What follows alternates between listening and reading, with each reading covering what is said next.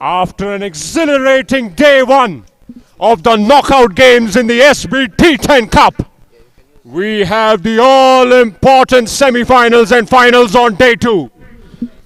The first semi-finals between Saifee Rising Giants and Gujrat Energetics is going to be an absolute cracker of a contest. We're all in readiness for the toss. Let's flip the coin, gentlemen.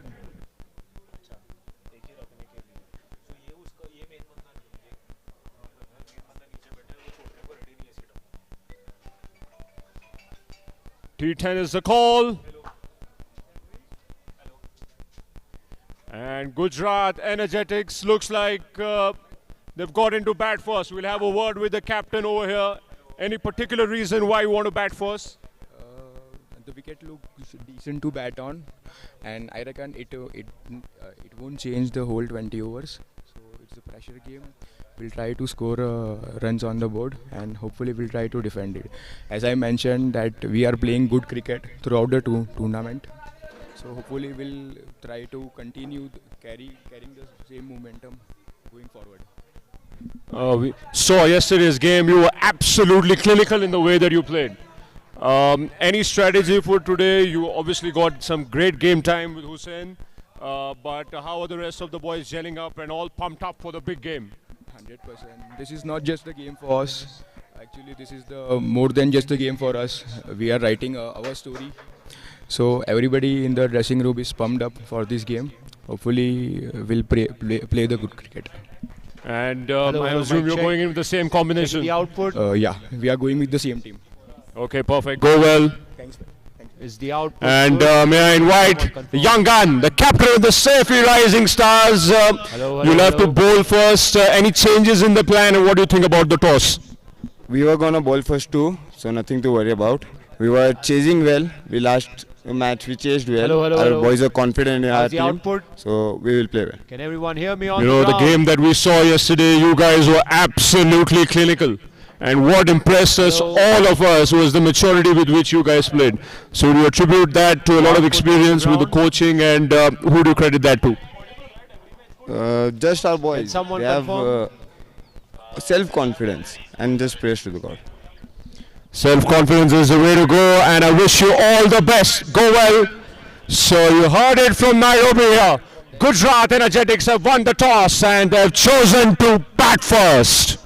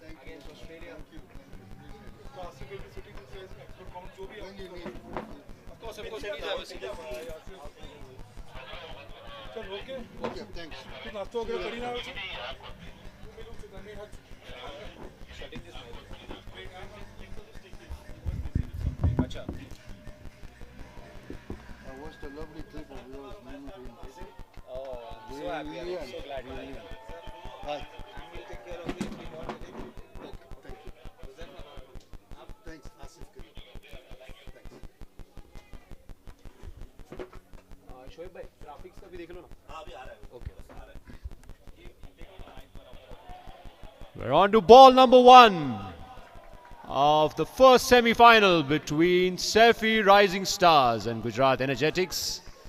And what a day it was yesterday. We're hoping for an even bigger one today. Chilly weather and a hot competition awaits us.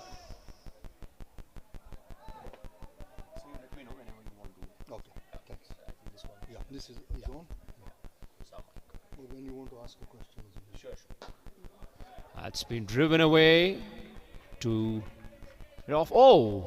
direct hit. And Gujrat Energetics are off and running. Abbas gets Gujrat Energetics off.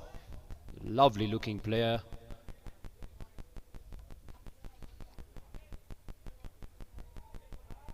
Adam bowled a brilliant spell in the quarterfinals, so his team would be expecting something very similar.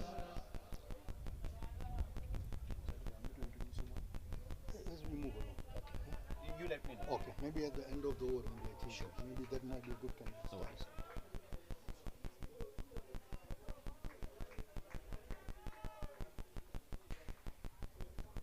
Hussain was magnificent in that quarter-final game.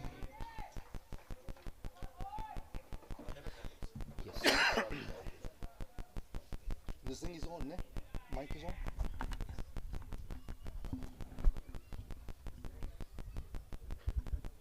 A short delivery and he's pulled it away.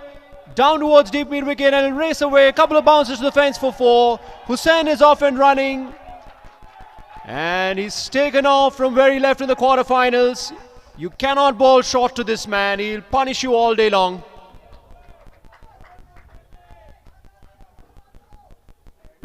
That was a fantastic shot. Ball number 1. Short delivery and he's pulled it away. No signs Down towards of deep nerves mid wicket and race obviously away. A couple of thumping bounces to the victory. fence for 4. Yesterday, they did not lose a wicket, the Gujrat Energetics. Just carrying on from where they left off yesterday.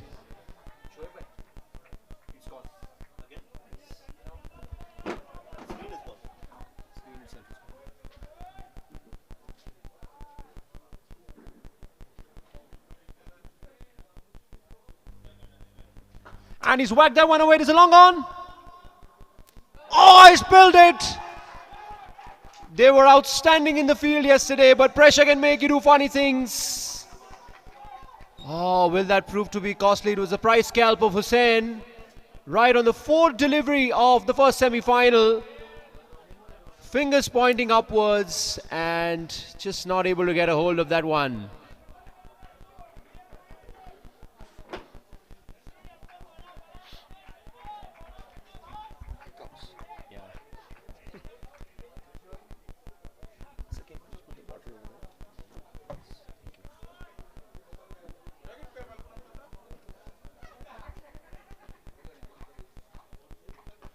Just trying to cut that one away. He'll get a single towards extra cover. It's a quick, sharp single. And, we saw yesterday as well, whichever team was focusing on the singles and twos, they were doing well. Not the easiest pitch to bat on. I assume today would be slightly better. It got better as the day went along.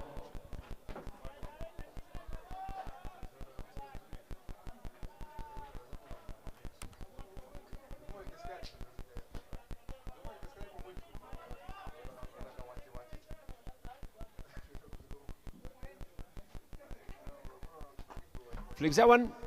And he's got him! Simple catch, so the drop catch not proving to be costly. Adam has struck for the Saifee Rising Stars, and what a big wicket this is. Hussain, who scored a magnificent 60 in the last game, has to depart.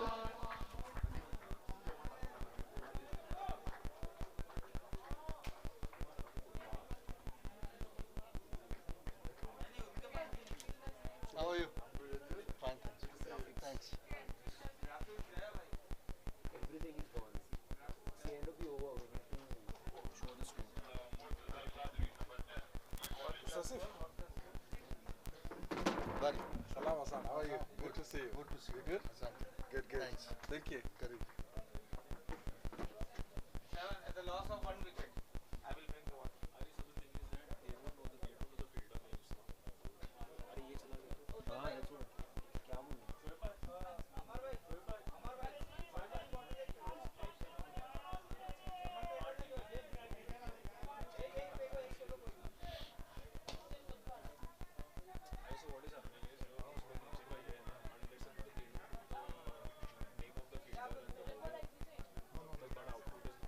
Maybe you need the scorer near you.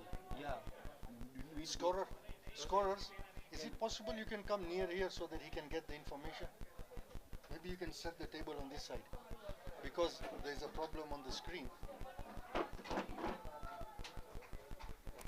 think if the scorers can come here, she can give him information. Maybe on that side. So it makes it easier for him. You get it.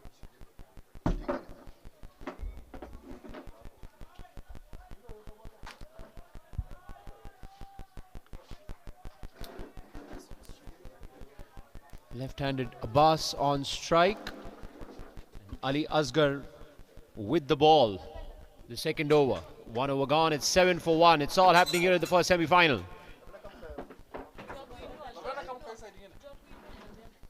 So any information makes it easy. Trying to flick that one away. The screen is And the shot, fine leg, cuts it off nicely. So Abbas moving well. Score moves on to 8.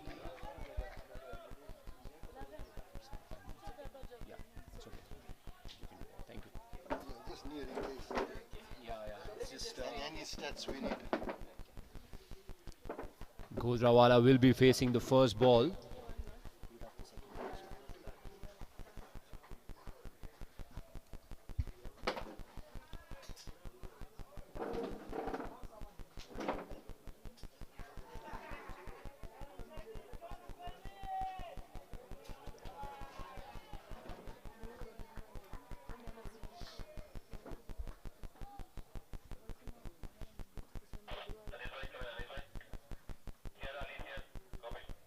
Oh, short of a length, called wide by the umpire. Slight confrontation, but short and wide on that occasion.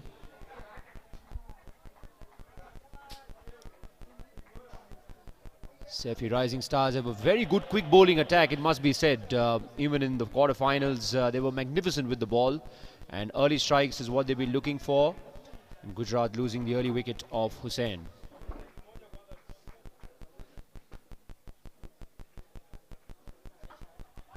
Good delivery in that corridor of uncertainty on a good length. Hits the bat nice and hard on the splice of the bat. And this is excellent bowling first up. Good bowling conditions as well. Nice and cloudy. There will be a bit of movement around. And you'll have to say the Rising Stars have been absolutely splendid in their bowling.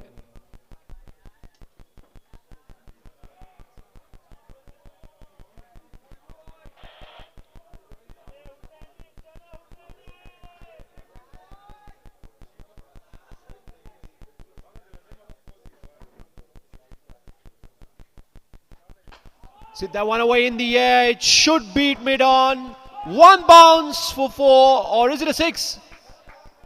Well, I think you'll have to check that one here. Seemed to be a 4 on the first go, but we will have to check on this one. That was a lovely shot, pitched up delivery, and he really had a swipe at that one. Seemed to get it right out of the screws. So the early wicket not really halting the tempo.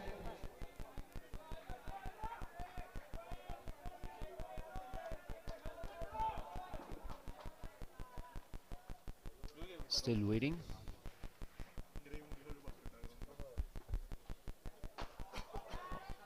And he's taken it! This is an outstanding start for the young stars. They're on a roll.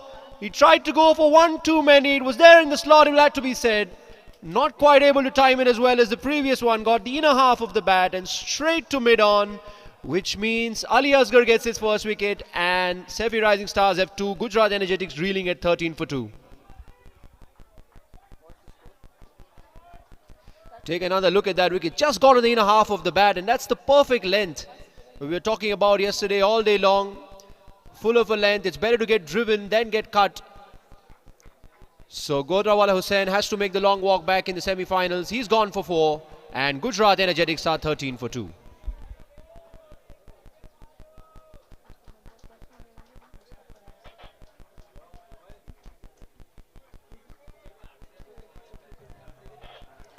Well, you'll have to say the maturity with which this young team has played, the Saifee Rising Stars, remember all of them under 23.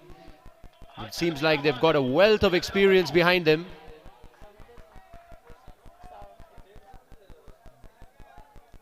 We said, we asked the captain, Ravi Shastri asked the captain of the toss about their thoughts and the way they go about, and he credited that to the entire team. Mustafa is the new batsman out there in the middle. Possible phase of consolidation for Gujrat Energetics.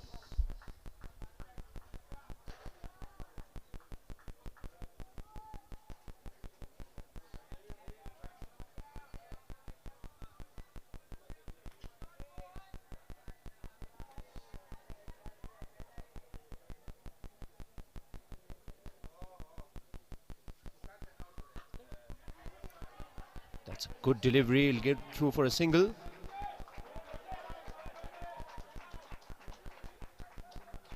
(14 for 2) after 1.5 overs.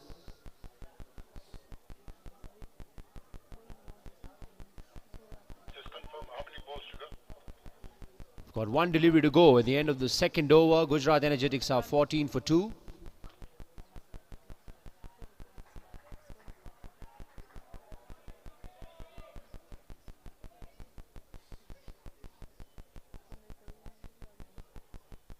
Smash that one away, down towards deep square leg. All the way for 6. What an end to the over by Abbas. And it's all happening here, raining 4s and 6s. And 2 overs gone, it's 20 for 2.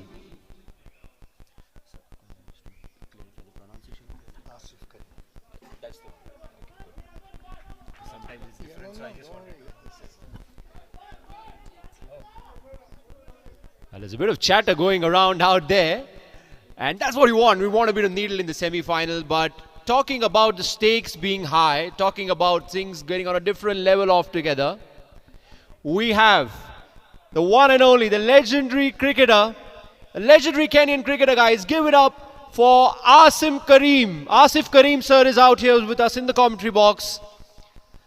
Asif, sir, first of all, it's an absolute privilege to have you out here in the SBT10 Cup. What are your thoughts on the tournament and the game so far, and at the start with the Gujrat Energetics being 20 for 2? Thank you very much. It's wonderful to be part of this tournament. It has been very well organized. There is a lot of good energy all around, and the youngsters are showing what cricket is all about. This gives a lot of opportunity for the younger cricketers who want to aspire to be cricketers to be watching this exciting tournament that the community has organized, which has been followed globally.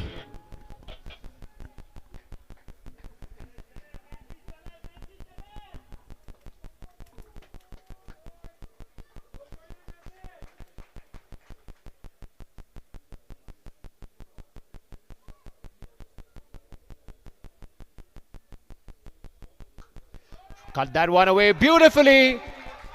So the scoring rate has not dropped despite the falling wickets. This is high voltage action going around right now. And Mustafa cutting that one away ferociously to the boundary for 4.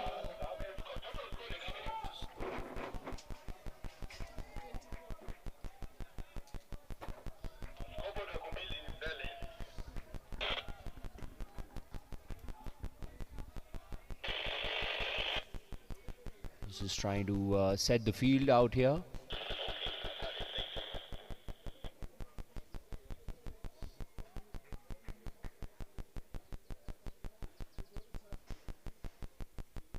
It's a good delivery pitched up. They're looking for a quick single. They won't get it. Excellent work at extra cover.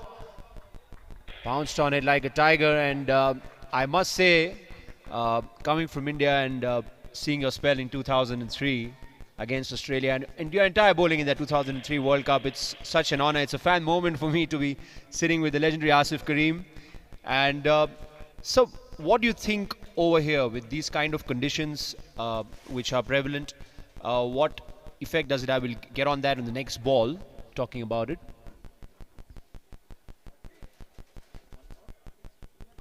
It's a good delivery, tucked away onto the onside for a single.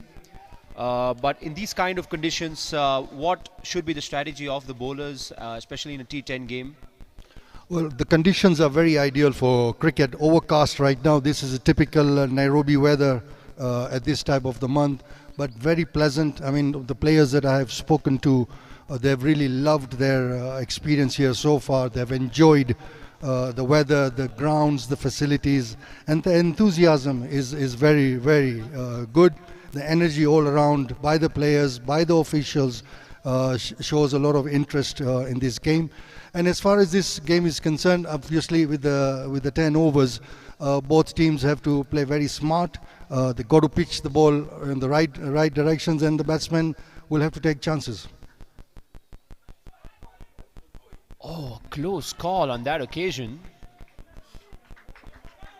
And So I'm just to get your eye on the Saifee Rising Stars. All of them are under 23. The fielding side, the Saifee Rising Stars. So we saw what happened yesterday with the level of maturity that they played. And what do you have to say about this, where you're getting all the young blood in, and you talked about the inspiration coming through. We're seeing Abbas, who's very similar in a way to Brian Lara. If you see his technique, he's obviously got his idol from Prince of Trinidad. So your thoughts on their game so far and their bowling so far? I think they have surprised the entire tournament with the way they have performed, with the consistency and the hunger that they are showing. In this very game, you can see that the enthusiasm, they are not getting lost if a boundary is gone. They've regrouped. You can see the communication between the team players, as you see on the screen, each player encouraging one another, and that is the essence of a team sport.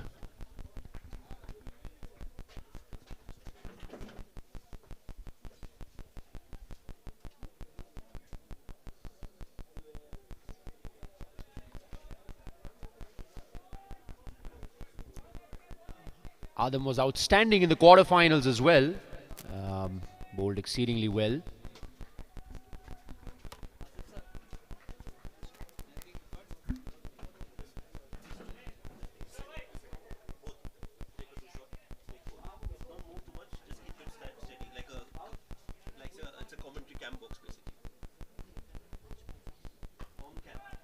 It's another good delivery. On a good length. They've been impeccable with their lengths. Adam, of course, keeping his consistency. He gets very good outswing as well.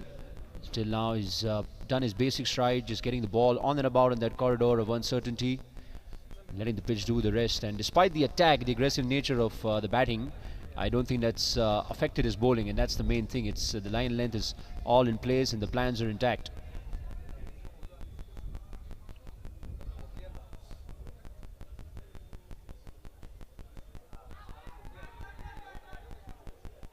Field, but it seems to have been sliding down the leg side. And we end with the third over. It's 26 for 2. So being a left arm spinner yourself, if you had to bowl on this pitch, especially in T10, you've played so much one-day cricket.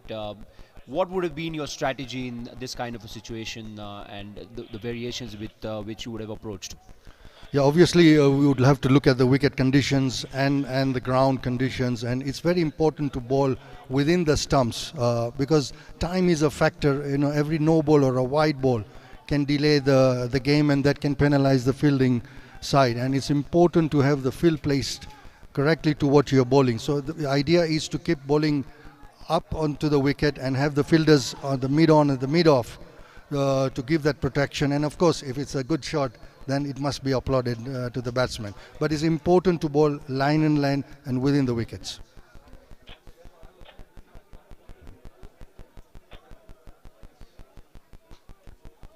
In fact, we saw a string of left-arm spinners yesterday. There was a lot of left-arm spin that we saw at our disposal. So, and they made a huge impact on the match, especially in the first quarter-final.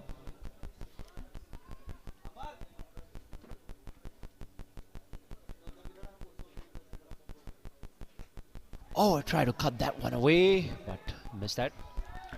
Yeah, when the short format game started, the T20s and the T10, there was always a concern whether the spinners will make an impact in the shorter version. And to the surprise of the cricket fraternity, the spinners, I think, play a very important role in the T20 format. You've seen many times in the IPL cricket also, where the spinners have played a very significant role towards the result of the match.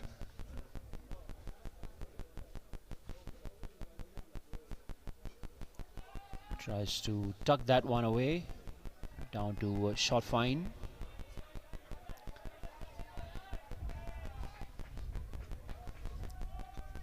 So both the bowlers getting the wickets, a bit of counter attack going on, and this is the high quality cricket that we expect.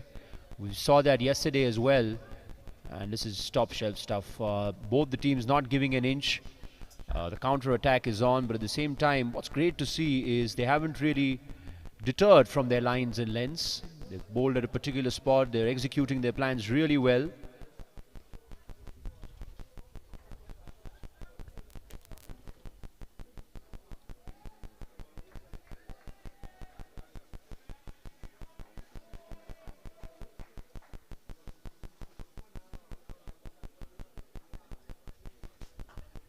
Short of a length, not quite able to get distance on that.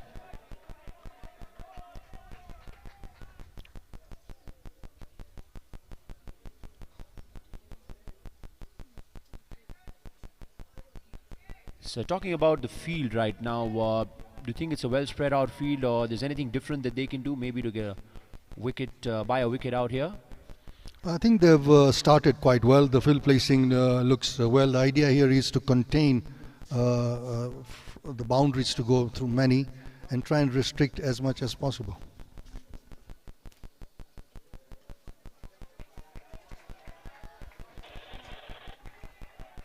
Wide outside the off stump. This is where they need to be careful not to give these extra runs, because those 5-10 extra runs in a T10 can be a difference between winning and losing the match.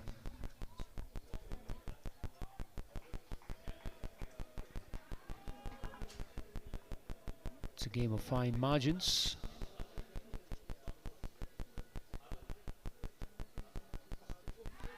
Uppishly played on that occasion, trying to go inside out, and so we saw yesterday with Abbas, he was just fantastic with his stroke play on the offside. And something about left-handers, whenever they play a cover drive, it's just that elegance that comes out and separates them from us poor right-handers. Indeed, I mean the left-handers have extra charisma when they play some brilliant shots, especially the cover drive. And we watched some brilliant cover drives in this tournament. I think that should be off the pads. We'll still wait for the umpire's signal.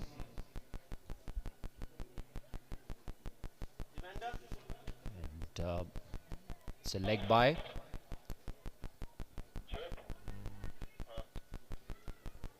It's 30 for 2. And you can just feel the tension in the air. It's a semi-final, it's a knockout game. So high stakes out there. And both the teams just waiting for a sniff, waiting for the opposition to make a mistake.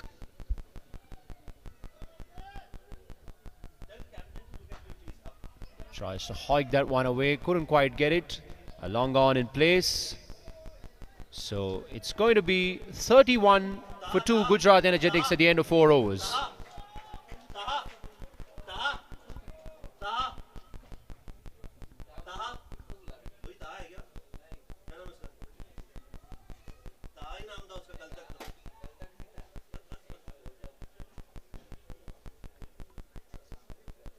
So we'll get your predictions and about looking at the pitch, looking at the conditions, and obviously it's a knockout stage. So what do you think should be the pass score for the Gujrat Energetics? I think they should try and get close to 100. That would be a good score for them to defend. But again, the pressure, you can see they started well with a couple of wickets. It's very important now that Abbas carries this inning through, because he is a key player for the Gujrat Energetics. Can you please ask the team to come closer to the dugout? So it's going to be Ali Asgar with his left arm spin. Yes, जो पहला dugout है हम जब उसके आसपास आ जाए थोड़ा सा, क्योंकि range उतना दूर तक जाएगा नहीं. Smashes that one down the ground, and it's going to beat long off. Absolutely nailed that one right out of the meat of the bat. Really struck it well, and Ali Asgar's welcome has been grand, but for Gujrat Energetics. Ball was well pitched up, but very well struck. Well placed on the mid-off boundary. It's that one of the inner half of the bat. And how important would be the pace variations? You are obviously the master of it. And sometimes with the smallish ground, spinners do get scared to bowl slow. But how important would be the pace variations over here?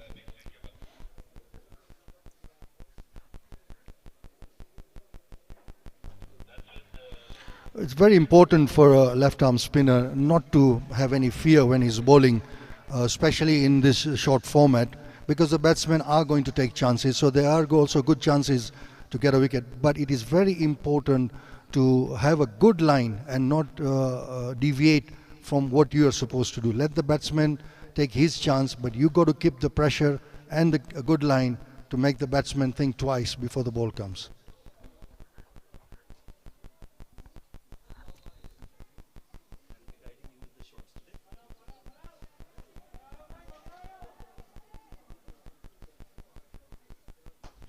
Whacks that one again down the ground with not much spin. He just has to smash it straight down the ground through the line. But this is batting of the highest quality, it has to be said. Wonderful power behind both of these shots, and Mustafa moves on to 17. So that's some high quality batting.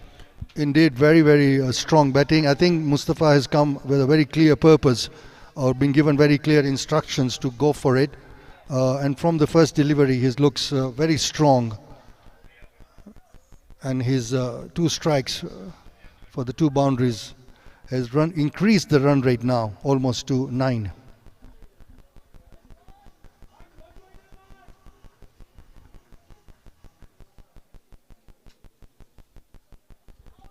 Oh, how did that miss?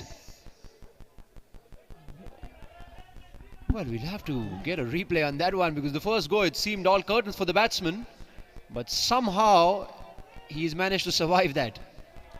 I like Ali Asgar's approach. He's still composed. He's not ruffled with what has happened. Tries to heave that one away to deep mid wicket. Will be cut off on the boundary. Only a single. Gujrat Energetics move on to 42 for 2 at the end of 5.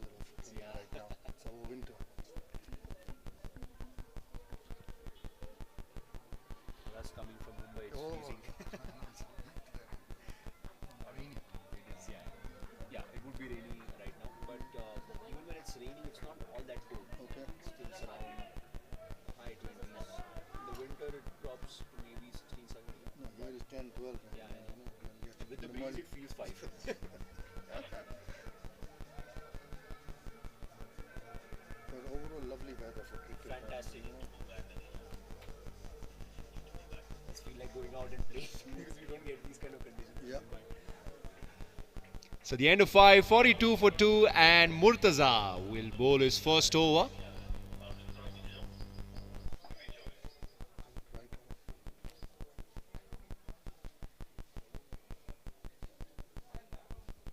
Short of a length, and there's a big shout he's given him. Murtaza strikes with the first delivery, looked innocuous, but somehow manages to get the edge and the prized wicket. Brilliant piece of bowling, and on that occasion, Gujrat Energetics lose their 3rd wicket. It's going to be 42 for 3. Great celebration, as you can see. They got the danger man out. The first delivery of Murtaza was quite short, outside the off stump. Didn't move his legs well, but a welcome wicket for the Gujrat.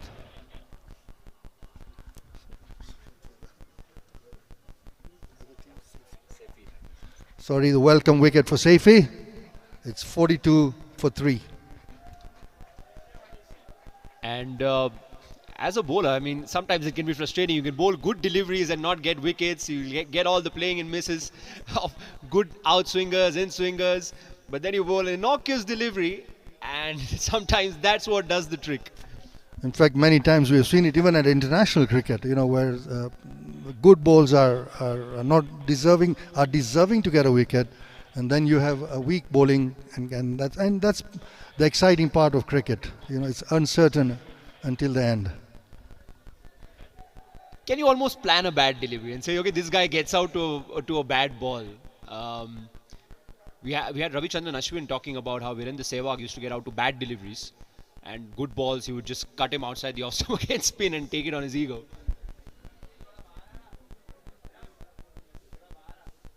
Right, so the new man Hussain is out there in the middle, taking guard, and Murtaza, what a start for him.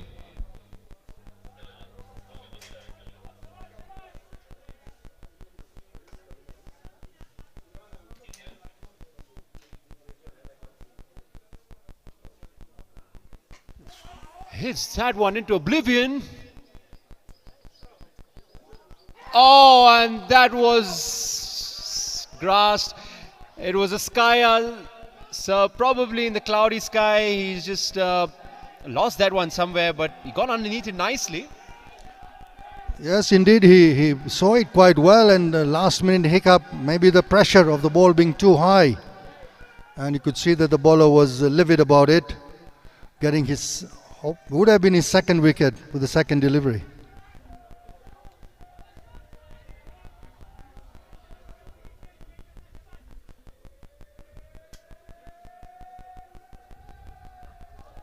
Short of a length, tucked it away, and so yesterday as well in the quarterfinals we saw Abbas playing throughout, and it was Hussain, his opening partner, who was the aggressor. And even today the roles are pretty cut out. Probably to the 6th or 7th over he'll just be playing the second fiddle and then take it on. Yeah, it's important now that they've got 3 wickets down. It's important, as I said earlier, for Abbas to play through. It's a good delivery, a bit of deviation, and just the perfect length. Want to get the batsman to drive to get that elusive outside edge. And looks like Hussain is also on a mission from ball 1. As you can see, he's not wasting any time and wants to clear the ground.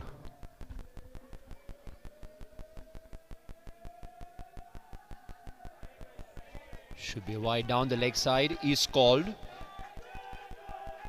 And we're seeing an electric atmosphere out here in Nairobi.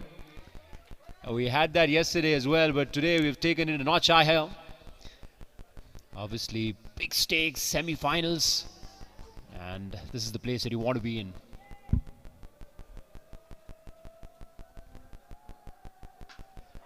One more chance. And he seems to have spilled it again. The ball is following him. Not the day that he'd want to be a fielder today.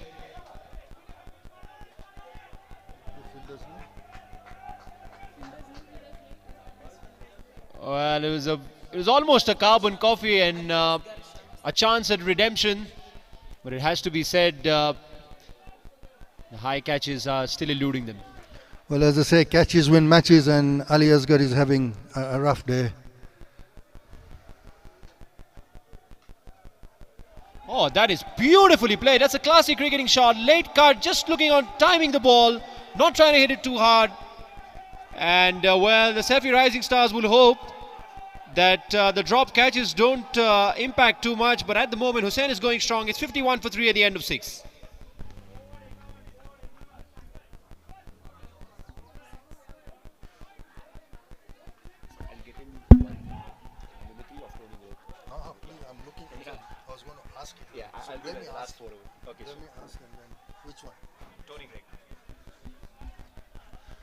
Well, as you're very well known for doing great mimicry, and I'm sure the fans who are listening to us on the ground and globally would love to hear Tony Greig now take over. Well, I'll tell you what, this has been an exciting game so far, fitting semi-final. Both the teams have fought tooth and nail, and well, I got to say, this is the place to be, and in some time, one of the teams is going to be dancing in the aisles of Nairobi. Fantastic. Thank you for that. This is only the beginning.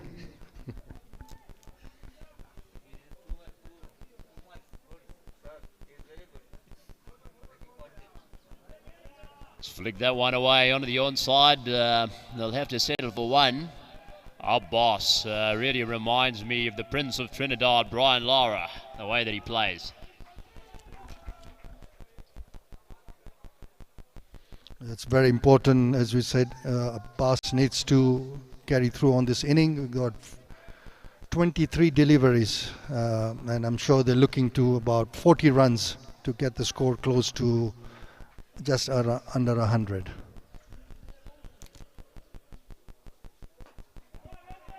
Strikes that one away down towards long on. Will be cut off on the boundary and only a single. And I tell you what, Hussain is leading a charmed life at the moment. The way that he's going about, he can buy a lottery ticket and be a winner today. Earn a lot of money, mate.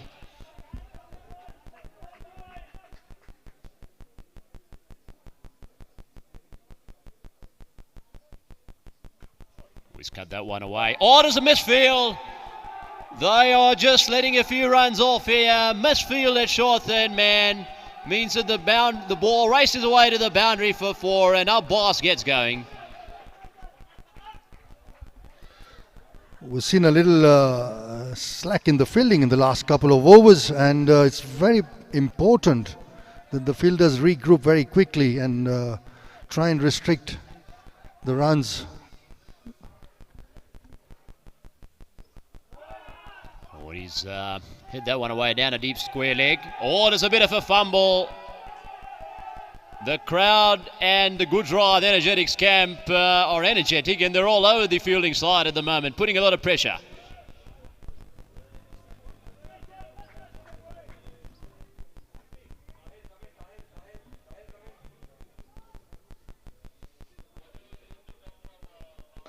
Oh, he's hit this one away into the air.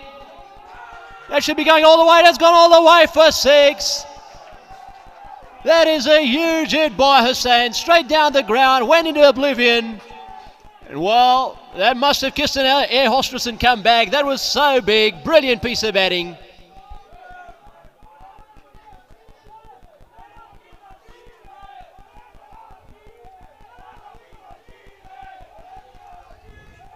Well, anything pitched up to Hussain, and this was very well pitched up. An excellent strike for valuable 6 runs for the Gujrat.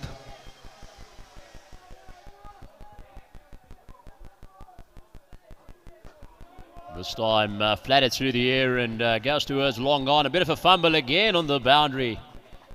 Well, buttery fingers or a so ball, we don't know, but it's 65 for 3 and the Energetics are going well after 7 overs.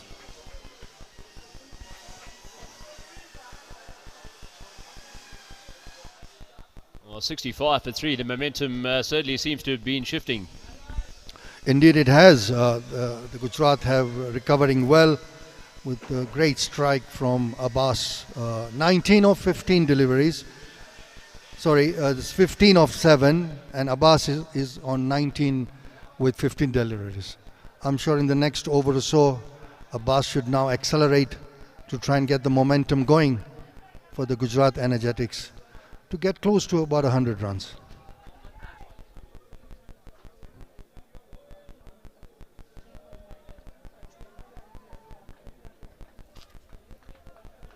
Mohammed Karchwala with the ball. And he bowls to the right-hander Hussain, who's had a bit of a charmed life today, it has to be said, but he's batting pretty well now.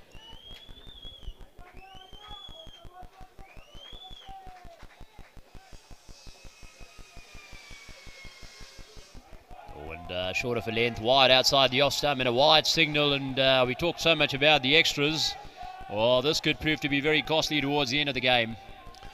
That's a very important aspect of the cricket game, where the extras need to be contained, and you unnecessarily put pressure on yourselves because there's a time restriction on the fielding side and giving unnecessary free runs.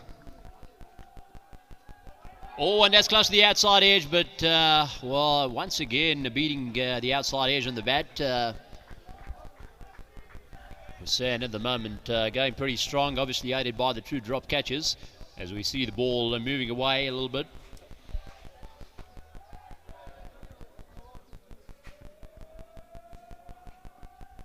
Oh, and he has another swipe and another play and miss. Boy, oh boy, he's been lucky today.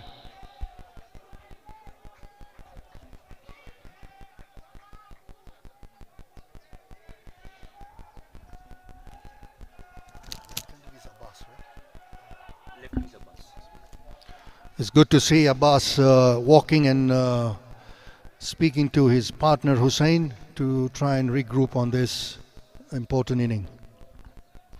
Short of a length, and once again, top edge, that will go away for 4. Well, you cannot get this man out today, I'll tell you that. Hussein's having a bit of a field day, had a swipe at that one, and away she goes for 4, and it's a hard job being a bowler, I can tell you that. Well, with the way he's going and the 2 chances Hussain has, he's capitalizing on this, and you can see the momentum shifting to the Gujrat. But it's important that the youngsters regroup. Still got 3 important overs to bowl.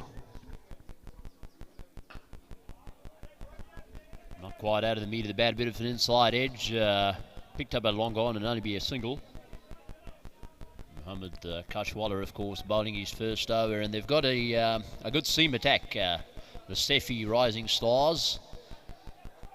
They certainly rely on their seam bowlers to do the job for them. They've done very well over the tournament. They started extremely well this afternoon. They've just slipped a little bit, some misfielding, some dropped catches. And as we say in cricket, catches win matches. So it's very important that the fielders need to be giving it 100% in those 10 overs, because 1 or 2 catches, 1 or 2 misfields can make a difference between winning and losing. Beautifully bowled right in that block hole area. Well, in fact, yesterday they were amazing and we were raving about their fielding. But probably today, different pressure, the semi-finals, and pressure can make you do funny things. It's always a tight situation, and you're playing the seniors, Gujrat, who are also quite experienced cricketers in the team. But the youngsters have done well. They started very strong. I mean, they took brilliant catches in the beginning, fielded well. Oh, and it's a good delivery, back of the length once again. Well, you can't get the outside edge of Hussain, I can tell you that. Today, he's having his day. Well, it looks like, I mean, with the first ball dropped, the second or third ball dropped, and then he's hit some excellent shots and is right now on 20 of 12.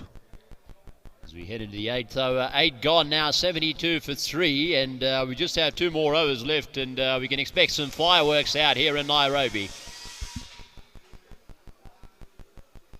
Mohammed Kashwala starting pretty well, just giving away 7 of the over, and you take that with the 8th over of the game, of course.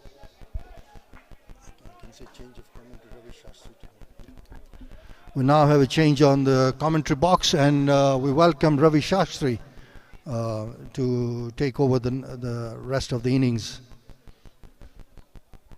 Electric atmosphere out here. And, well, I said it at the toss as well.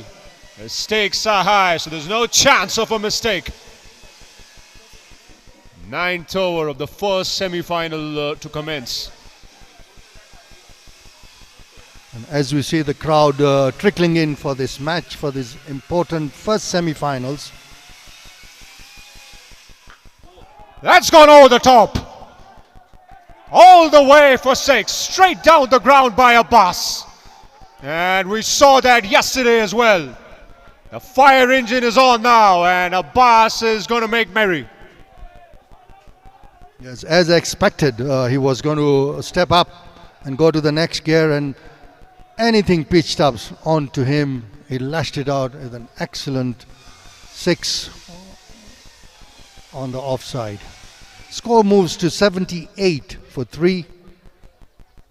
Abbas on 26 of 17 and Hussain 20 of 12.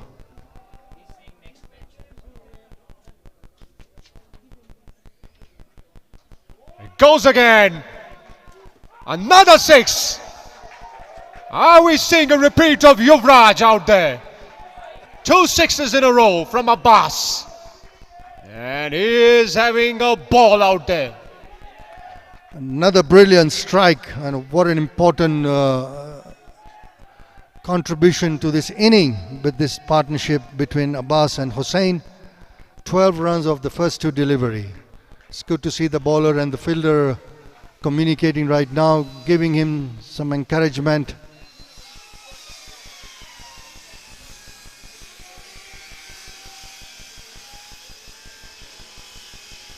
Goes again. This time it should be cut off. Excellent work on the boundary at deep square leg. Outstanding piece of fielding, and these are the kind of things that can lift you up as a team.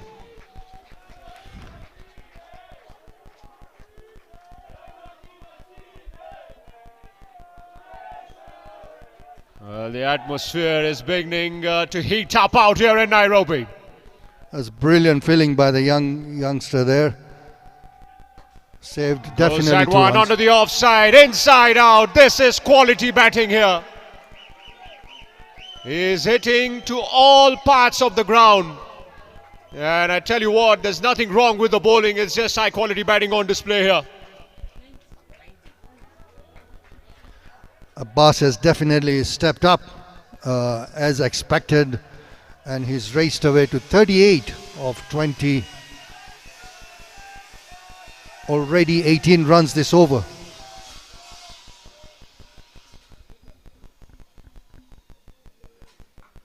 Well, that's gonna go the distance as well, or is it? He's taken it. Finally one gets taken, and Abbas's innings comes to an end, and he seems to be disappointed. Well played, champ. That was a fantastic innings of 38.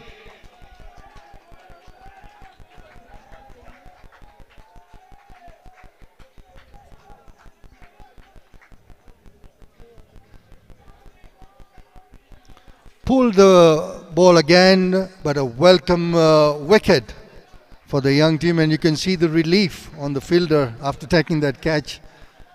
A great inning by Abbas, 38 of 21. The score 90 for 4, 8.5 overs. And then nearing the 100 mark here, and Murtaza finally getting his man.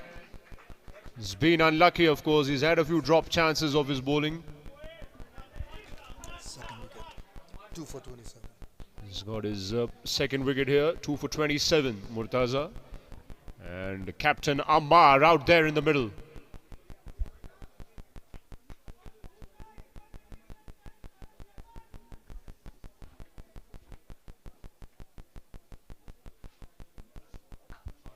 Oh, that's a brilliant shot first up. And they will come back for the two longer side of the boundary. And a good start from Ammar after 9 overs. Gujrat Energetics 92 for 4. We're heading in to the last over of the game. What would you say? Would Gujrat be happy with the proceedings so far? I think they must be very, very satisfied with the way they started, and now to be at 92 for 4, we predicted a score of just about 100, and I think with the way they have scored in the 9th over, we're looking at 100 plus now.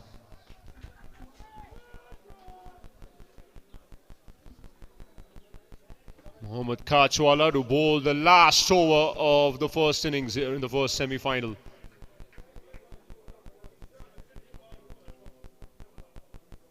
Oh, that's a good delivery. In fact, it's called a wide. A very little margin of error these days for the bowlers. It has to be said, the umpiring has been top-notch. The umpires have done a very good job throughout the week, been there, and they've done justice to that work. Oh, that's a good delivery, a bit of shape again.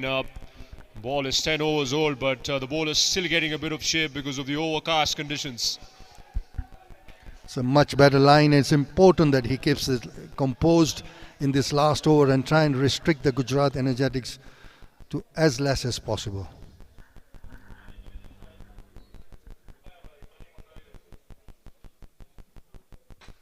Well, that's a skyer.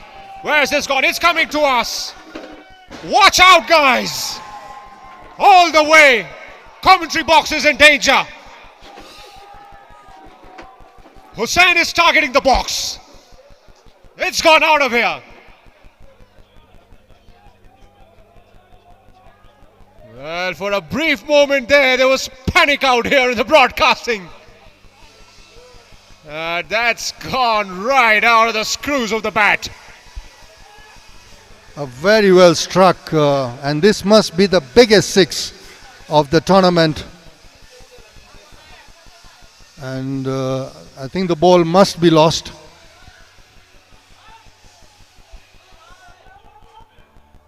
Well, the fielding side must be hoping the ball is lost and they get a new ball and try and swing it.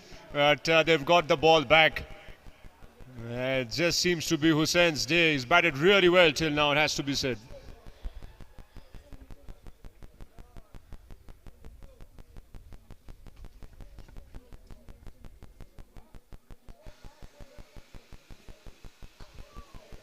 He's caught the height, but not the distance. And well called. That's a good catch from the wicketkeeper. So Hussain finally makes a long walk back, but not before playing a splendid innings.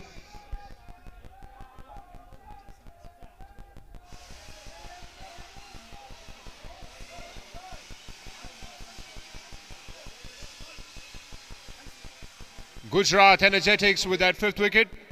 99 for 5 at the end of 9.3.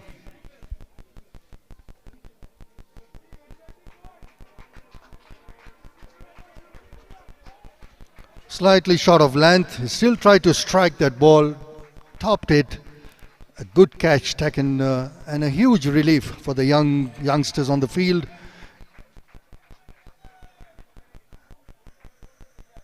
As Mustafa went berserk from the last over. And I'm sure the fielders will remember the first ball dropped catch that has costed them almost 40 runs, the partnership. But very valuable inning for Gujrat and Energetics. The score now at 99 for 5 with 3 deliveries left for the inning. Tahir, the new batsman, taking, which looks like a leg stump guard.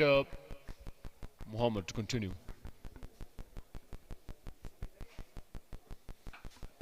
It's back of the length. They will push for 2 here. They'll have to scamper back. Throw at the keeper's hand. That's going to be out. In fact, it's referred, and we'll have to see. On the first go, it looked like he was in deep trouble here.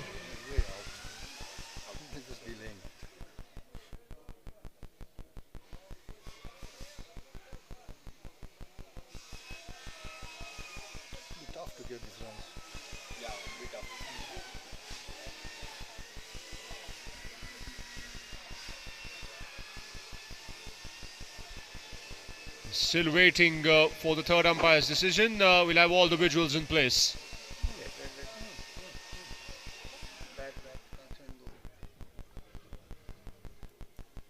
It seems to be closer than we expected.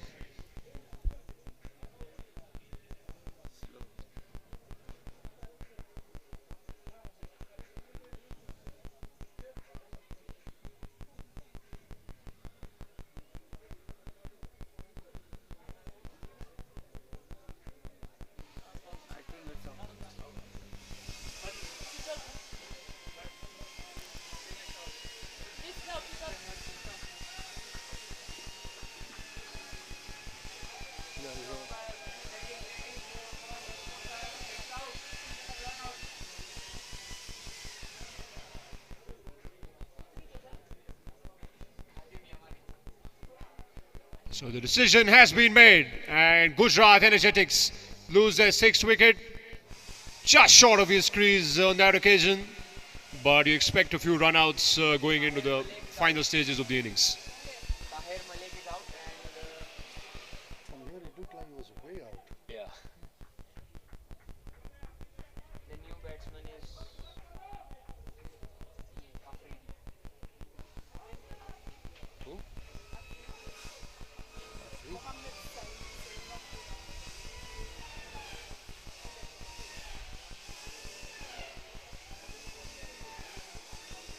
The last 2 deliveries of the innings, with all to play for here.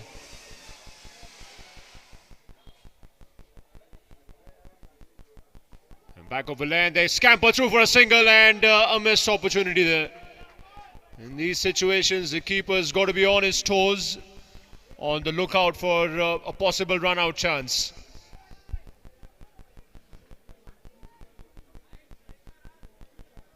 Mohammad bowling back of a length, and we saw this length being very successful yesterday towards the end of the innings. Last ball coming up. Tries to scoop that one away. Beautifully played.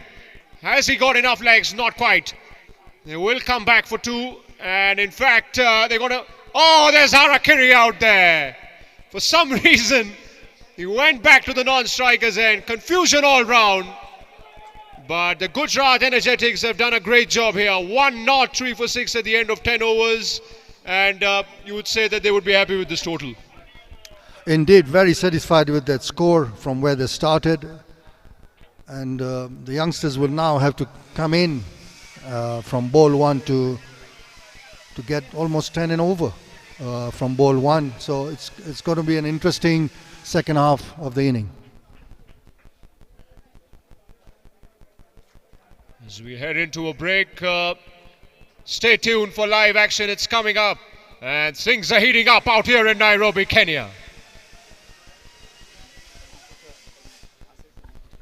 You can see a lot of supporting one another between the Gujrat Energetics that looked quite satisfied with the score they've got.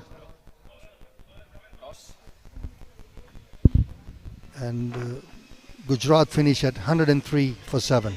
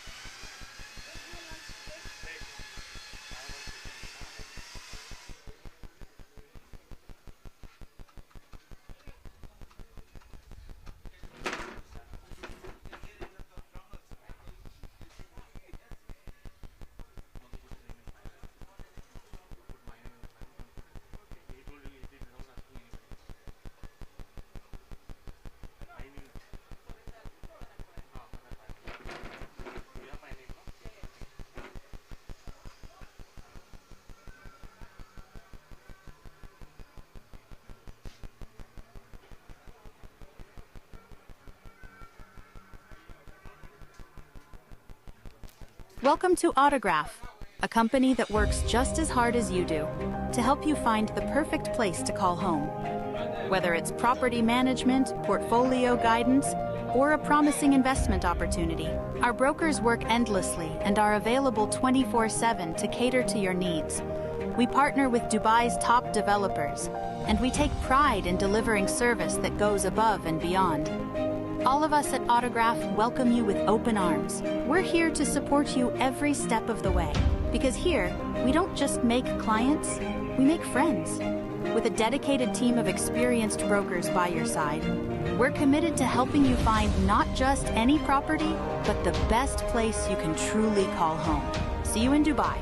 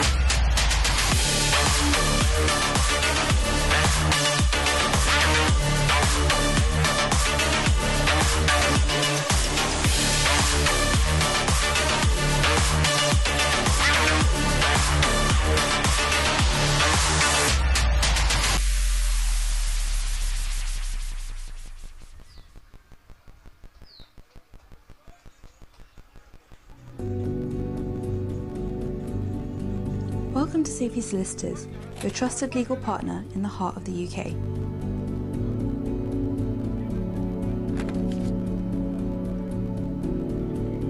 With decades of experience across immigration, property and private client services, our lawyers deliver results with precision and care that cross borders and build futures.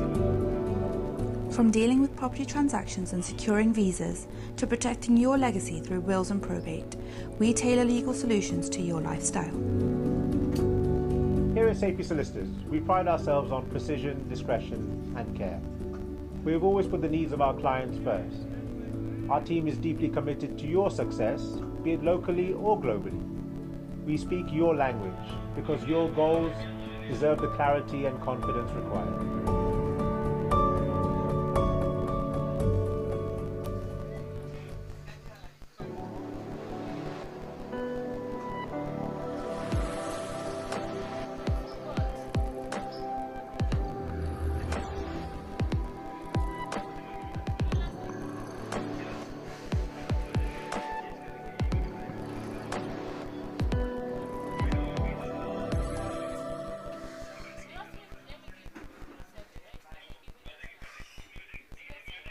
SMB Properties, built for life, built for you.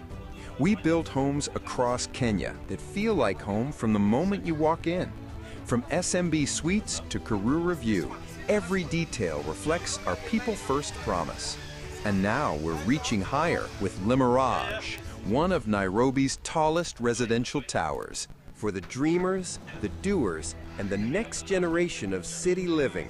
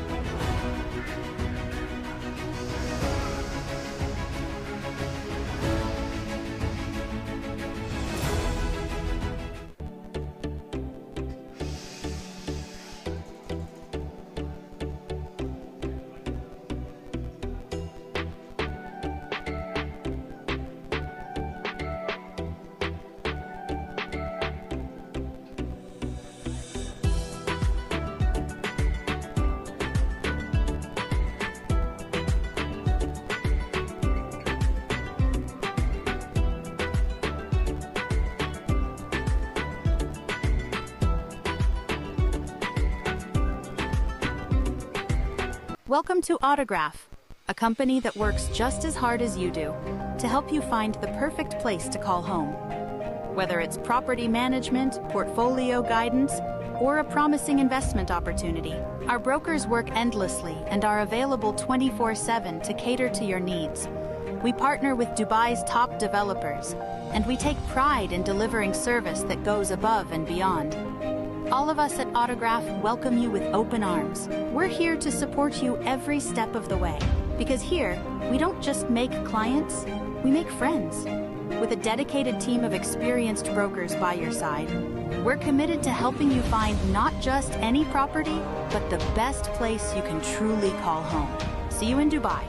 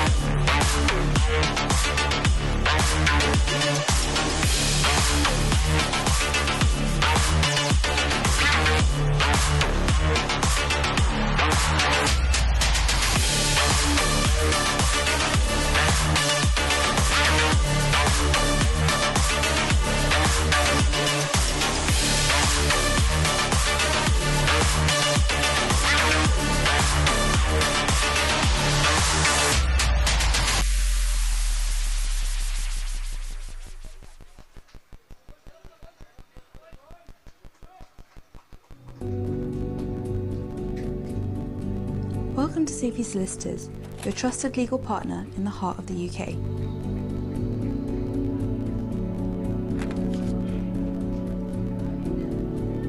With decades of experience across immigration, property and private client services, our lawyers deliver results with precision and care that cross borders and build futures.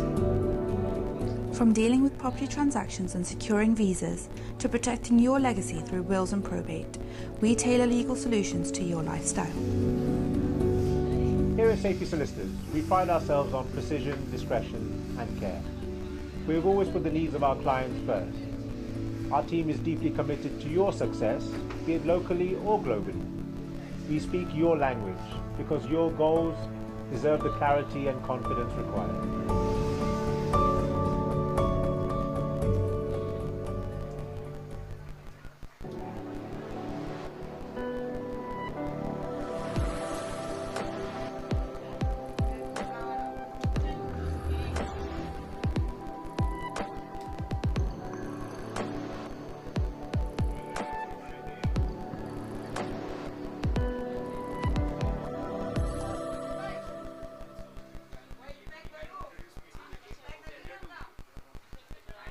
SMB Properties, built for life, built for you. We build homes across Kenya that feel like home from the moment you walk in. From SMB Suites to Karura View.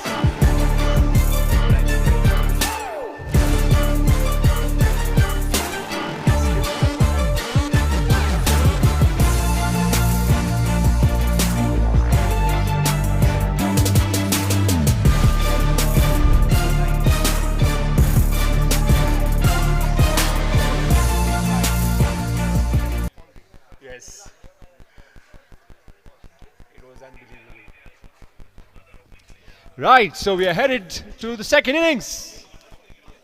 cuts it away, and it'll only be a single. So Saifee Rising Stars get their score moving. It's 1 for none as we have and welcome the legendary Asif Karim out in the commentary box. Sir, all set for the second innings. Yes, and good afternoon. Saifee Rising Star will have to up the game from the first over if they got to chase this 103 runs of 60 deliveries.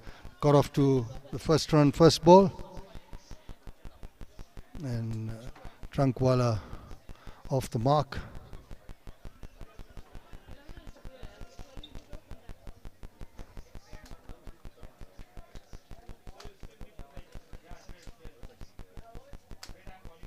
Smashes that one away.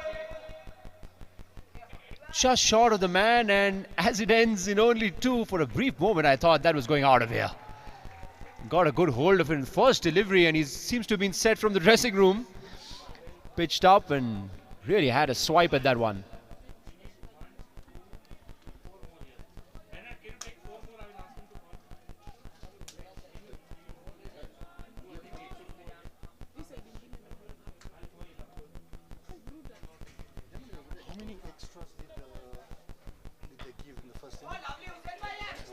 That's very good fielding of his own bowling there.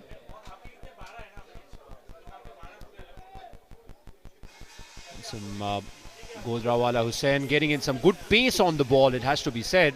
The ball hitting the bat hard.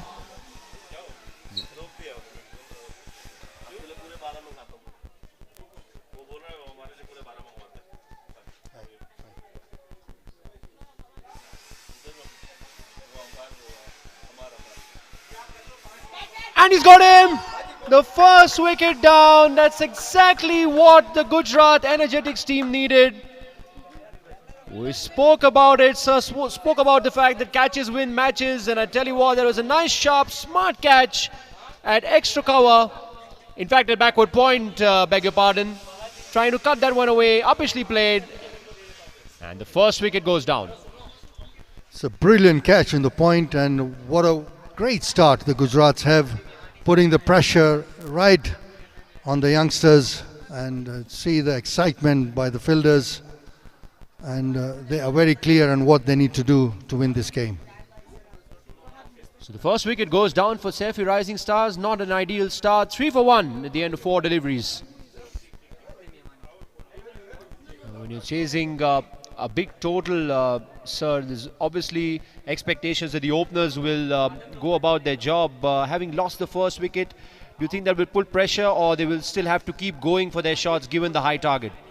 Well, it's important that the momentum keeps going, because they need at least 10 and over. So for them to have any realistic chance, they've got to have a good partnership, and the batsmen need to get some good score. No need to panic. Very early stage of the innings, but they've got to compose themselves and get the inning going.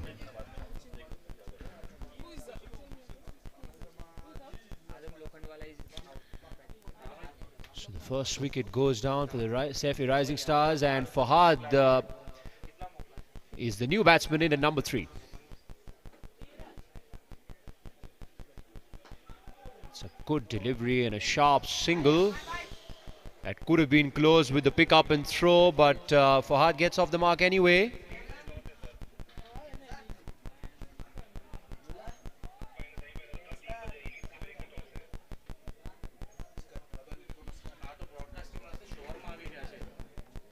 Trunkwala had a very good quarter-final, so he'll be carrying a lot of confidence, but it's a different game altogether in the semi-finals. One thing's for sure, he was striking the ball sweetly in that quarter-finals.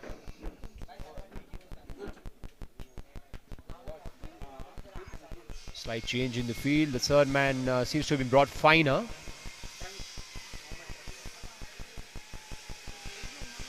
That's a good delivery, but it might just race away for 4 at fine leg. It does. That's what can happen when the fine leg is up. Unfortunate and a rather cruel game as ever for the bowlers. At the end of 1, Saifee Rising Stars are 8 for 1. Well, more unlucky for the bowler was just a lucky strike, getting the fine edge, but valuable boundary in the first over. And the Saifee Rising Stars after the first over are at 8 runs with 1 wicket.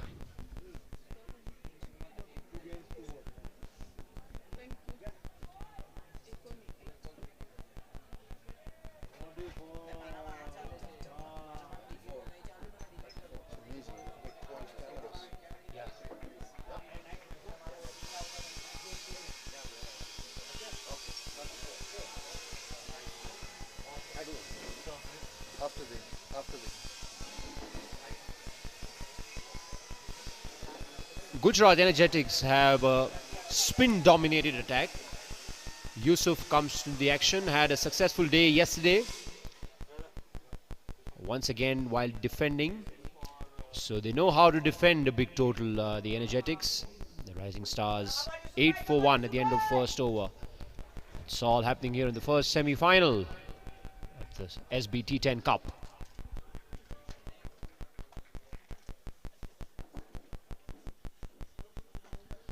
It's gone in the air, I'm afraid. The fielders colliding, lack of calling, but all's well that ends well because it's the second wicket down and the Rising Stars are tumbling a bit here. Not the ideal starts for the Saifee Rising Stars. The batsman must be disappointed with that stroke. Where was the foot and the bat? Was the first delivery, should have just had a look. A near collision there by the fielders.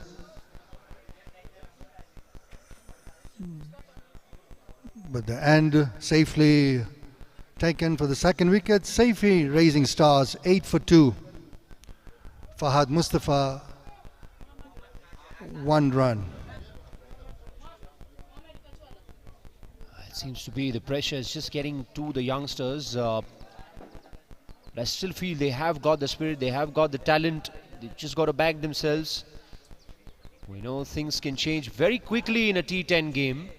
So they must back themselves to make a game out of this, and this could end up being a close contest. But at the moment, Gujrat Energetics well ahead in the game. Getting their second wicket only for 8. And Yusuf, what a start!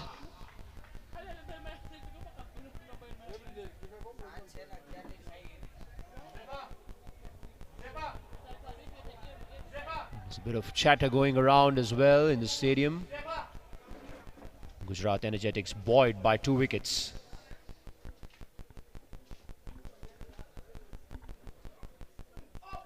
That's another good delivery, and it's a tense start for the Saifee Rising Stars. And Yusuf, just like yesterday, holding his line very nicely, not giving an inch to the batsman, bit of nibble outside the off stump.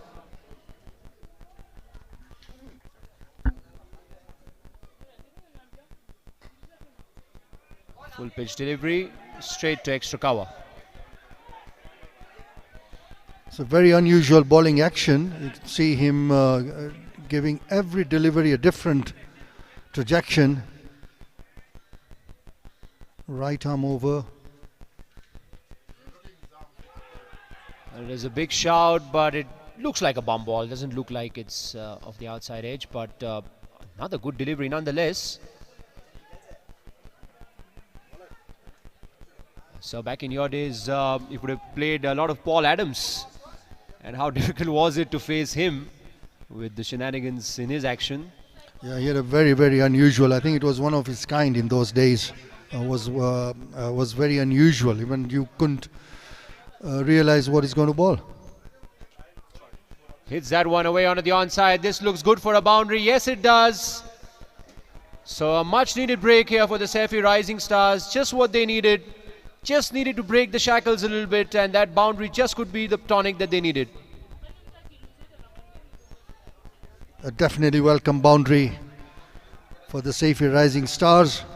They need to keep the momentum going if they are going to get close to this target. That's a good delivery by Yusuf. It certainly has been a wonderful over. 5 dot balls of that over, a boundary. which means Saifee Rising Stars have moved to 12 for 2 in 2 overs. And it's been great bowling from the Energetics team till now. Yes, the Gujrats have put in a lot of pressure, but it's important that the Saifee Rising Star keep the momentum going, get 7-8 in over in the next few overs to keep that momentum going, and then the last overs, even if you need 12 or 13 in over with wickets in hand, is very much possible.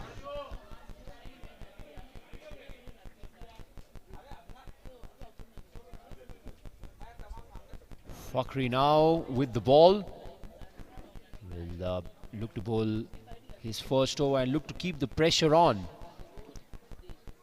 The short side of the boundary on the leg side certainly would be the eyeing spot for the left-hander. And the windows could be in danger if he gets any hold of his shot out there. We saw a few going out there yesterday.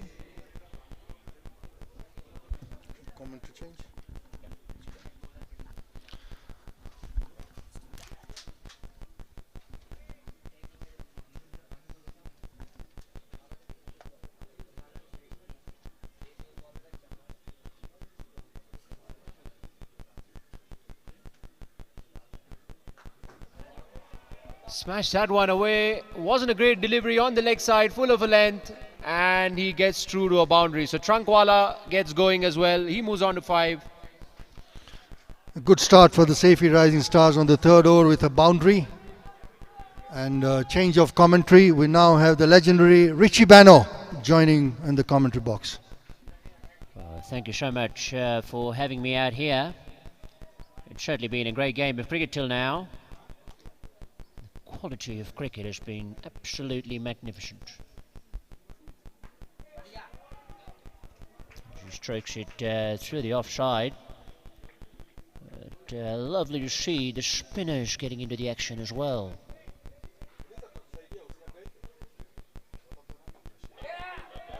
That was uppishly played. And I tell you what, the cotton bowl is always something that the bowlers have to be on the lookout for as a spinner. And I think there was a bit of a collision there with the non-striker.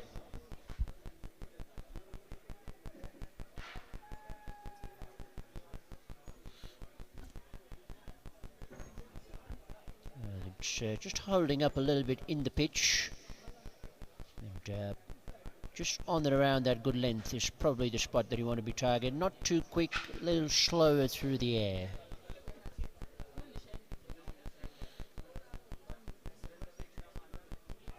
Well, and just as we say, the perks of flighting the ball. Nice and slow, beating the batsman in the flight. It was a wide, but that was well disguised.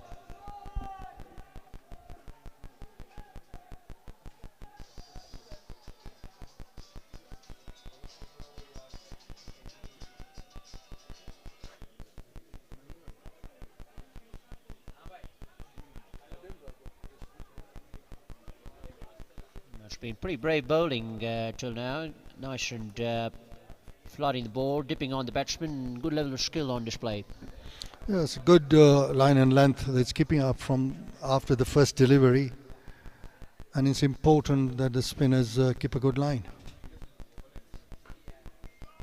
Seemed to have been the quicker one. Cut away. There's a sweeper on the boundary. So it'll only be the single. This has been a good start by Fakhri. Went for a boundary in the first delivery, and it's a good comeback.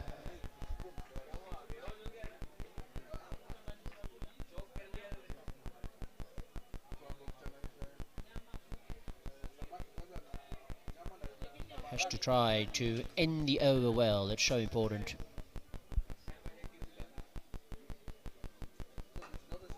Well, he's got a hold of that one. That has been struck absolutely magnificently away for 6.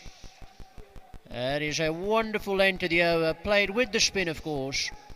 And at the end of 3 overs, the Saifee Rising Stars are 26 for 2. Pitched up on the wicket and brilliantly struck for a welcome 6. 14 runs of that over. And Saifee Rising Star now after the end of 3 overs, 26 for 2. Needing 78 runs of 42. Well, they certainly haven't stopped from scoring runs, that's for sure, the Saifee Rising Stars.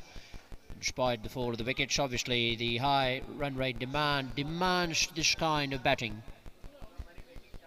It's been some good quality cricket being seen. The Rising Star need just over 11 runs and over to get the target. 11.14. Current run rate is 8.67. Mustafa makes his way to the bowling crease, and we're seeing a dose of spin again.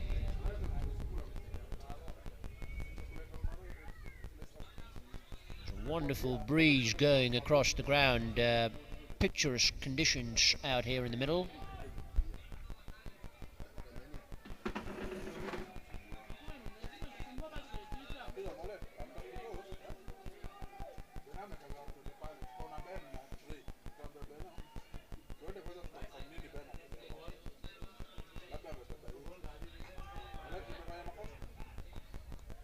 Able to cut that one off.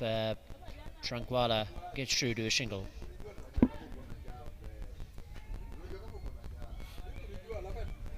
Well, in your time, there were a few bowlers that were bowling with their cap on. I remember Chris Gale was one who used to bowl with his cap on. Is there anyone else? Well, it was a law before where you could not bowl with the cap on, but the rules changed over the years. Chris Gale was one of the bowlers who did. I can't remember right now, but things are now normal. You could bowl with a cap on. And Mustafa right here doing it on your screen. Well, how did that miss? What a magnificent delivery. The batsman had no clue on that occasion. As we take another look at that flighted delivery, and missed by a whisker.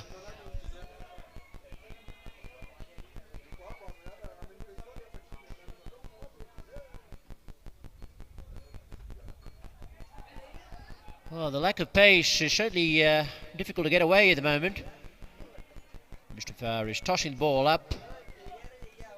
Different from the Saifee Rising Stars, who are bowling much flatter through the air and certainly getting better results.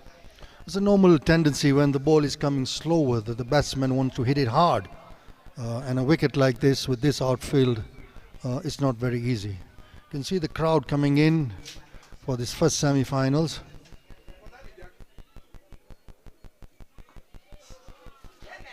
Well, that's gone through again. It's 2 extra runs that should not have been added, really. It's a bit of lazy work with the foot.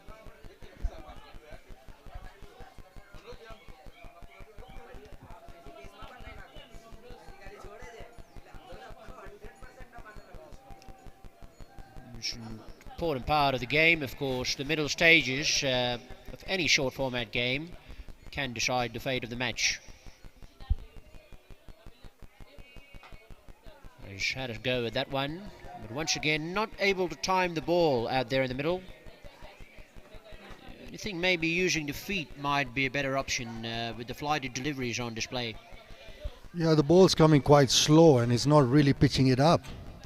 So, as I said, normally have the tendency of trying to hit it hard, but it's not working out as you've seen in this over. And I think Mustafa has flighted and handled the delivery quite cleverly.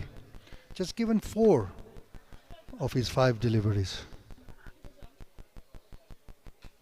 Well, that seems to have been hit rather nicely. It was the long part of the ground, but doesn't affect Mr. Tranquala, who absolutely deposited that beautifully over the top of mid-wicket. At the end of 4 overs now, the Saifee Rising Stars are 36 for 2. There was a short ball and Tranquala pounced on it with an excellent pull for 6 runs. Very well struck.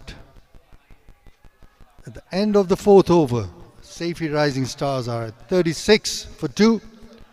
Run rate still at 11.33 required. Current rate is 9. So they're very much in the game. Still need to have a good partnership here, and I think things have steadied between Mohammad and Trunkwala. And this partnership should try and make a game out of this match. Change of commentary. Welcome Jeffrey Boycott.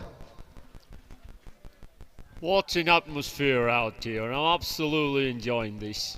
Lovely game of cricket. Get your sandwiches on, get your kebabs on and have a gala time.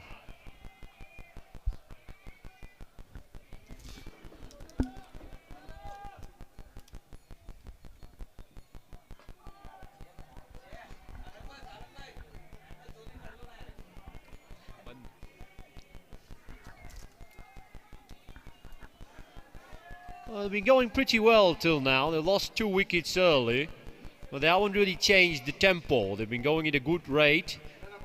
There's been good batting, there's no doubt about that.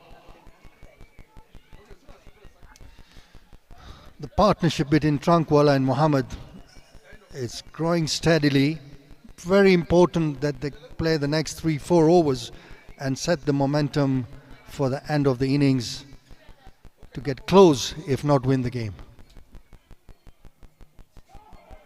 Oh, and that's a good delivery. Nice and slow. All these slow bowlers. The ball doesn't come onto the bat.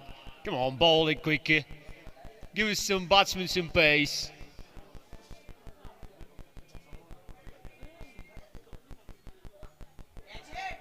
Well, there's a chance. Oh, he's taken it. That could be the difference. A deep mid-wicket. We saw a lot of catches being dropped in the first innings. But Gujrat Energetics have been spot on with the fielding, and it's the big wicket of Trunkwala.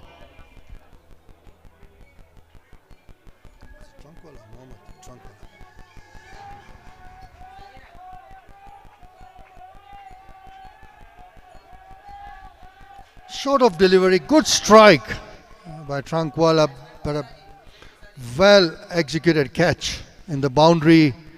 Knew where he was, right a couple of yards away from the boundary, and a huge wicket for Gujarat to get. You can see a disappointed Trunkwala for a good inning of 15 of 11. He was striking well. Trunkwala Mohammad 15. Saifee Rising Stars now 37 for 3.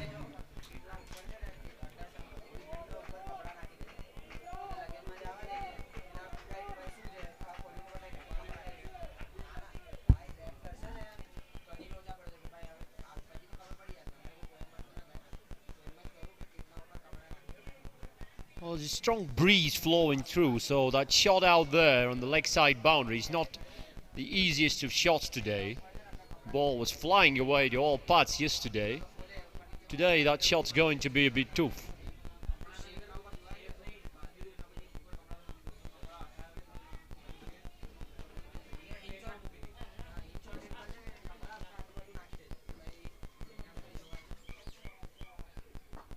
Shot nicely played. It's off the mark. Well, this is good bowling, good brave bowling. They've been brave enough to slow it up, and it's been difficult to hit the ball out of the park. It's not the easiest thing to do here.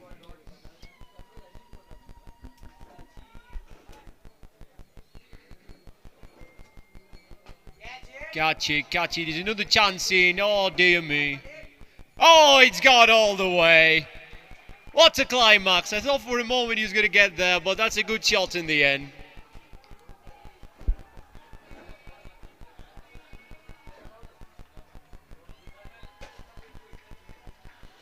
Ball well pitched up and brilliantly struck on the mid-on boundary for a valuable 6.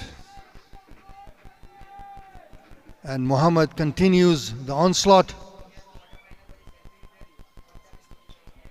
He's on 20 of 12, and the Saifee Rising Stars keep it going at 44 for 3. Oh, that's a stunning shot, it has to be said. On the bounce to the sweeper. That was hit very firmly. At the end of 5 overs, Saifee Rising Stars at 45 for 3.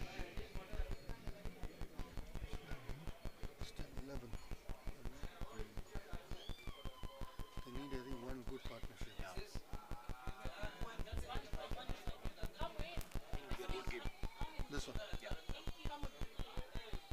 Tough, but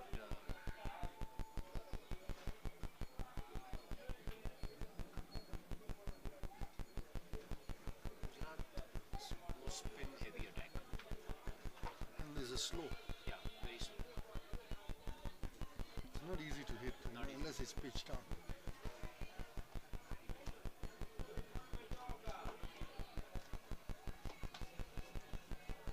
See kids having a gala time out here. Brilliant.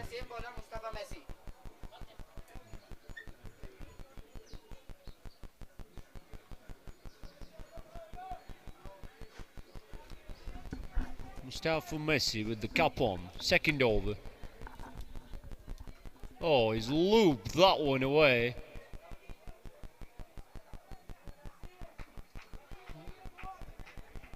It's not coming on to the bar, I can tell you that. Smart bowling.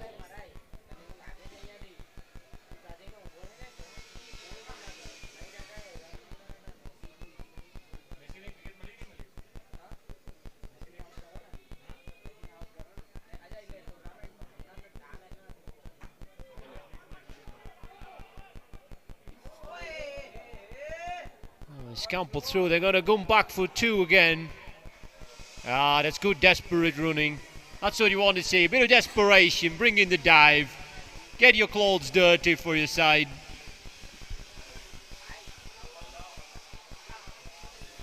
That was good cricket all round. Good fielding, good running.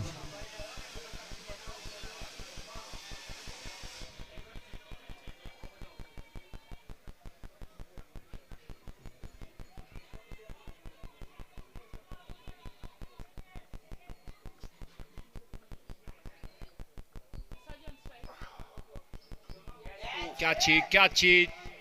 Oh, simplest of catches. Bit of a lollipop. My grandmum on a wheelchair would have caught that. Straight to gobbled up. Nice present. And Mustafa with the cap on and all his swag has got another wicket. It's another floater that mishit. And a fine, easy catch, as you said. Your grandmother would have taken that catch. Another wicket for Gujrat, and Hussain Musaji out 3. Saifee Rising Stars now struggling at 48 for 4. Well, they're going to need a few boundaries and sixes very soon. It's been tough going so far ever since the spinners have been in the attack. And I think maybe there's a leaf out of the book that can be taken. Saifee Rising Stars were quicker through the air when they bowled. But nice and slow loopy bowling is doing the trick for the Gujrat Energetics.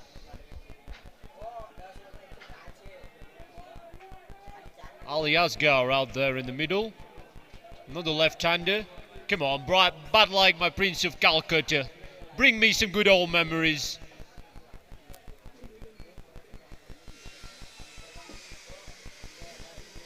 Hi, good morning. Hello. अपना करना है podcast कभी करना है Second, after the second semis, we'll have an hour there. Tucked away onto the onside. Okay. Settle for a single. As you are ready.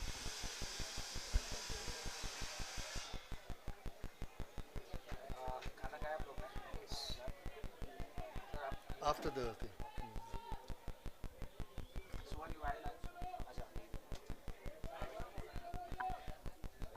49 for 4. 55 to get of 26. Smashed away, but straight to the man. Oh, there's another run out. Catastrophe. Dear, oh dear. Absolute harakiri out there in the middle. Oh my goodness me.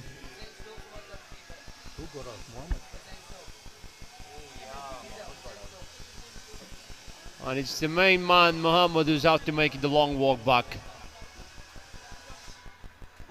Struck the ball very well. It's a slight misfield there. And what I think was an unnecessary second run. And no need for the third umpire on that decision. A very, very important wicket gone. Man on form, man on strike. Muhammad Kachwala run out, scoring 23 of 15. There was a lot of hope that the Saifee Rising Stars had on this, and now Saifee Rising 50 for 5 and put themselves in a deeper hole.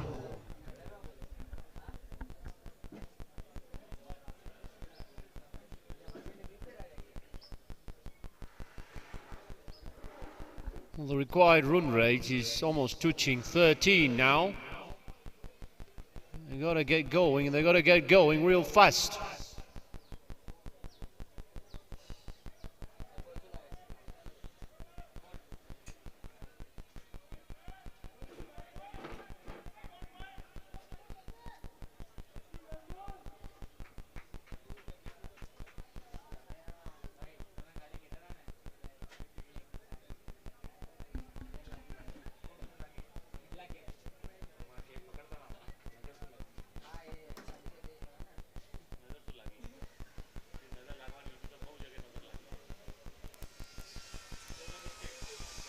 For 5 as Mustafa adjusts to field.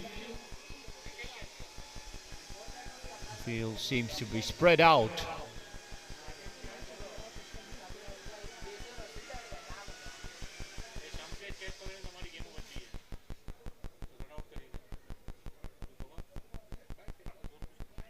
Tucked away for a single. Mustafa ends his spell. He can take his cap off for himself. That's good piece of bowling. 1 for 16, 51 for 5 at the end of 6.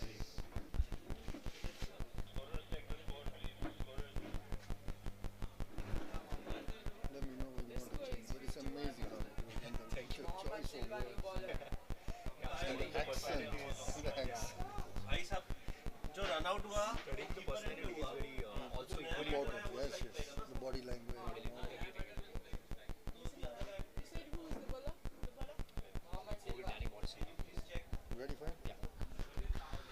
Change of commentary. We welcome Danny Morrison all the way from New Zealand. I've got some cool weather out here, but hot tournament going on. Things are spicing up, heating up. It's going to be crazy, crazy at the capital C, and we've just begun. So the first ball should have been faced by Shabir. It's Mohammed now bowling his first over. Shabir on 1. Can he do something magical for his team?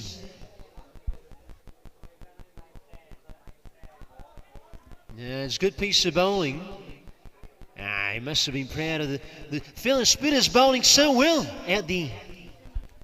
I think the spinners have done a great job for the Gujrat, bowling very intelligently, not pushing the ball through, keeping it slow, forcing the batsman to take some action. And that's paid dividends to the Gujrat. There's a bit of change in equipment going on.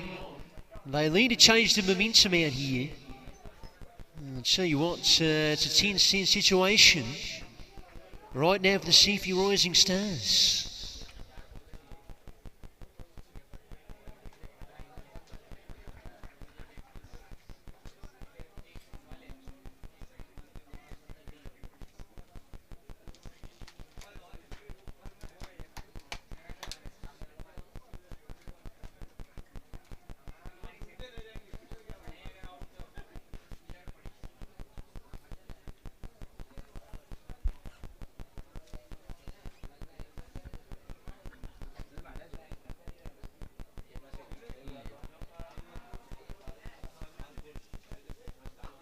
Smashes that one away down deep in the wicket.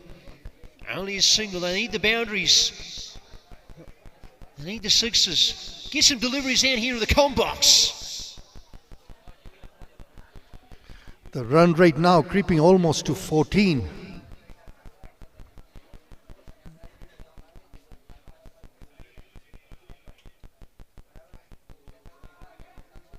Stabbed away for a single. That's great bowling, it has to be said. Giving nothing away. And not so many extras in this innings. You alluded to that fact in the first innings. Nice disciplined bowling. Very important in such short games. In fact, in all cricket, especially the shorter form, where extras play very significant in any result.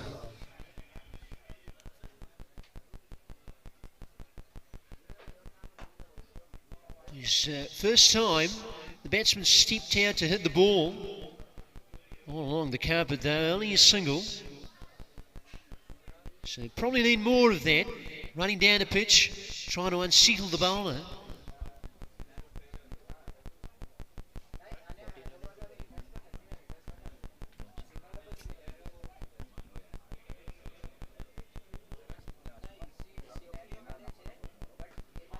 Oh, that's it down the ground. That might be a chance.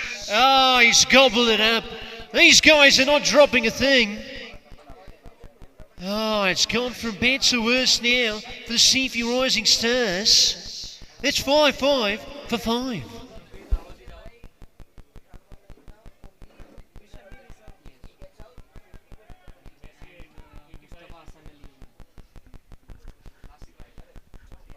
The Gujrats have done fantastic work in the field, have not dropped any catches.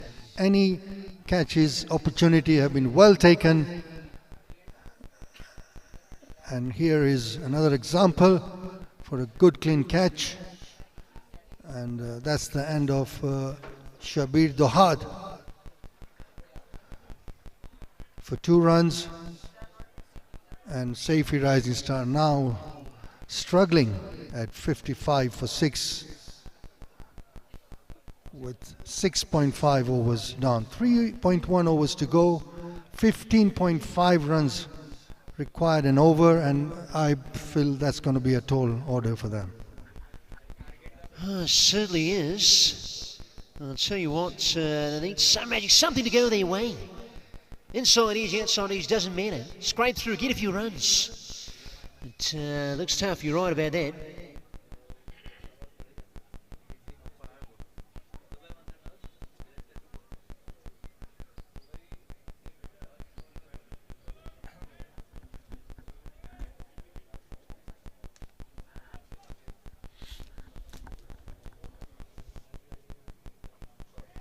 Oh, straight to the man.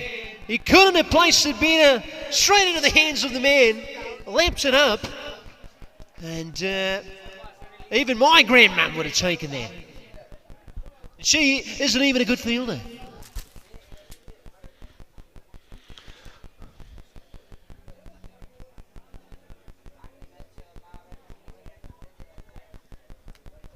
The Rising Stars now 55 for 7.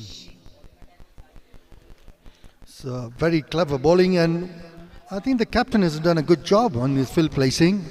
He's got all the fielders in the right place. All the catches very well taken.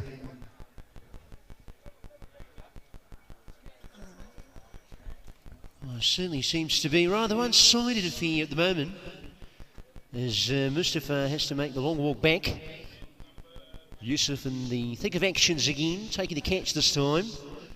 And Mohammed's figures read 2 for 3. Oh, he can be proud of that.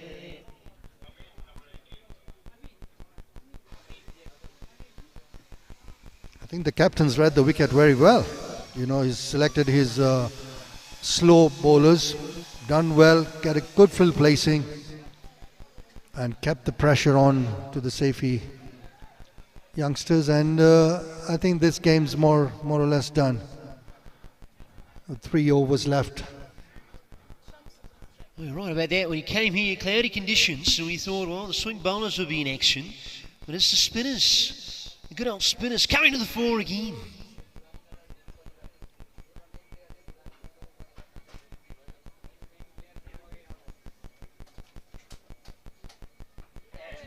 He's probably a chance here as well. It's just falling apart like a pack of cards now. 8th wicket down. We lost track of the number of catches being taken. Good on you, Gujrat Energetics. A lot of energy on the field. That's 55 for 8.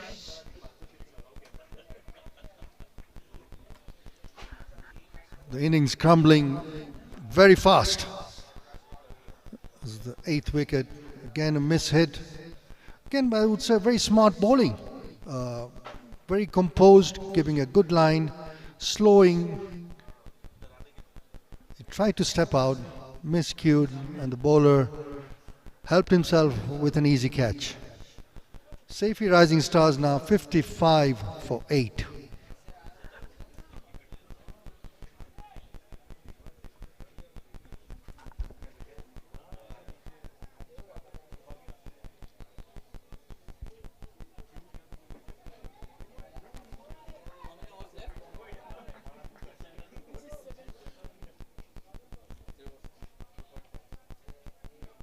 Fakri with a bit of mystery spin has done the trick for the Energetics.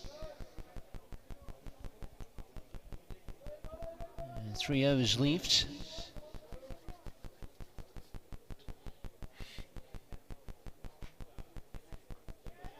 Outside edge.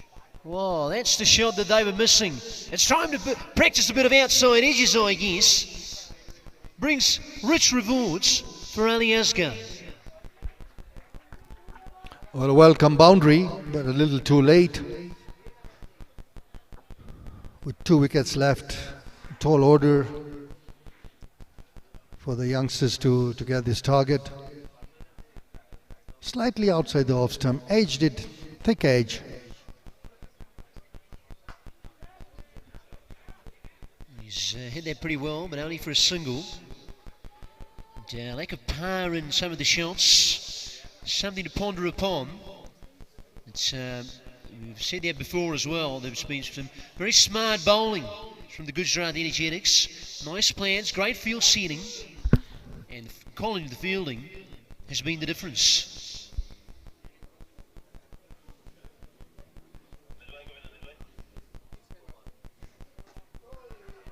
It's good bowling. Ah, that is amazing work. The third umpire, get ready. You might have to... in fact, he's given him...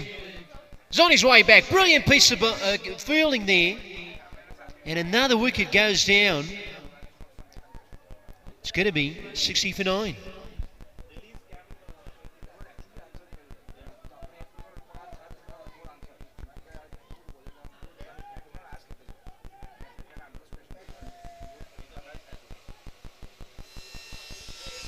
Another brilliant fielding by the Gujrat.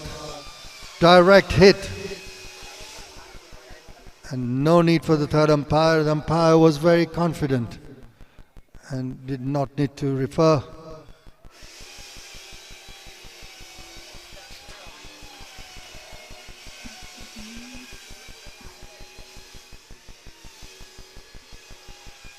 A very unusual situation to see an inning crumble so fast in just under 8 overs.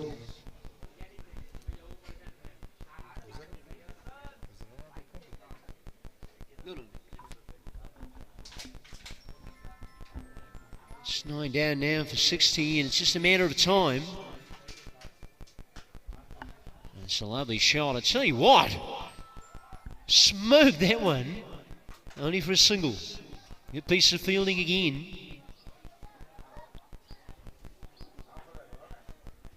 So, last delivery of the 8th over coming up. Fakri with the ball. 61 for 9. And so that straight down the ground. On the bounce to long off. Only a single. It's going to be 62 for 9 at the end of 8.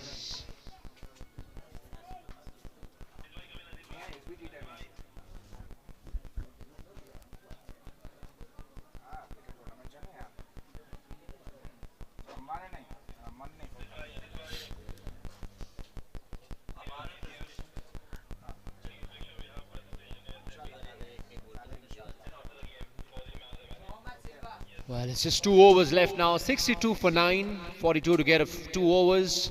It's been a rather one-sided affair. Gujrat Energetics have been on the mark with the bat, with the ball, and in the field as well. And sir, it's been an absolute all-round performance from the Gujrat Energetics. Indeed, an all-round performance. They batted brilliantly well, scoring well over 100, and they fielded and bowled brilliantly well. Took all their catches, good field placing, made good use of the wicket. The bowlers, I thought, played a very intelligent role in reading the wicket well, not pushing the ball, slow deliveries, making it difficult for the batsman. That's a lovely straight hit. Oh, he's taken an absolute screamer. Woo! That is a catch and a half. Well, we need to have something special for this catch. We need to have a special award for this catch. What a way to end the proceedings of the first semi-finals. And Saifee Rising Stars get bundled out for 62 as Gujrat energetically reach the finals of the SBT10 Cup. And very well deserved, brilliantly catch taken there. And the Gujrats deserve to be in the finals. They have dominated in the bat, they have dominated with the ball, and they have dominated on the field with all the brilliant catches taken to win this match convincingly by well over 40 runs. 42 runs. Must be a very disappointing situation for Saifee Rising Stars. You can see with the body language and walking down to do the customary shake hands between the two teams. But a very well deserved win by Gujrat Energetic. Well, we certainly had a cracking semi-final to begin with. We're going to have semi-final number 2 in 10 minutes or so. So stay tuned for further action in the SBT10 Cup. It's all happening out here.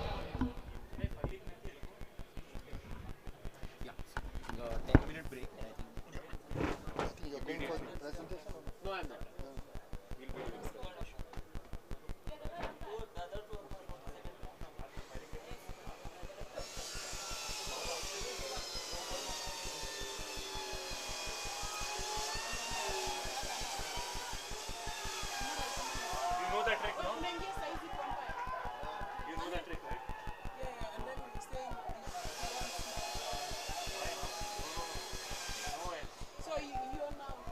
This guy who put 10 of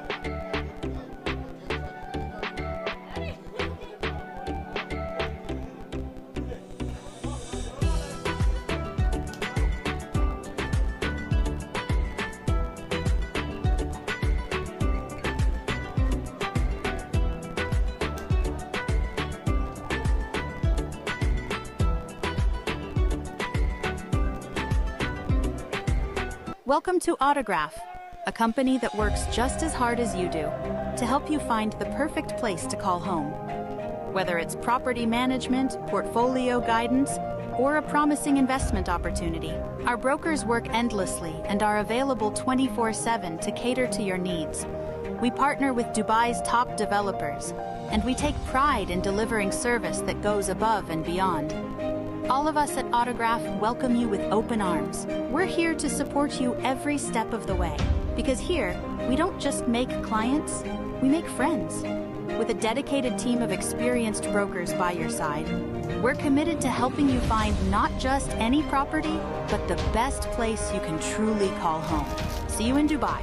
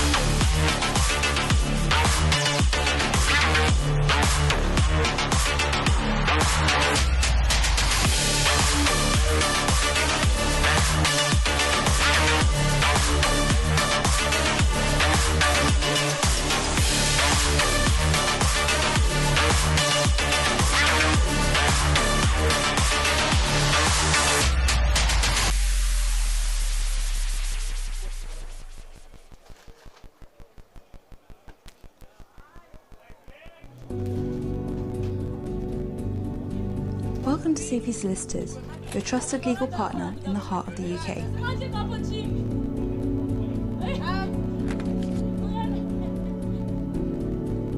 With decades of experience across immigration, property and private client services, our lawyers deliver results with precision and care that cross borders and build futures. From dealing with property transactions and securing visas, to protecting your legacy through wills and probate, we tailor legal solutions to your lifestyle. Here at Saifee Solicitors, we pride ourselves on precision, discretion and care. We have always put the needs of our clients first. Our team is deeply committed to your success, be it locally or globally.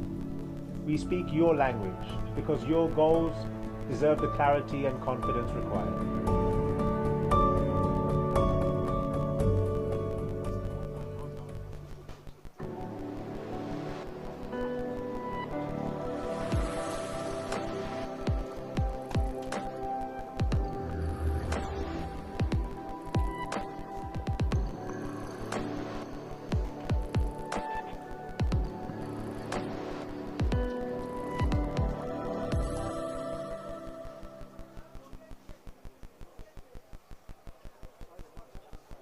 SMB Properties, built for life, built for you.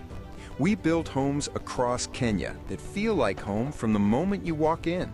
From SMB Suites to Karura View, every detail reflects our people-first promise. And now we're reaching higher with Le Mirage, one of Nairobi's tallest residential towers. For the dreamers, the doers, and the next generation of city living.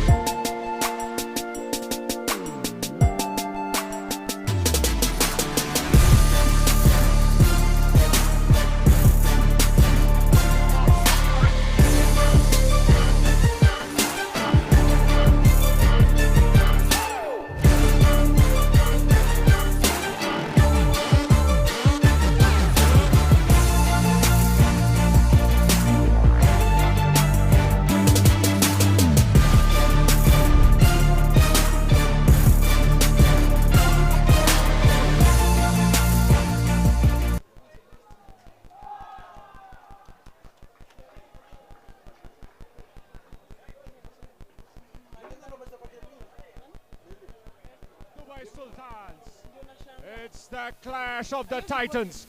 Both the teams have been outstanding in this tournament, and we await a mouth-watering contest. Gentlemen, all in readiness for the toss. Let's flip the coin.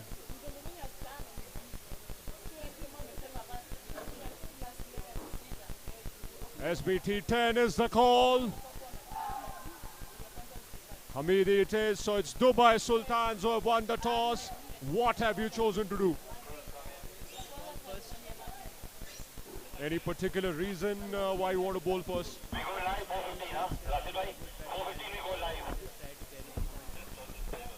And do you think the pitch has changed from yesterday, or do you think it's still the same? Confident about your chances, go well. And we have Maharashtra Stars captain coming in. You're going to have to bat first. Would you have done the same? No, we would have bowled first as well, but toss is not in our hands. But the wicket looks very good to bat on, so we'll try and put a good score on the board. You've been playing some outstanding cricket till now. Obviously had a great quarter-final. Boys all pumped up, ready to go. Yes, of course, the stage is set and now is the time to perform. So thank you so much to the captain of the Maharashtra Stars. Go well. We'll have a great contest ahead of us. Dubai Sultans have won the toss and have chosen to bowl first.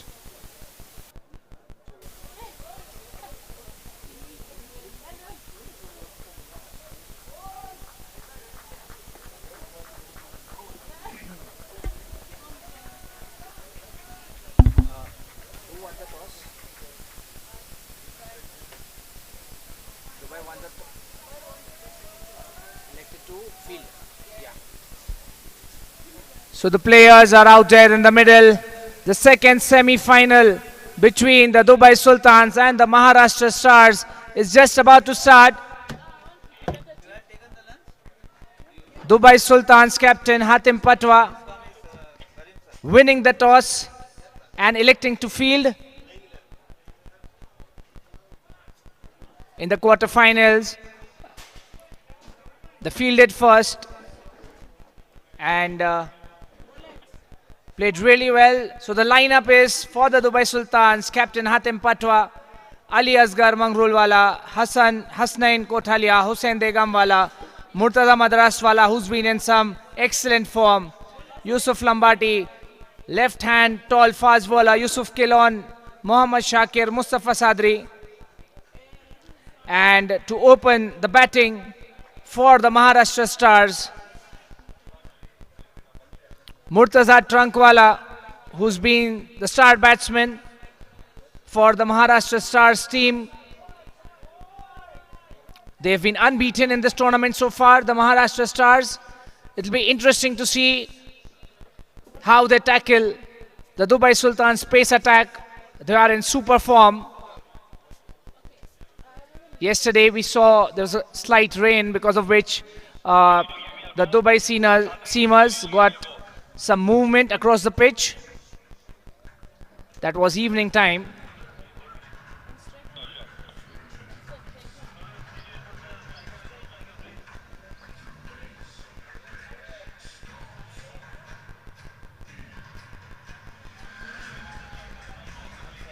Murtaza Trankwala, the highest run scorer in this tournament, scored 344 runs at an average of 86 with a strike rate of 158. And Murtaza Madraswala from Dubai is the second highest run scorer with 265 runs. And the match begins.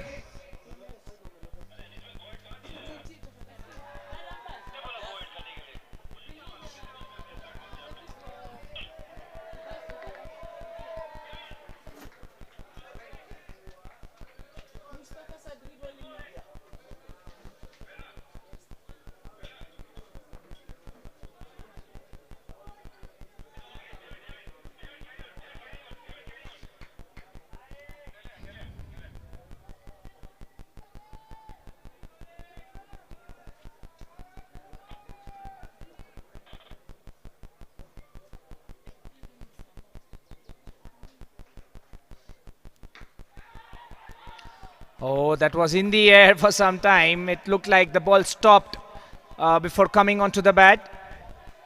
And the batsman really lucky. Imtekhum Jodiawala, the batsman there, who's taken strike. It's been a left-hand, right-hand combination for the Maharashtra Stars batting lineup. Mustafa Sadriwala, the bowler there.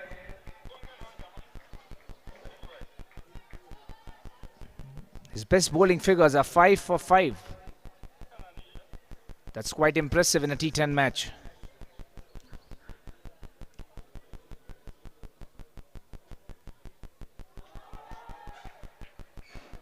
Swing and miss. One more dot ball.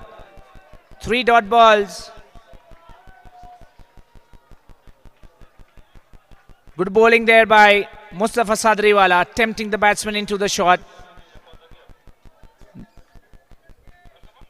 Seems to be getting some good assistance from the pitch.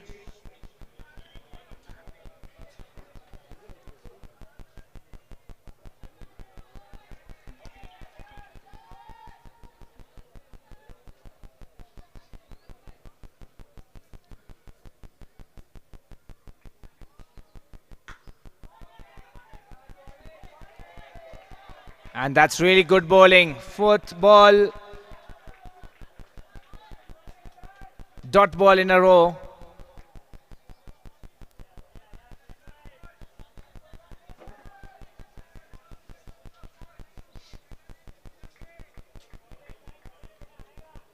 In the previous semi-finals, we saw the Gujrat Energizers scoring 100 plus runs.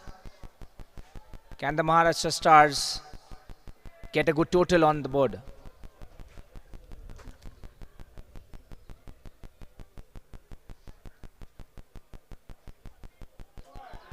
Oh, and that is one more swing and a miss. The 5th dot ball in a row. Mustafa Sadriwala is bowling an amazing over.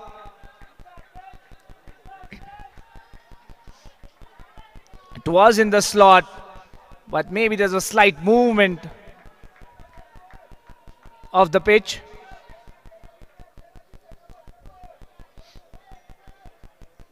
Can Mustafa Sadriwala end this over as a maiden?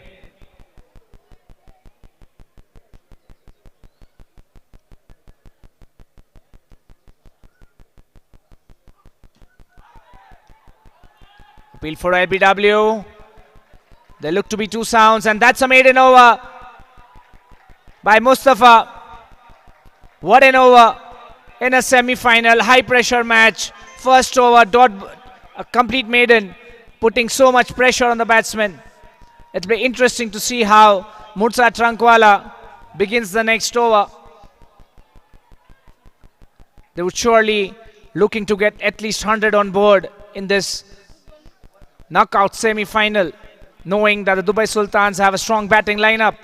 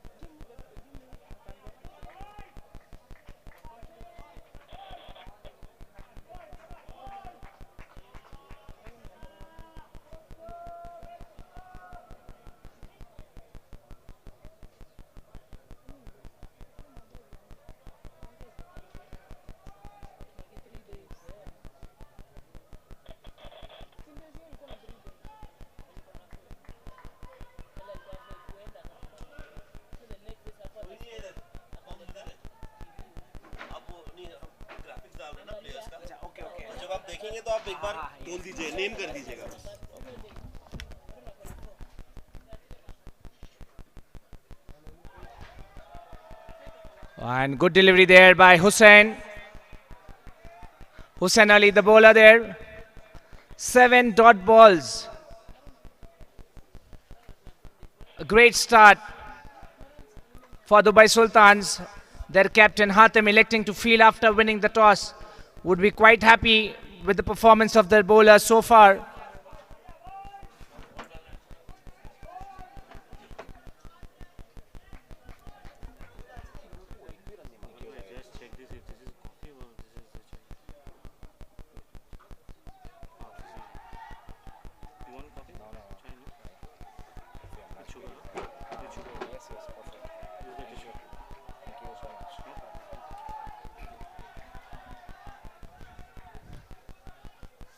Can Hussain Ali continue the same tight bowling? He's already started off really well. Bowling to Murza Trankwala, 2 dot balls.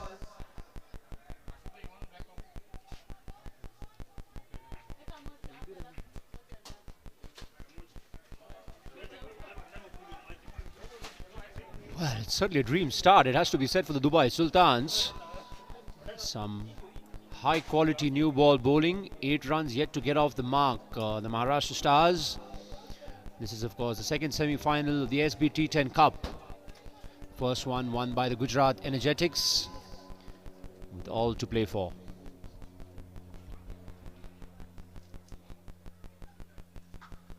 That's a fantastic cut shot, but excellent field placement there. Deep extra cover coming into action. There's another man patrolling the boundary on the offside.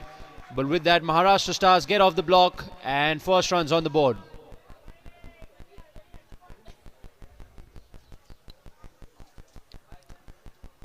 Sharang, we saw the Gujrat Energetics score 100 runs in the previous semi-finals. The Maharashtra Stars would surely be looking to at least get 100 on board.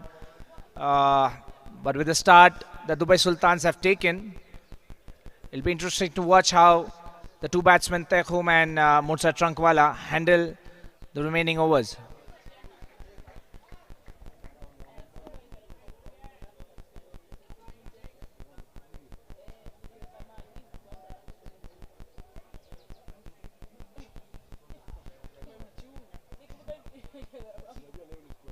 Well, that's been tucked away down towards fine leg. It will reach the boundary. There's no one out there on the leg side. So a much needed welcome boundary for the Maharashtra Stars. And with that, Tekhum gets off the mark. He moves on to 4. And Maharashtra Stars 5 for no wicket. Yes, first boundary for the Maharashtra Stars and a much needed boundary coming in the second over. The outfield not as fast. And the ball took some time to reach the boundary.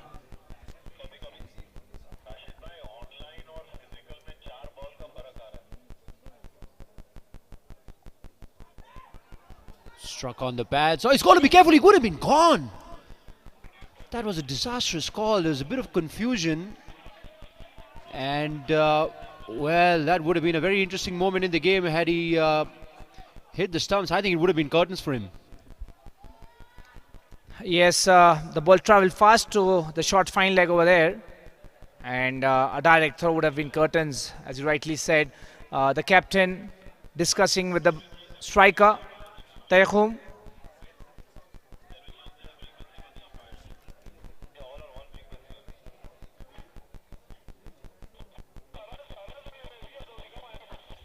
Oh, what a gorgeous shot. Or is it? Oh, it just beats the fielder. The good thing is he went straight, which is why even when he didn't quite time the ball, still able to get away with it. As we end the second over, it's 6 for none after 2. Take another look at that shot there. Not quite timed, but that's the perk of going straight. And again, a bit of confusion in the calling. Ball watching happening at the non-striker's end. You don't want to see run-outs. That's the last thing you want to see, especially at the start of the innings. Yes, Murza Trankwala and Tekhum both have been in good form, and they do not want a silly calling mistake or run-out and give the Dubai Sultans a freebie. They would want them to earn their wickets. That's the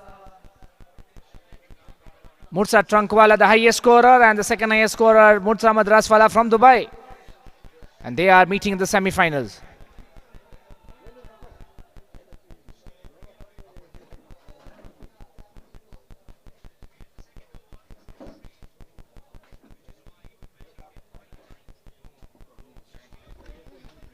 Let's try to tuck that one away for a single. So in the first game, it was a comprehensive victory for the Gujrat Energetics. The pass score, you would think, in a pressure situation will reduce by 10-15 runs. With the additional pressure, runs on the board always creates that additional opportunity. Yes, in a must-win match, I'm sure The pressure is also on the batting side, but side batting second. But as we saw in the previous quarter-final matches too, if you know the target, the chasing becomes much more easier. You don't place those rash shots all throughout the innings. You can pace your innings well.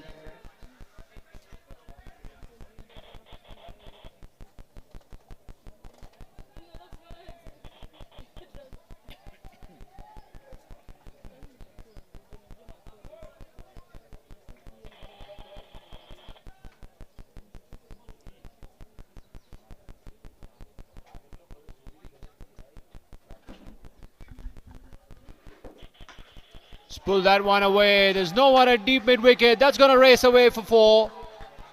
So a couple of boundaries coming in a short span of time. That's exactly what the Maharashtra Stars needed. It was more like a short-arm jab. You just see that. Yeah, he knew where the fielders were and just split that perfectly.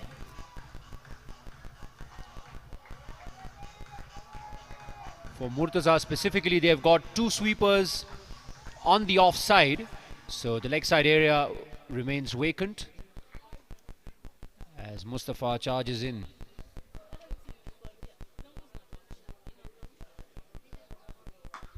And another one pulled, this time not quite out of the middle, only be a single. Again on the shorter side, Mustafa. In fact, that was the first runs conceded by Mustafa of the 8th delivery. So he's really started well for his side and bowling out his full quota. Yes, the current run rate is still 4.8. 12 for no loss after 2.3 overs.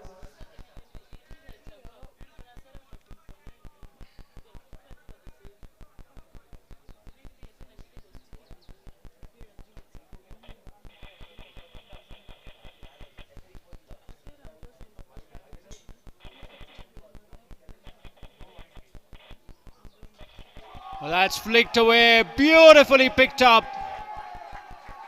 Wonderfully flicked away there, and you can hear by the energy in the crowd, in the dressing room of the Maharashtra Stars, they're going to get a move on here. They've been watchful in the first over, but it seems now that the ball is finding the boundary ropes quite regularly. Yeah, second boundary that for Tekhum. He's on to 9 of 11 deliveries now with that boundary. And in a T10 match, 1 good over. And all the hard work done in the previous overs is undone. He went inside the line and tried to flick it away. That's very smart batting, to be honest.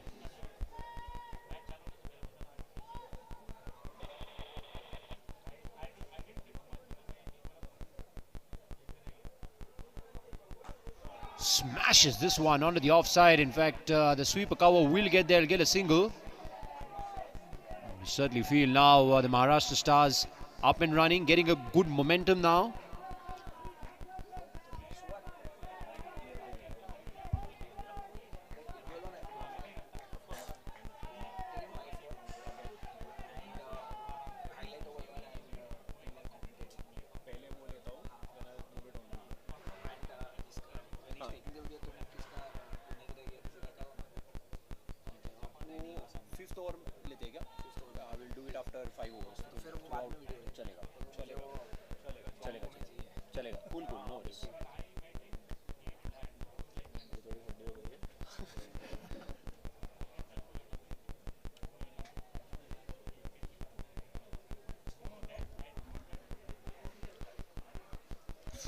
Oh, has a swing at it, beats the outside edge. All's well that ends well for Murtaza in the end.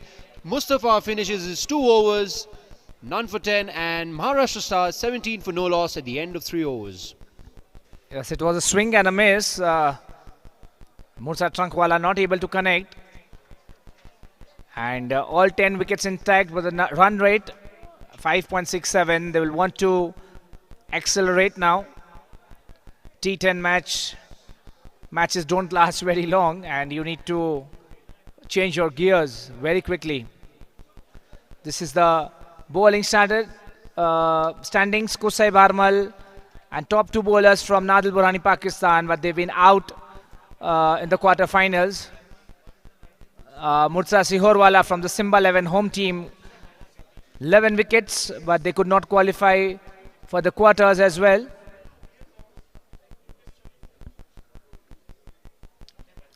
Murtaza Madraswala, the new bowler in for Dubai Sultans. He's batted well, he's bowled well. Was the man of the match in the quarterfinals. Can he do something special for his team today in the semis as well? Well, we saw in the last game, if you follow the template, spinners will have to slow it up. And whichever spinner was bowling quicker through the air was getting hit. Slow you bowl will be tougher with the breeze flowing across as well.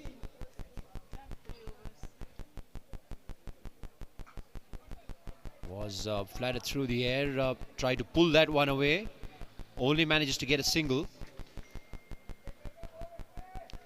And you can see the atmosphere building up. There is tension in the air, but there's jubilation in the crowd. You can see a great degree of support for both teams. Yes, Sharang, Dubai and Maharashtra Stars have been two of the consistently performing teams in the SBT10 seasons. Dubai winning the cup twice. Maharashtra Stars are the reigning champions who won it last time. And both have some equal support.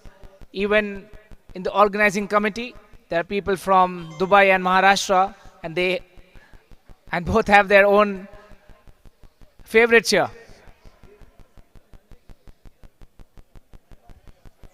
Tapped it away nicely, but once again, only for a single. A steady start by Maharashtra Stars, but at some point they will try and up the ante. If not 100, they will try and target 90, 85, 90. That should be a fighting total in a semi-final. Remember, scoreboard pressure makes you do funny things.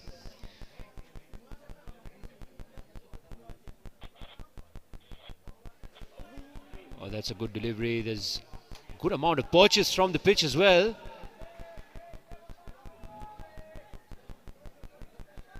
Taikum, the left-hander, will be looking to eye that leg side boundary. And he goes offside. He's absolutely slapped that one away with brute force. Beats the long off, and away she goes for 4. Yes, slapping is the right word. The way he hit it right through the gap, it went so fast the fielder at long off could not chase it.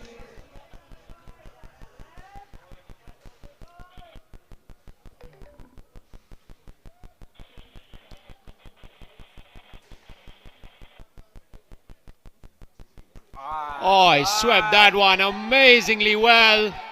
And the first 6 on the school for the day.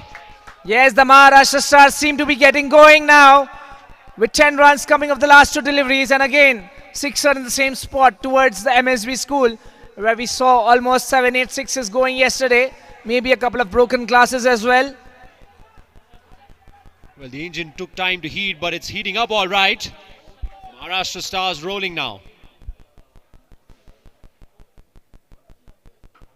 It's cut that one away rather nicely, straight to the sweeper on the offside.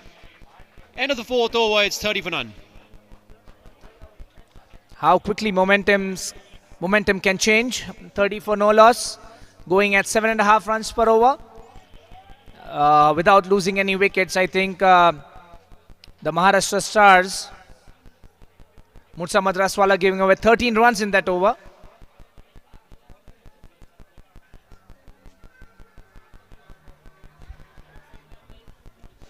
As you can see, the projected score of 75, but obviously they'll want to get something in the range of 90, 95, and they'll feel very confident when they come out to bowl.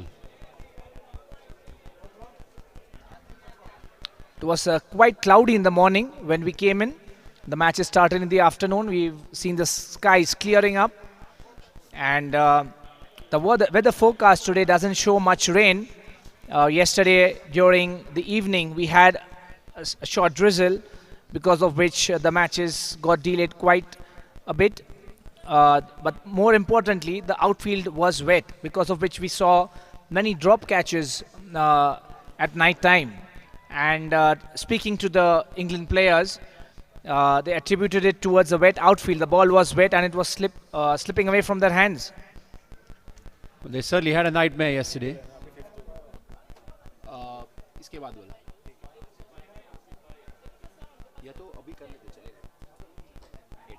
4-2 का करते आप खाली introduce कर दो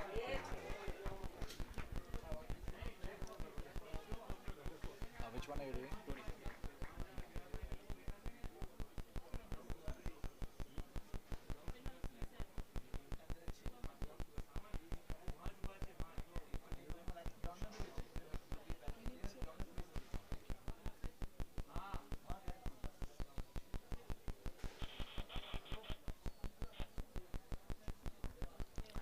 Hatim Patwa, the captain, coming into bowl, the 5th over.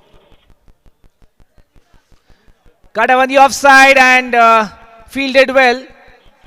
A single, a quick single, and that 32 for no loss. What do you reckon, Tony? So far, the batsmen are playing well, stitching a good partnership. Well, it certainly has been a pretty good partnership. But at the end of the first over, there would have been some serious discussions going around as a maiden. But post that, I think this partnership's going pretty well, and they would want to take it towards the end.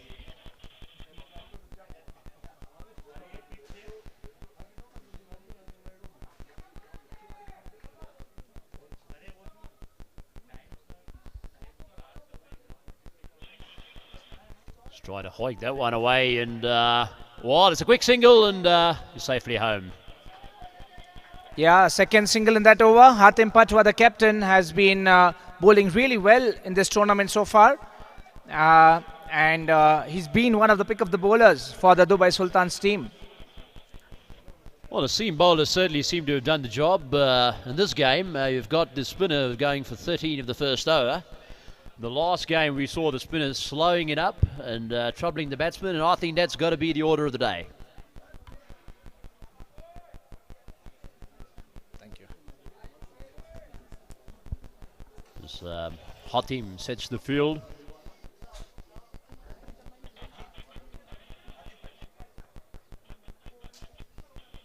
Just checking all his fielders in line.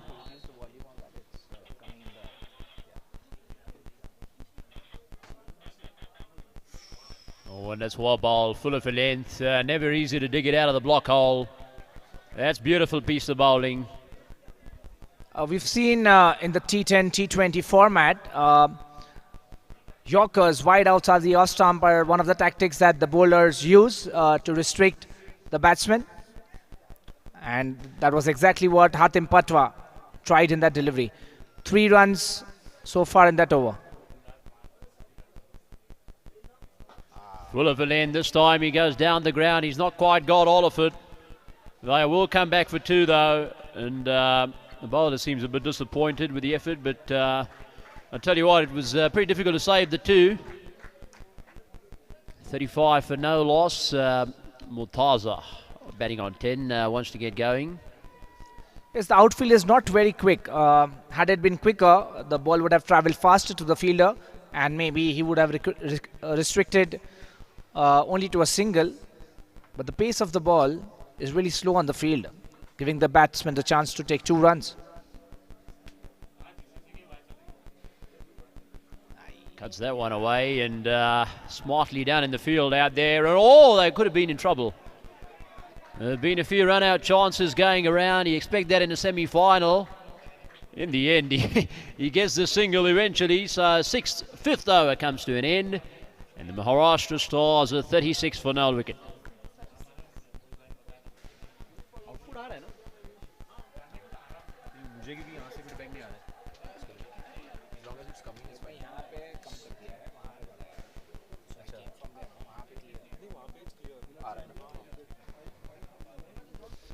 Five overs bowled, and the Maharashtra Stars 36 for no loss, going at 7.2 runs per over. Important is that they haven't lost any wickets. They're home playing on 24 of 19, and that's the Dubai bowling stats. Mustafa Sadri, Chini, 2 overs 10 runs. Hussain Ali 1 over 6 runs. Mursa Madraswala giving a 13 runs. That was one of the overs that helped the Maharashtra Stars bring the run rate up, or else the Dubai Sultan bowlers have been really miserly with the bowling. And we have Yusuf Lambati, the new bowler in, left-handed bowler. And Yusuf Lambati has been the highest wicket taker so far for the Dubai Sultans in this tournament. And he's been brought in the 6th over. And I think after halfway down the first innings, Mursa Trankwala and Tekhum would want to get the run rate a bit up, having 10 wickets in hand. Well, they certainly have to go now, that's for sure. 5 overs done, halfway mark. Shorter for length and pulled away nicely towards deep square leg. He'll only be a single though. And that's his natural length, Yusuf. Obviously we saw yesterday as well. Banging it in short and very difficult to get that one away.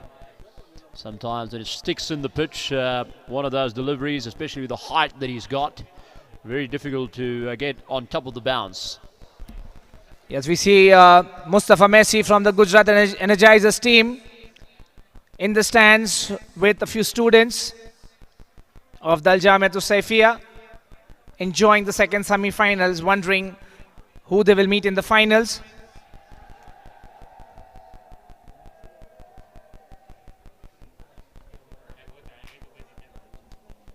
Left-handed Tycoon on strike.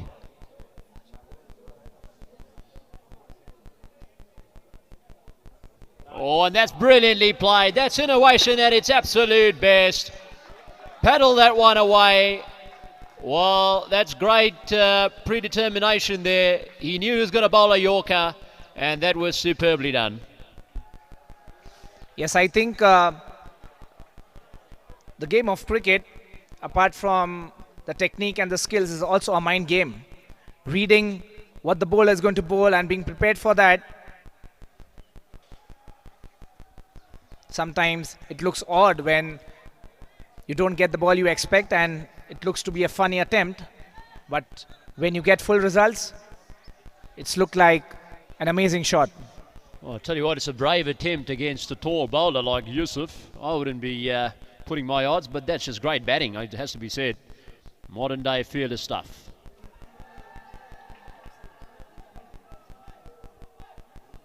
Blast that one away, down the ground this time. There's a chance, he's got him. Well, it went straight to him, but that was a very good catch under pressure. Tycoon makes a long walk back, the danger man's gone. And, well, the Stars have lost their first wicket at the score of 41. It's nice catch there by Yusuf Yoko on the long on boundary. That was struck well, but not enough to carry it past the boundary ropes. And the Dubai Sultans get their first wicket, and Tekhum out on 28 with 1 6 and 4 boundaries. Well, I'll tell you what, that's a good piece of bowling again, going full on that occasion to Tycoon. The previous delivery was lapped away, but Yusuf stayed with his length. He didn't quite vary it. And, well, he got the reward, it has to be said. That's a good piece of bowling. Yes, and just we were mentioning Yusuf Lambati, the top wicket taker for Dubai Sultans, and he gets his 8th wicket in this tournament now. And we have the new batsman in for the Maharashtra Stars. Hamza Turki, the new batsman in. He's played a few good innings. Hasn't been consistent, but he is a dangerous batsman.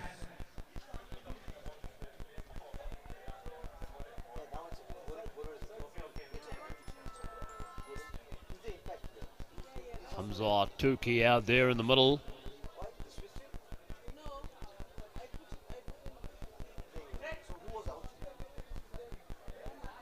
Yusuf gets his first wicket. The Dubai Sultans have done a very good job till now. They've just got 1 wicket, but they have kept the run rate in check.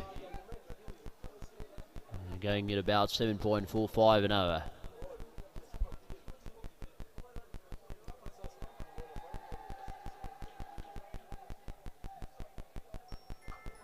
Once again, back to his natural lens, shorter for length.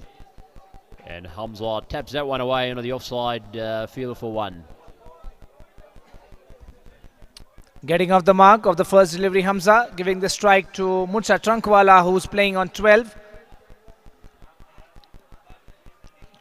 One boundary so far by Mursa Trankwala.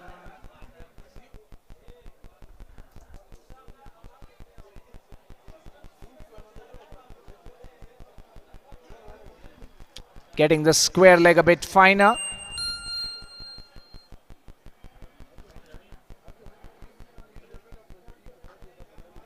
Tucks that one away onto the onside smartly. That's good batting, but no, they don't come back for two. The initial intention to play it with soft hands would have been to try and come back for two, but that's some smart work on the deep mid-wicket boundary there. Yusuf 1 for 7. There are some bowlers that just know how to get the batsman out. They've got the tendency of getting wickets, and that's very important to have these kind of bowlers.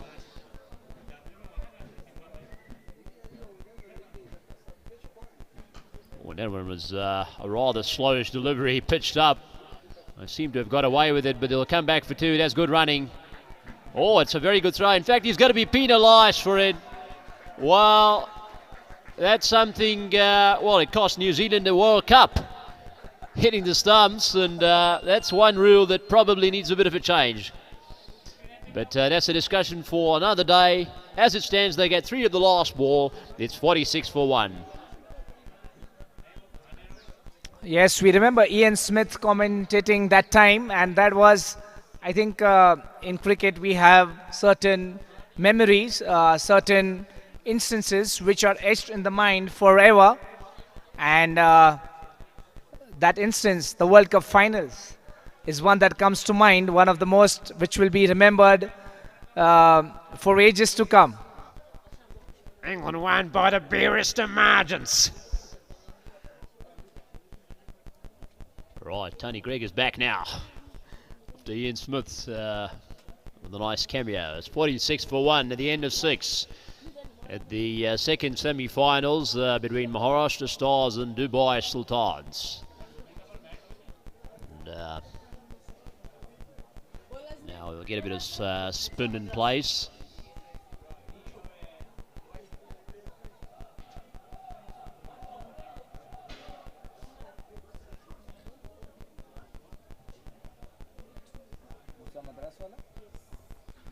Murtaza Madraswala continuing from the other end now with the second over, giving away 13 runs, but he's seen take home out now.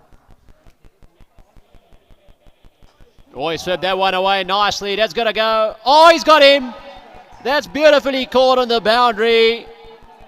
Well, for a brief moment there, I thought the ball was going to pass the boundary rope, but that was a very, very good catch. Cool and composed. And once again, that deep mid-wicket coming into play. Very, very good piece of fielding.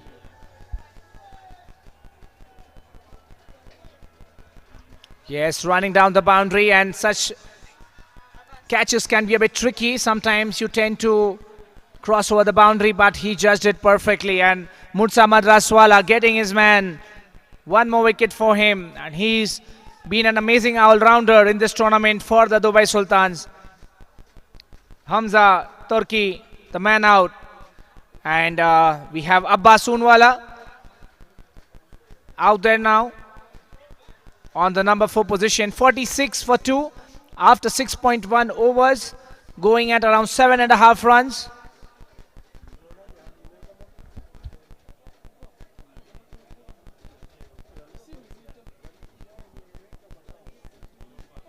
Right, the new batsman and boss out there in the middle, in the thick of things, just having to face 4 overs now, just as we take another look at that wicket. That was a beautiful catch, wasn't it? Right on the boundary. Very, very smart work.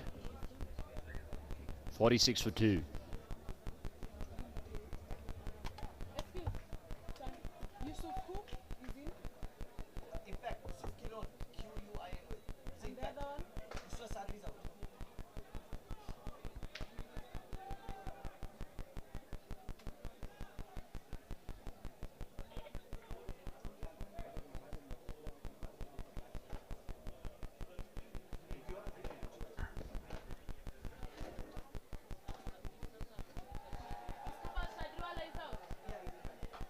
cut that one away nicely. They will come back for, well, in fact, they settle for one.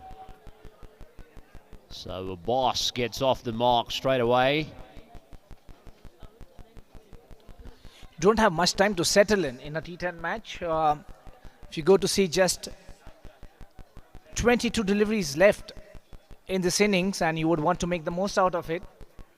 And even though if you lose a couple of wickets, you don't have much time to settle in. You need to go from the right from the word go. It's a beautiful Yorker there by Murtaza. He's got a lovely flipper. Very, very difficult to get him away. Very interesting when you see a spinner bowling a Yorker.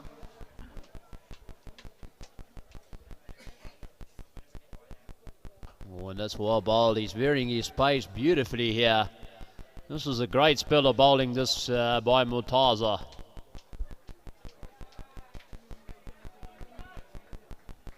It's 48 for 2 at the end of 6.4, and boy, they really got to get going now. Even Mursa Trankwala has kind of a slow start for him as compared to his previous innings.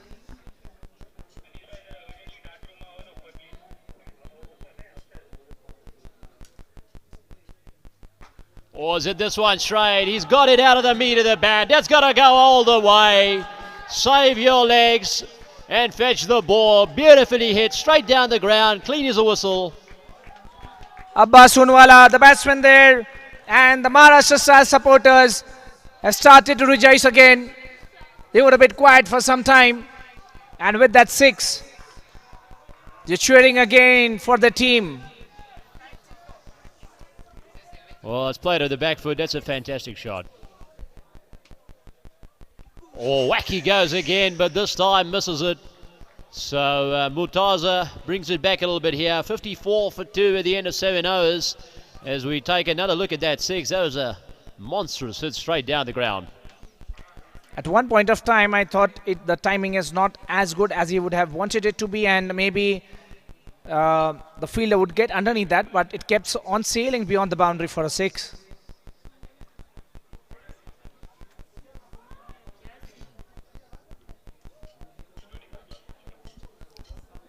Well, they've got to get something around 90. They'll have to get 35 more runs of the next 3 overs, and I think that should be a decent score. So the last 3 overs with all to play for.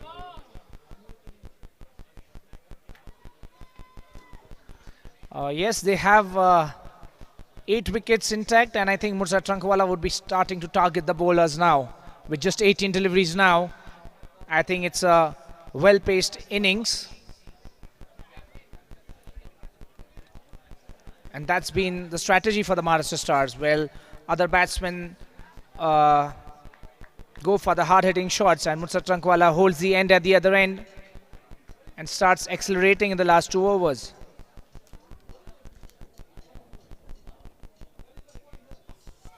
Oh, and that's well bowled. There's a bit of a collision out there as well, and I hope he's okay. He seems to be, and some good sportsman spirit being shown. It's always nice to see. Yeah, I think they could have easily gone for a second run over there. It was all for the taking. Hatim Patwa, the Dubai captain, bowling his second over, has bowled well, just given him 7 runs so far.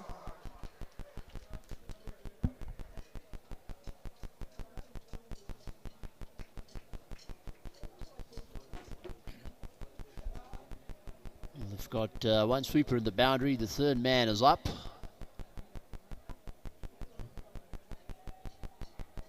And seems to be the case. They're going to get the fine leg up as well. So everyone in the boundary, and third man fine leg is up. Might see a few slower deliveries. Any pace on the ball, inside edge, outside edge is going to be 4.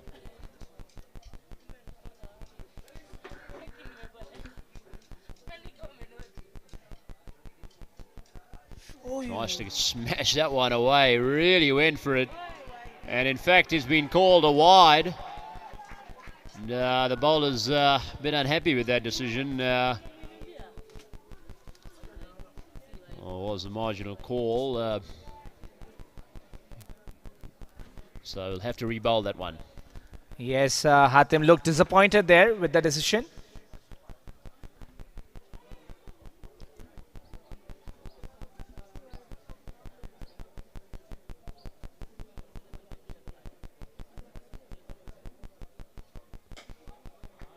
Tries to smash that one away. It wasn't the slot, it has to be said.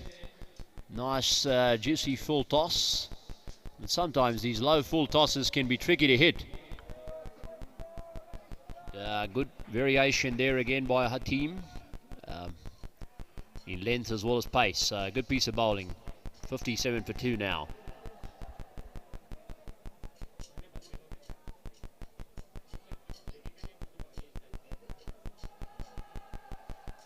Oh, and that's deposited, that one.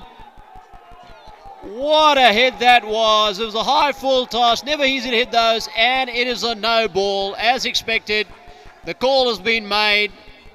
Is this the moment that will change the game in favour of the Maharashtra Stars? That was a very, very clean hit.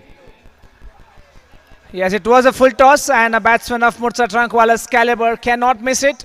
And with that no ball, if the Maharashtra Stars are able to convert that free hit, I think the momentum will change completely. The umpire signaling free hit. Of course, he can't get out to this delivery. Oh, and that wasn't the slot, but in fact, he's got that one away nicely. Oh, well cut off on the boundary. The fielding's been absolutely top-notch. Very well cut off there. It looked for a moment that it was going to elude him. So not a lot of damage done on the free hit. 2 runs nonetheless. So a decent over this one for the Stars. 66 for 2 now. 7.3 done. They've got everyone up on the offside, so just the one sweeper.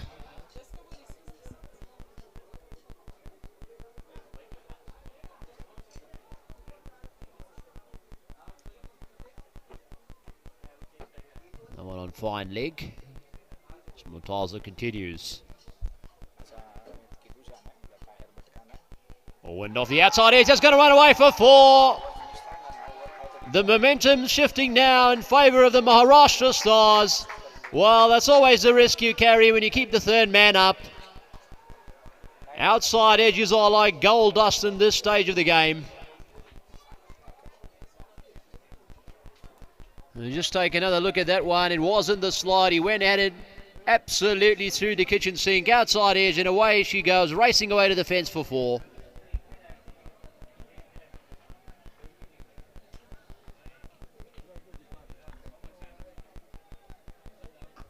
Oh, and that's well bowled and well played, beautifully played. That is great cricket all round. The bowler adjusted the length, bowled it back of a length, and while Murtaza was up to the challenge, dabbed it away into the gap softly, and back he came for 2.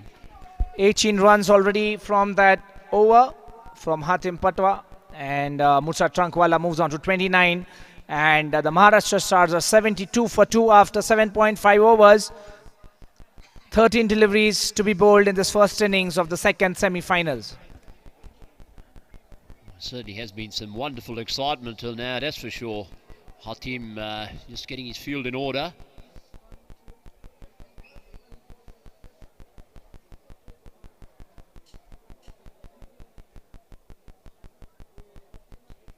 Oh, and that could be a wide. Yes, it is. Well, it's a fair decision. And it was wide outside the off stump, of course, and another extra means Maharashtra Stars take their score to 73. It's been very, very good batting here by Murtaza.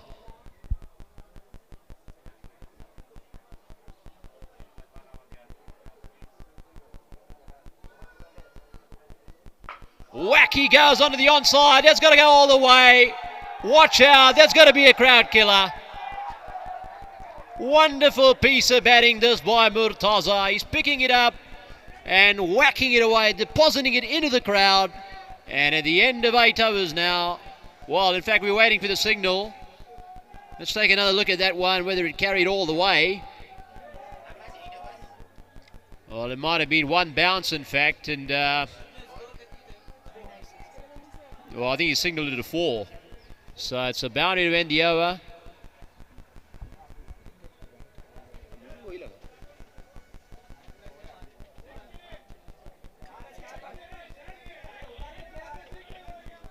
Well, I think there's some confusion out there in the middle. Well, we have to recheck this one. The umpire's just checking whether the ball bounced before the boundary. We are just checking it once more on the replay screen.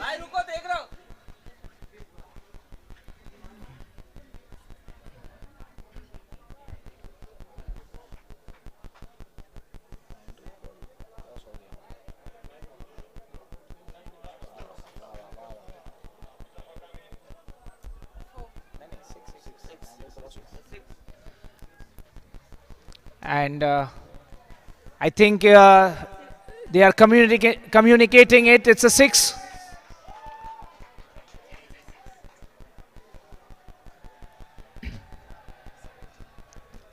The third umpire signaling.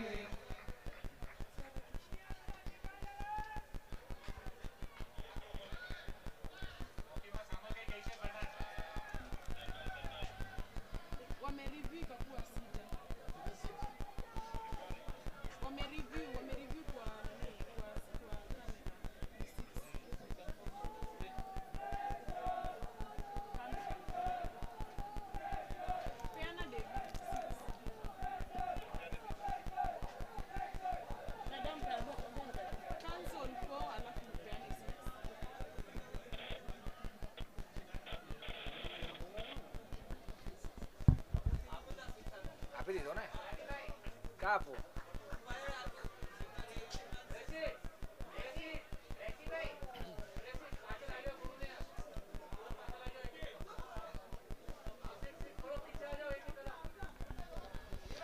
79 for 2 after 8 overs.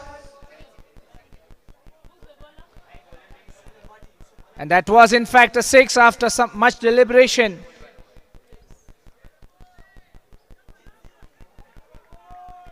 "25 runs coming off that over from Hatem Patwa, the captain. Well, we welcome David Lloyd out there in the middle, the commentary box. And he hasn't got a hold of it. That's got to be out. Similar to what happened yesterday, we had Bumble David Lloyd coming in, and with his arrival, he brings the wicket again. David, what's happening? Well, once again, I won't take any responsibility for this wicket. No, I'm not going to take that. That's just great bowling. It's on the bowler. It's 3 down. It's 79 for 3. Yes, it was so slow. You saw it, a slow short ball. And the wicket a bit slow. Did not come onto the bat as much as Abbas Unwala would have liked.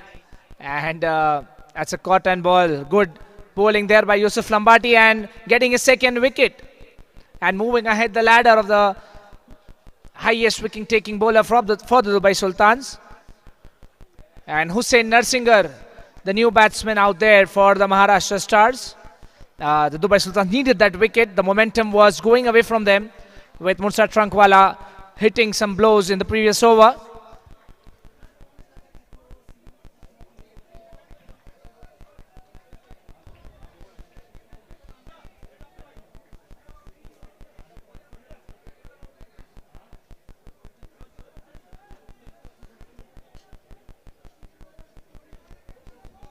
Well, sends the new batsman in.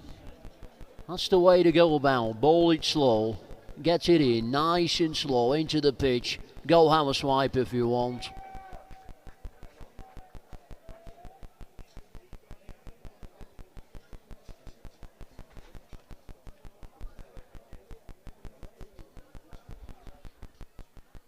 Oh, hello. Oh, what's happened there? It's gone in between it. Oh, my dear me. The things you see in the last few hours of the game, fantastic. That was again very slow. I think it rolled his fingers over the ball. We've seen in cricket, especially in T10, T20 formats, the bowlers using the slower delivery weapon quite often. They need to keep changing the pace to fox the batsman. And that's exactly what Yusuf Lambati is doing at the moment. Well, yeah, Dwayne Bravo was one of the guys who had a great forward delivery. The quicker ball was his variation. Smashes that one away. Once again, slow off the deck. Good smart bowling is this. And the great thing is he's varying his length while bowling slow. So it's not very predictable. He's changing it up, making it tough for the batsman.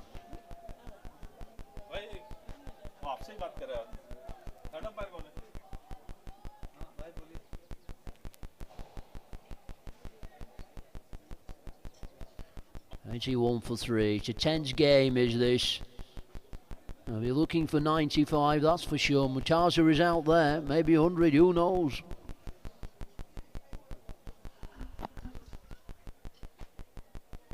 Oh, he smashes down, not quite down the middle. Oh, he's got a force save. He come back. Oh no, he doesn't come back for 2. It might have been a 2 there. Yes, it went quite high up in the air, and I think the batsman was just thinking whether that's going to reach the fielder. But I think it's important Mursa Trankwala takes more strike now with just 8 deliveries remaining. He would want to take more strike. He's the set batsman, and they would want the team to cross 100.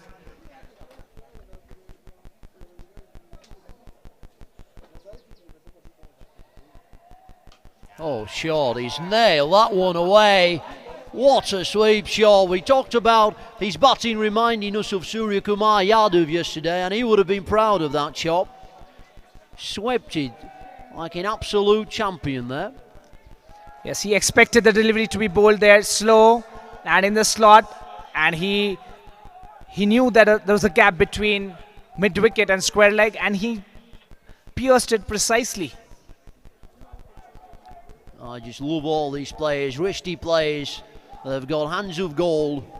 And Indian players have always been wristy. Mohammad Azharuddin, Lakshman, wrists of gold. No, needs to reload that. That's pressure.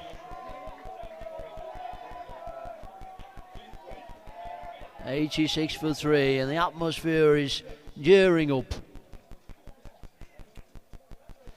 Oh, it's a wide call, but he'll be disappointed with that.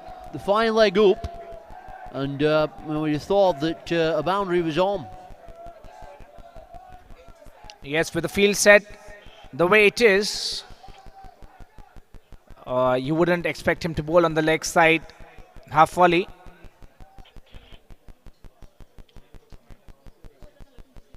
Oh, he smashed that one away. That is a great shot. Take a bow, mate. Fantastic innings this is turning out to be. He exactly knows where the fielders are, and the way he is finding his gaps is something amazing. 91 for 3 at the end of 9. They're nearing 100 here. And they've got it in 8 overs. The first overs are maiden. So that's fantastic recovery. Fantastic batting there by Mursa Trankwala. The team wanted him to perform in this all important semi-final, and he's just doing that. 44 runs. He would want to reach his half century and also help his team go over 100 in this last over. Hussain Ali coming into bowl, giving away 6 runs in his previous over, and his captain Hatim would expect him to take a couple of wickets, restrict the scoring in this final over. Fast hands through the ball, Mutaza. Brilliant batting. Hussain comes back for his last over. Bowled a very good first over. Went for 6. This is a very important stage of the game. The momentum can shift in this over.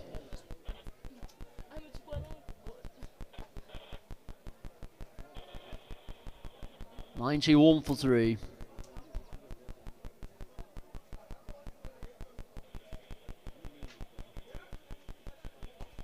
he smoked that one down the ground. No, in fact, he's gone on the offside. Only a single.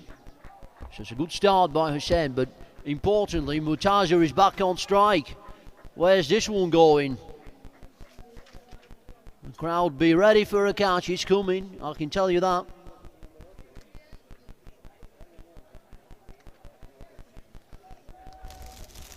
$92 for 3, projected score 100.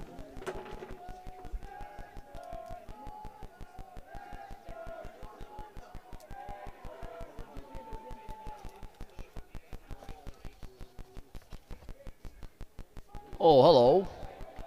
So I should scoop that one away. Oh, it's given us a wide. Oh, that's a tough goal, I would say. He's trying to scoop that one away. The ball followed him. Bowled it back of the length. Good piece of bowling. But a tight decision. Well, there's your third umpire review for a wide, is it? Do we have it? Third umpire, get in. We need you, mate. Get on with it. It's out there, it's tense, and we're checking. Yes, each and every run very important in a T10 match, and especially when there are those marginal calls.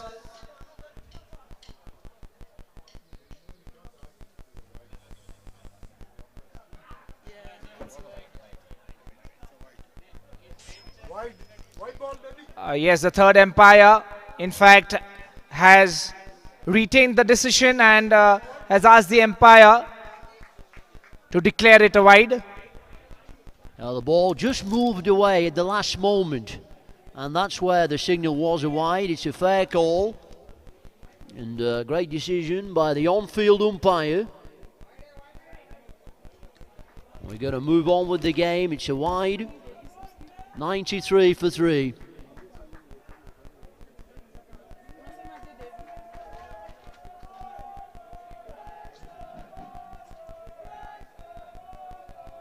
Pressure bowler, that's what I can hear.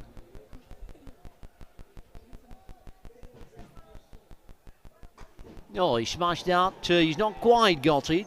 Oh, he retains the strike. He sends him back. Oh, my dear. Oh, he's got. Oh, there's a train to catch. Come on, run back. Oh, my goodness me. I haven't seen a more anticlimactic run out in my entire life. Oh, he's hit wicket. Murtaza is hit wicket. What the hell's happening out there? We'll have to check that one again.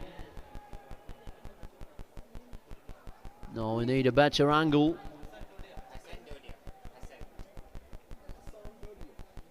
There's absolute comedies of errors there.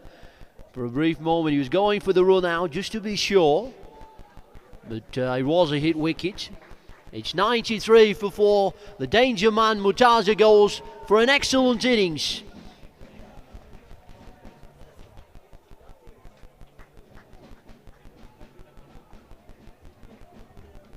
Fantastic batting there. 44 of 25, leading from the front.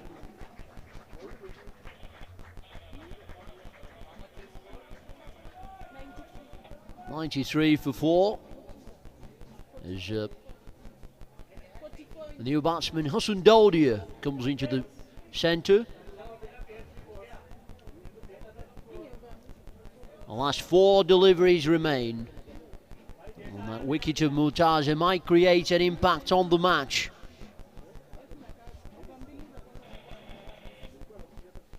We've seen some great batting, of course.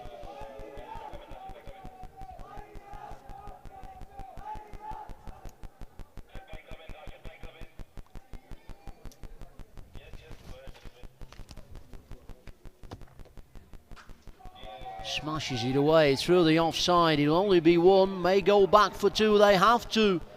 No, they don't. Good piece of fielding on the boundary. 94 for 4.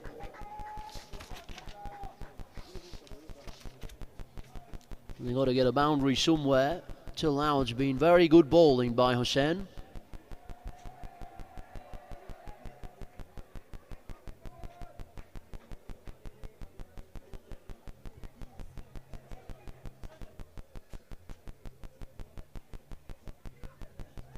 Oh, it's very well played. That is skillful batting.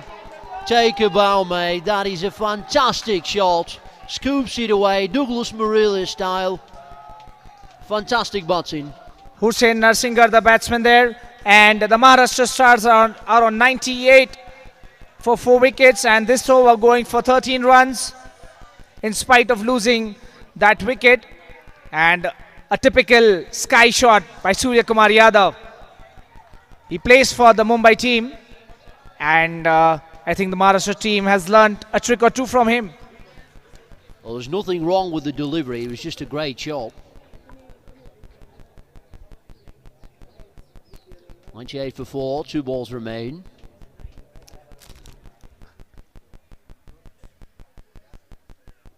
Oh, he's had a go with that. That is another stunning shot. This is great piece of batting here. We're seeing a masterclass in that paddle sweep. Bring it on, guys. It's on. It's 100 out. 102 for 4. 102 for the Maharashtra Stars. 2 shots of the same type, same result. And the Maharashtra Stars have crossed their mental figure of 100. And I think the Dubai Sultans will be under pressure for chasing their target now.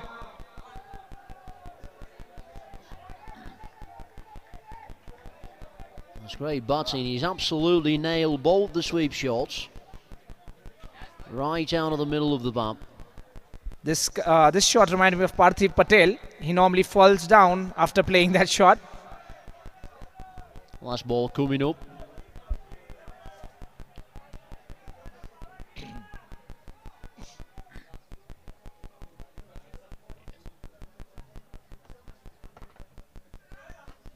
Tries to smash that one away in the block hole. Good piece of bowling. Just one of the last. Oh my goodness, what's happening out there? They're not running. He doesn't want to run. He wants to go back. Have a rest, because it's a great batting performance by the Maharashtra Stars.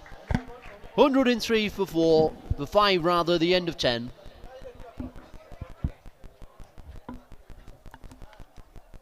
Well, that's a great batting effort considering the first over was a maiden. 103 for 5, and they will fancy their chances going into the second innings. We will be back very soon for an exhilarating second innings of the second semi-final in this SBT10 Cup. Stay tuned for further live action.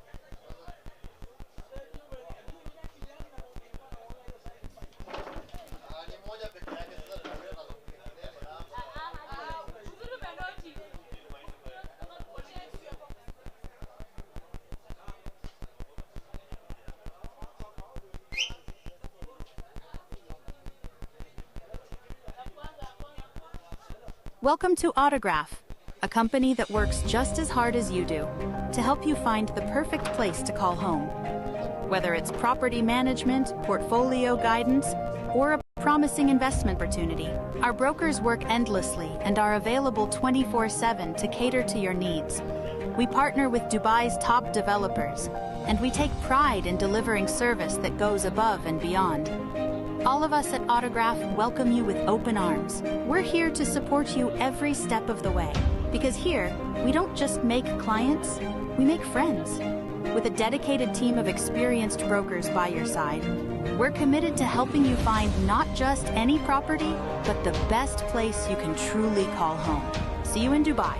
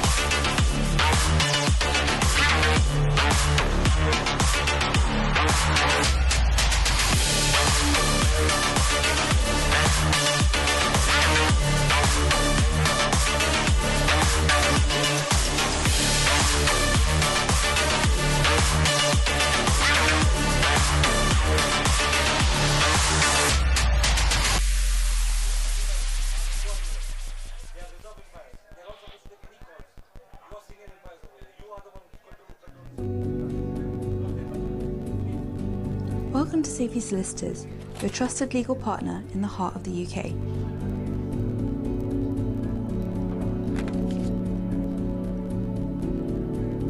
With decades of experience across immigration, property and private client services, our lawyers deliver results with precision and care that cross borders and build futures. From dealing with property transactions and securing visas, to protecting your legacy through wills and probate, we tailor legal solutions to your lifestyle. Here at Saifee Solicitors, we pride ourselves on precision, discretion and care. We have always put the needs of our clients first. Our team is deeply committed to your success, be it locally or globally. We speak your language because your goals deserve the clarity and confidence required.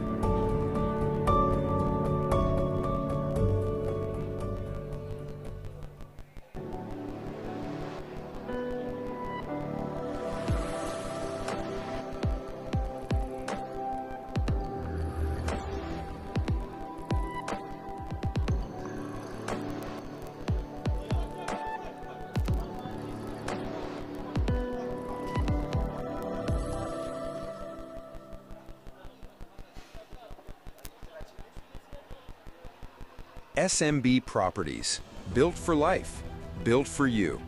We build homes across Kenya that feel like home from the moment you walk in. From SMB Suites to Karura View, every detail reflects our people-first promise. And now we're reaching higher with Le Mirage, one of Nairobi's tallest residential towers. For the dreamers, the doers, and the next generation of city living.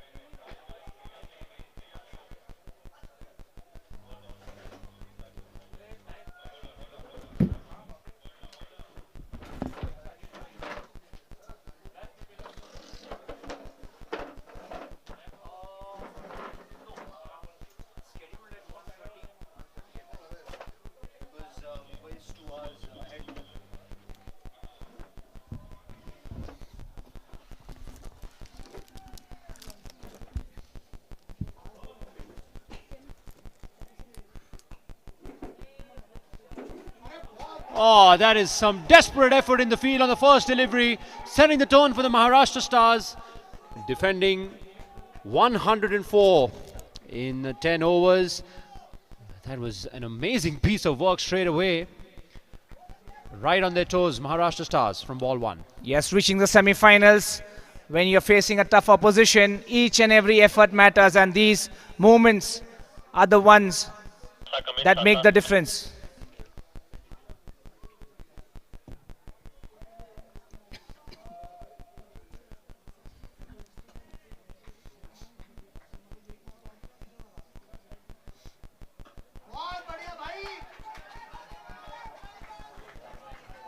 That's a good piece of bowling from Tahir, right on the mark.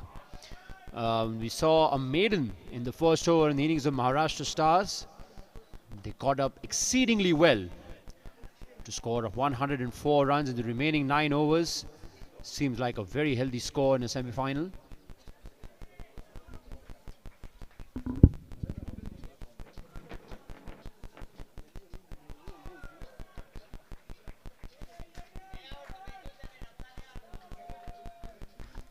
The two batsmen out there for the Dubai Sultans, Murtaza Madraswala and Yusuf Kilon, are the top 2 run getters for the Dubai Sultans. Murtaza Madraswala is in fact the second highest run scorer in this tournament with 265 runs at a strike rate of 217. And Yusuf Kilon has scored 135 runs so far in this tournament.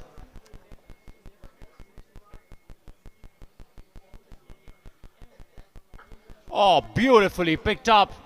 But, oh, he's missed it. Kept talking about buttery fingers yesterday. That was towards the end of the day. But we're seeing it in broad daylight now. Yes, you need to hold on to these. You cannot afford to give away those freebies in a must-win semi-final match. Murtaza Madraswala, Yusuf Kilon, top 2 run getters for Dubai, and the Maharashtra Stars would be keen on seeing their back here. Because if these two get going, then the target will be well within sights. They brought the sweeper up from the offside. So the offside area is vacant. Third man is up as well.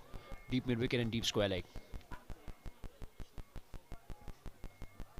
Oh, he stonged that one away once again. This time does really well, in fact. Just a short of him. Always a question when it's struck so hard, whether you go for the catch or you save the boundary, and that is very smart work on the boundary on that occasion because never a catch. So good piece of fielding, keeps it down to 1. Dubai Sultans move to 7 now.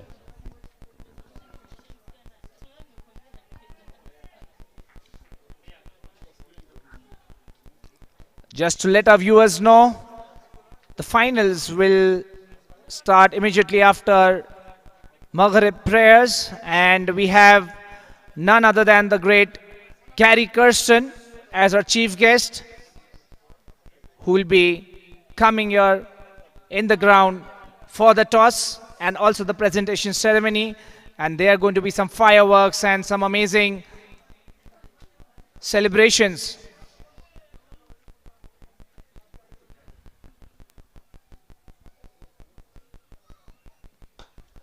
What a shot, straight down the ground. There's no prettier sight than a batsman hitting the ball right where it came from. A wonderful cricketing shot that. It was pitched up, it was there in the slot, but boy oh boy, he nailed that one. Murtaza Madraswala, the man of the match in the quarterfinals, would love to be the man of the match in the semi-finals as well and take his team through. And I think it's going to take some time fetching that ball.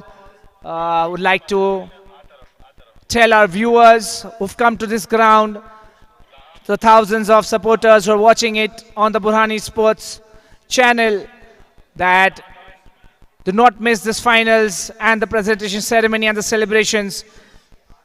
Inform your friends, your relatives to come here and watch the two finalist team battling it out.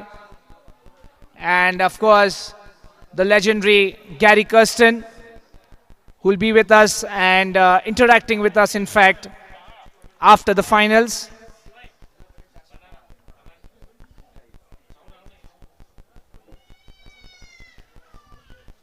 We have with us Mr. Asif Karim in the commentary box, and we did a short interview with him.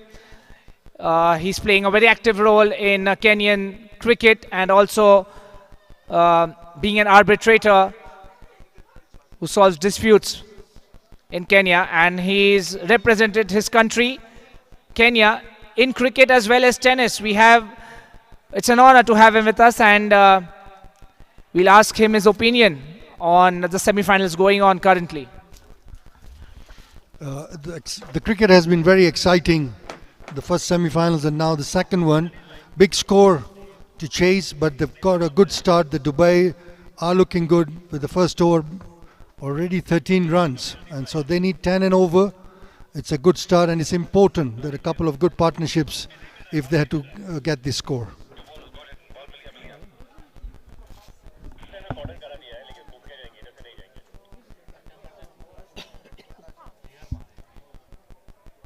Looks like we're back in action. We got the ball.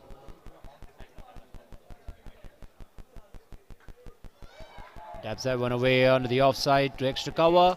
First over gone, and Dubai Sultans are off and running, 14 for none.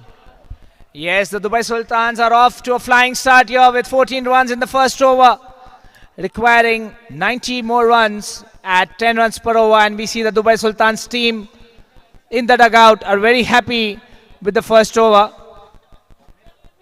They've won this tournament twice, and they would love to take the cup back home for the third time here in Nairobi.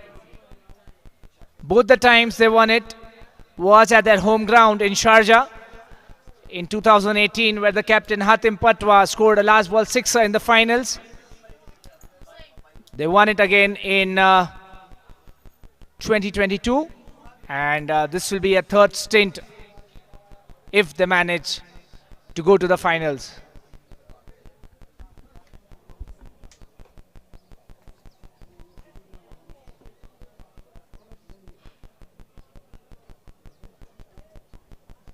Mustafa Turabi makes his way into the bowling mark. Spin introduced early, and left arm spin to bowl the second over now.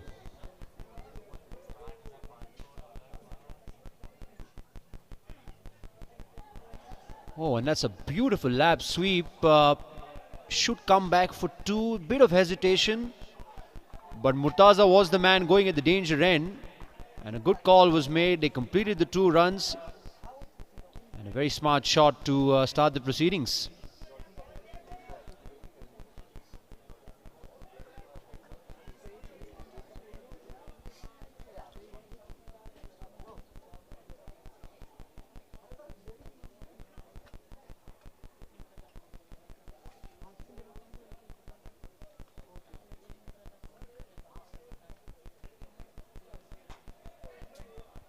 Uppishly played towards extra cover, only for a single. I think the Maharashtra Stars will be looking to take wickets. As we saw in the first innings, they had wickets intact and they could up the run rate with all wickets in hand. The Maharashtra team knows very well that these two people can take the game away and would be looking to see their backs very soon.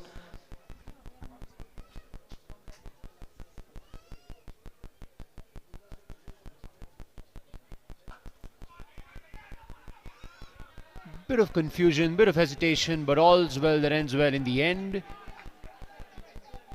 And short of a length, that delivery.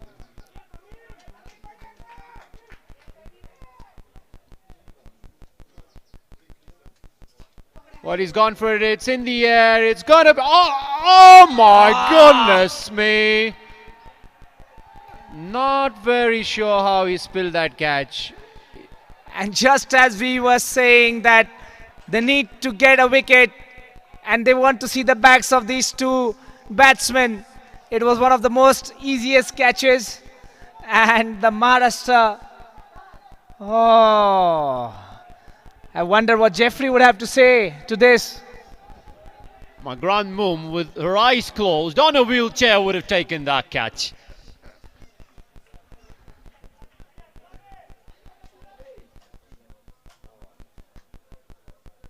Oh, he smashed that one down the ground. Should only be a single. They do push for two. No, they're settling for one. With no wicket, and saw a lot of drop catches in the night yesterday. We attributed that to the lights. There's no hiding today.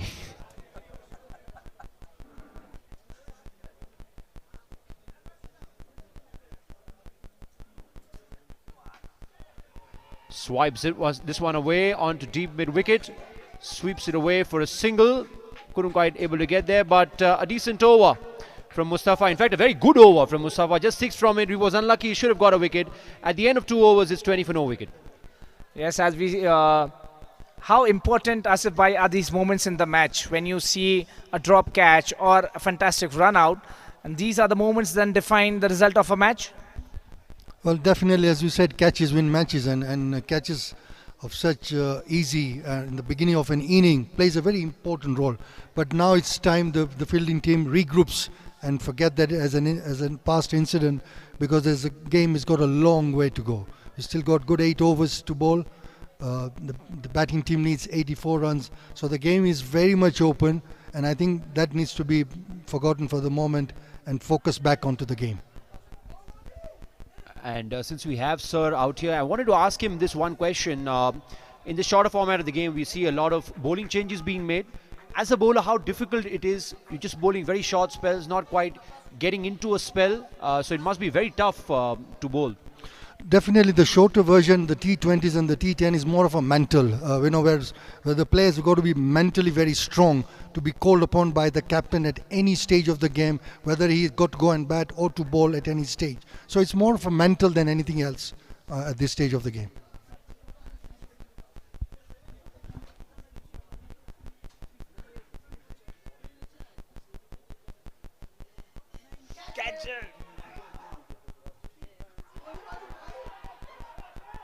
Well, there's a big shout. It seemed at my initial go that the batsman was safely home.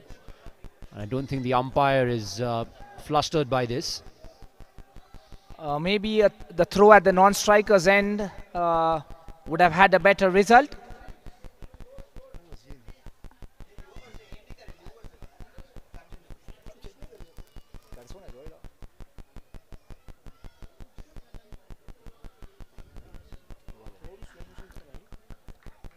He seemed to be well in.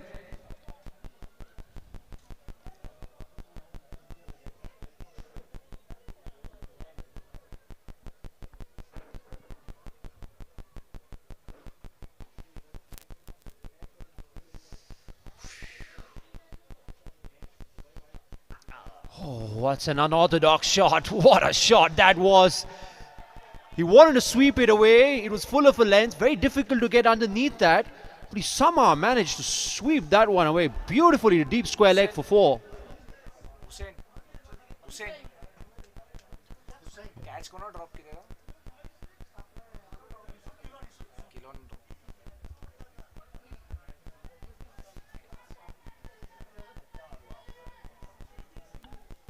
He hit it square, knew where the gap was.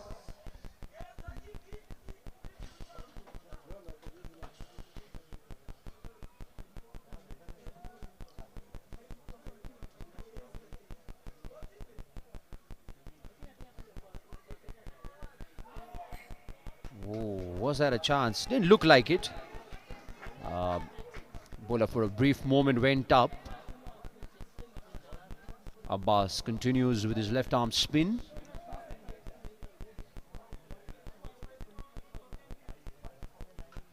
Flattered through the air, short of a length, and he would have been disappointed there. There was no one patrolling the boundary on the offside.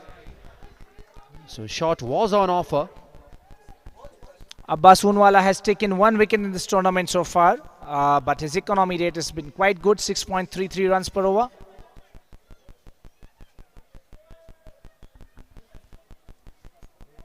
There's another change in the field. So they've got a ring of fielders on the offside.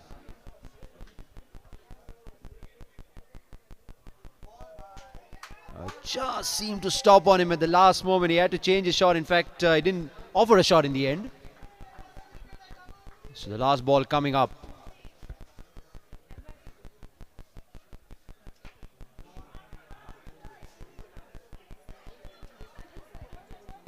Not able to pick that one up. 3 overs gone. It's 27 for no wicket. Yes, decent over there by Abbas Unwala. 7 runs coming out of it. And 9 runs per over. Required run rate is 11. Asif bhai, this is a must-win match. It's a knockout match, semi-finals. Do you think the target would be playing on the mind of the Dubai Sultans batsmen? I don't think so, because they've got a good batting lineup. They've got a good start already. They're on 27 of 3. As long as they can keep the wickets, build a good couple of partnerships, I think this score is gettable.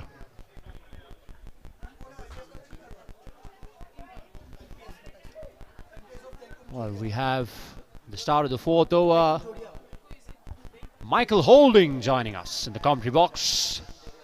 Mikey, how's the cricket been going? Well, it's certainly been very enjoying to see all of those guys in action. The quality of cricket, I keep saying, the quality of cricket has been top notch. There's a needle between bat and ball, and even a fair contest between bat and ball is something that I always love to see. Ali has got Chitalwala, the new bowler, in for the Maharashtra Stars.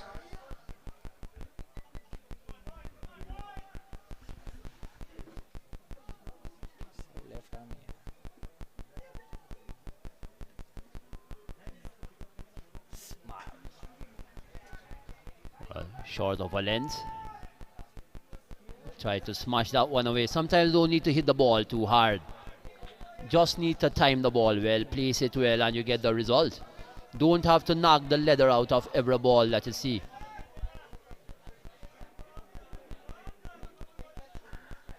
Michael, you were a part of the Fab Four bowling for the West Indies. Which batsman did you dread the most?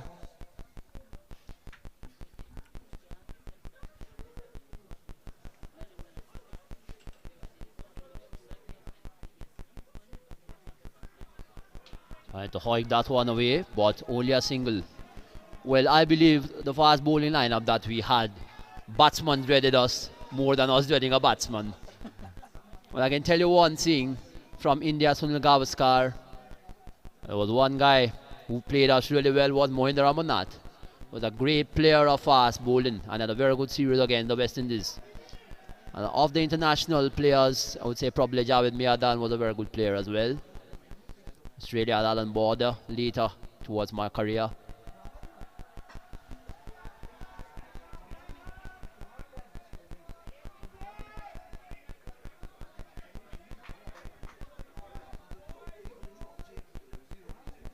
The spinners have been bowling really well. The first over going for 14 runs, and since then the runs are coming.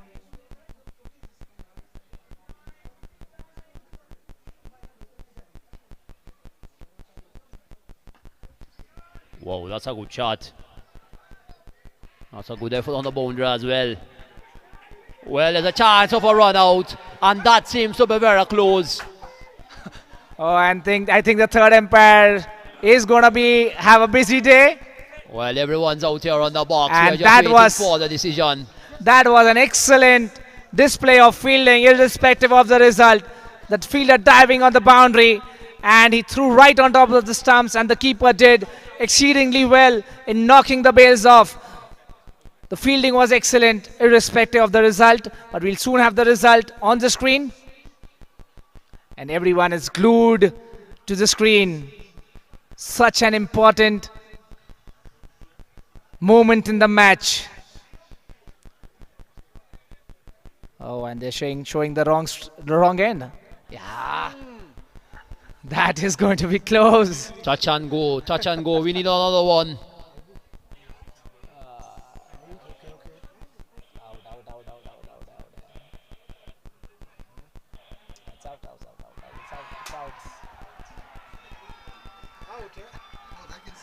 And the Maharashtra Stars are not even waiting for the decision of the third umpire. They've made their decision.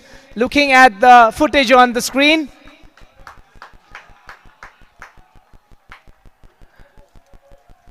That's a fantastic throw, nice and flat. The celebrations begun before the decision was made. That's what it means to the team. And that's the best thing that could have happened for the Maharashtra Stars. You're seeing the back of Murtaza Madraswala, the top scorer for Dubai Sultans.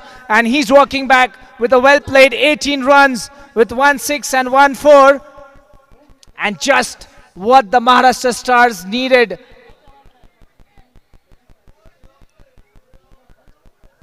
The diving Mujju.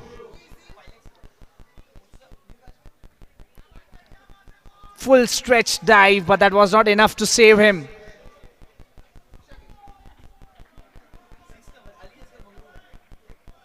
Well, the deep mid-wicket has to be your most important fielder. Because he's the one where the ball has gone a maximum number of times. You've seen a few drop catches in there as well. So if someone is dropping the catch, just remove them. Very important position, deep mid-wicket. New batsman, Ali Asgar in the middle. Ali Asgar has also played some good innings in this tournament. Hasn't been as consistent, but he is a batsman who can take the game away from the opposition.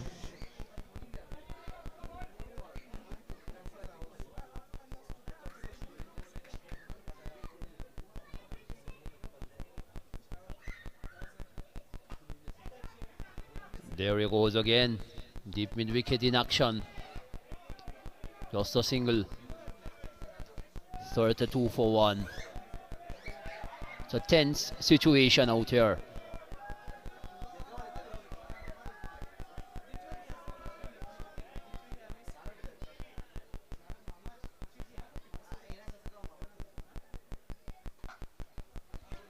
Slapped away onto the offside.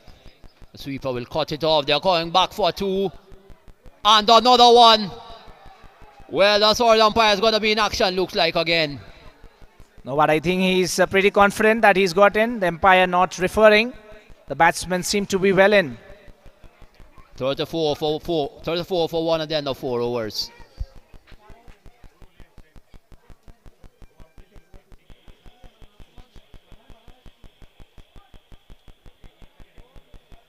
.34 for 1 at the end of 4. As we take another look at that run out, it was closer than we initially thought. He wasn't well in, I can tell you that. But nonetheless, the correct decision was made. And yeah, Ricky Ponting, the former Australian captain, out there in the middle. Ricky, your thoughts on the way things are going? Well, it's a bit chilly out here in Nairobi. I can tell you that, but the cricket's been absolutely hot. Some wonderful cricket that we've been seeing all round. And I think this game is going to go down to the wire. Two very strong teams fighting tooth and nail. So some brilliant cricket on display.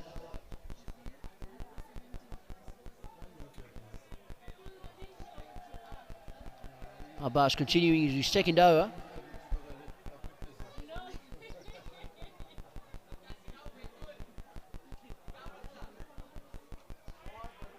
Oh, that's nicely played. That's a quick single.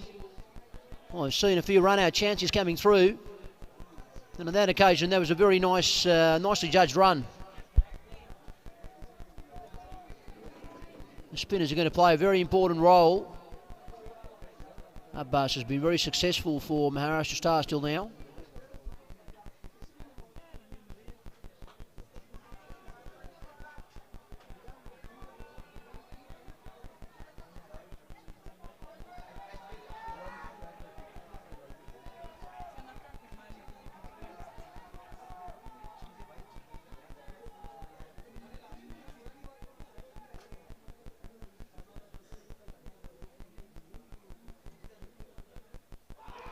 Well, it has to be close, I'll tell you. Oh, he's not giving him.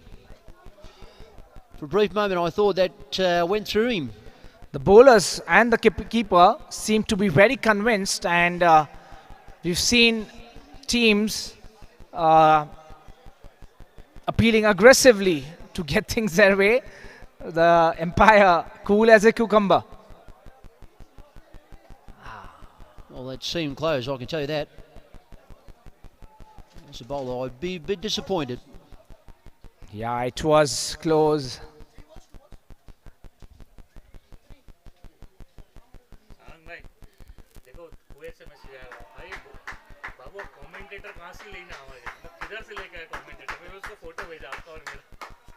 Thank you.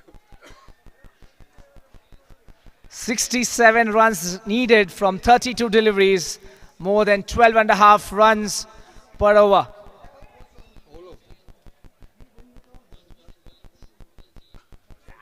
Let's try to cut that one away. Uppersley played. The lack of pace on the ball is very difficult to get away, especially with a strong breeze out there towards the offside part of the boundary. I think it's going to be rather difficult to get that one off.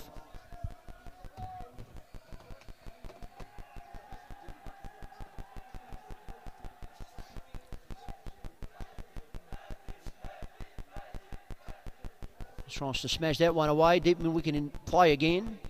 Only be a single. The spinner's getting a stranglehold of the game here. Yes, it's been all spin for the Maharashtra Stars since the first over went for 14 runs. The captain has been very smart in getting on his bowlers. We've seen all spin so far, and we've seen the pitch it's a slow pitch to hit the spin bowlers. It's kind of difficult. Asifbhai, how are the pitch conditions in Kenya generally? Traditionally, Kenyans have got very good facilities, good grounds, good wickets, and all international matches have always produced good score and good runs. And all the international players who have played here from the subcontinent and all the other test-playing nations have applauded Kenya's facilities, Kenya's infrastructure. And so there's a lot of good cricket if we handle our administration correctly.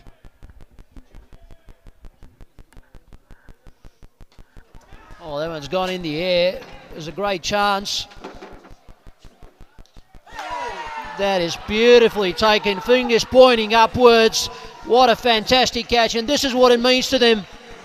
Mustafa Presi takes it. It went miles up in the air, and at some moment I thought he's going to drop it. From here up in the commentary box, it really looked a difficult catch.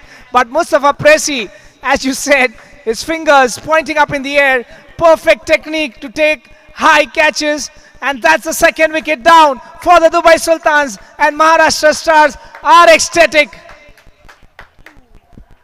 Well, as an Australian, I'd say, we've been saying this all this while, fingers pointing upwards, that's the way to go. That's what we believe in. But anyway, that's a wonderful catch, it has to be said. It was skied, very difficult to sight the ball sometimes, and that was well done. That looked like a rugby celebration for Mustafa Presi, the way he dived.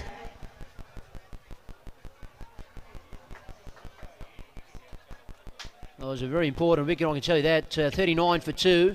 Ali Asghar strikes straight away. New batsman Hadim Patwa in the middle. Yeah, it's a good piece of bowling.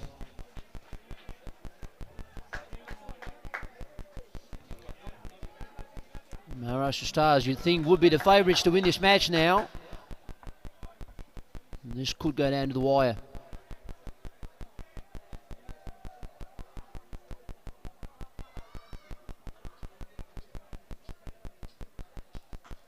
That is a fantastic shot, or is it?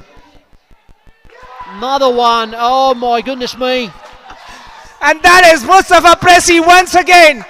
And they are celebrating such an important wicket. Third wicket down. And spin doing the trick once again for the Maharashtra Stars. Oh, that's another fantastic catch. Finger pointing up. That's the way to go. The Australians have been saying that all throughout this while. This is the best technique to take a catch. And the world's listening, and this is fantastic fielding on the boundary. The excitement in the commentary box is as much as it is in the stands here at the Nairobi. Well, we're ready for a catch out here as well. We don't mind catching a few. Come on, get us in. Great cricket there on display. Wonderful piece of fielding.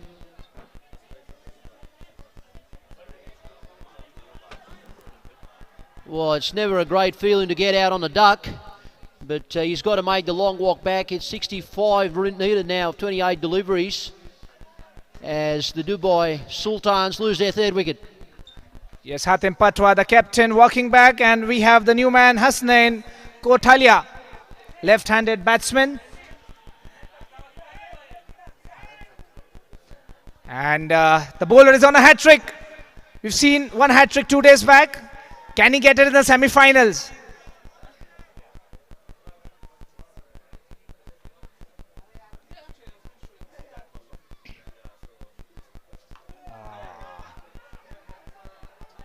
He waged the hat-trick all right, but that's great piece of bowling by Ali Asghar. Varying his pace nicely. It was a flatted delivery on that occasion.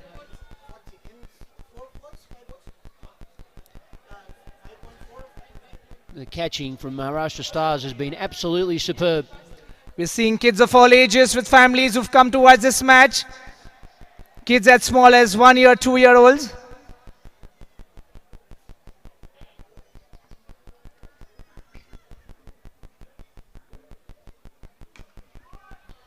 Flicked that one away nicely. And again, great effort on the boundary. The fielding has been so good. Even better, might be a chance of a run out, is it? Well, all eyes on the umpire. He nodded first and he's given a review. And the third umpire has been quite busy. He's running around in this match. We're going to be flooded with a lot of people now. Come on in.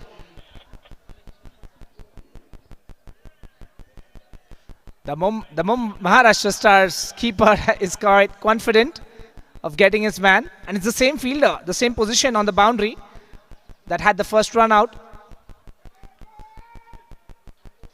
Oh. Wow. Very close, very close. I think we need one more replayer. Not conclusive in the first one, a much slower one.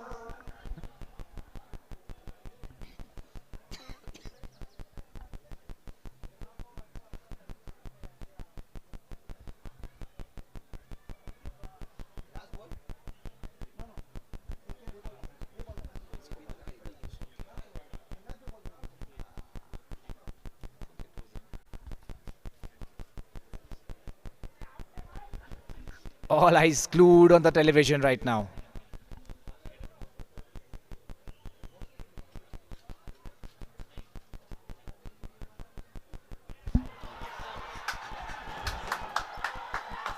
That was as thin as a feather, but I think the decision is made. And it's quite conclusive.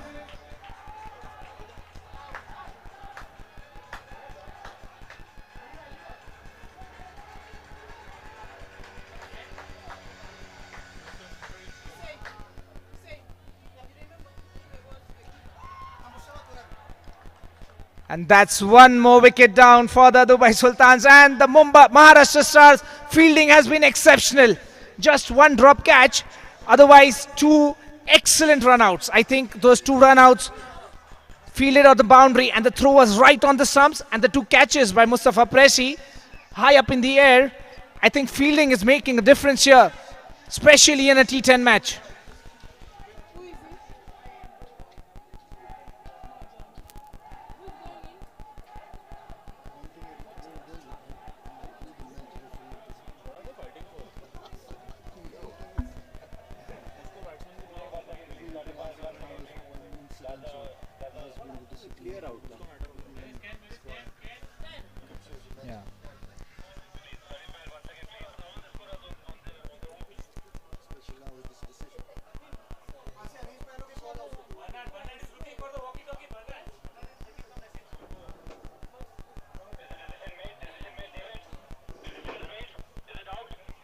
Yes.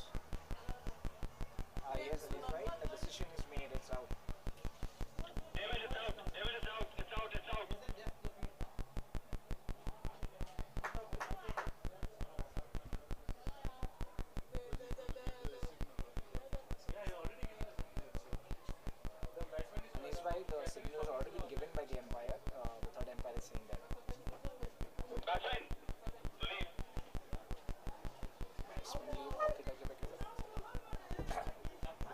There's a slight confusion in that, but the decision was made and the correct call being made again as Dubai Sultans lose their 4th wicket and find themselves in a rather precarious situation.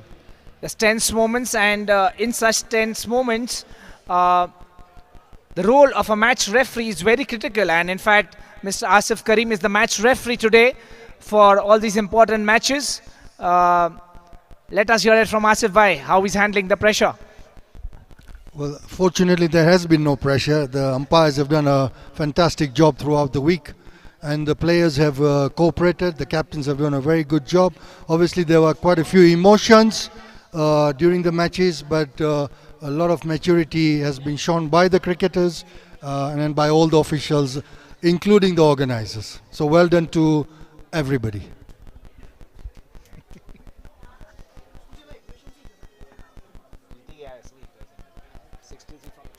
63 runs required from 26 deliveries. 14.5 runs per over is the required run rate.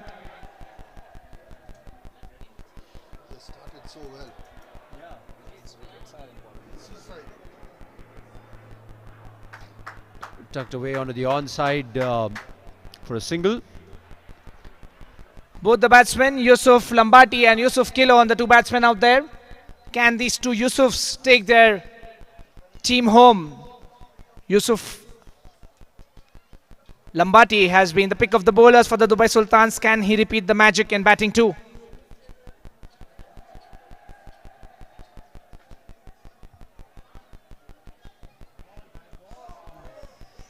It's a bottom edge. Should look to come back for 2. I think the excessive run-outs have just shut their ambitions of quick runs, it seems. We are done with the 6th over. It's 43 for 4. 61 to get up 24, and I'd like to bring Asif sir back in. Your thoughts, Dubai Sultans? Do you think it's far out of reach, or they still have a chance? They started very well. I mean, the way they started their inning looked like they were on cruise, but a couple of very poor shots and a crucial run out has brought them into a lot of difficult situation, and now almost 15 runs and over. It's a tall target to get there.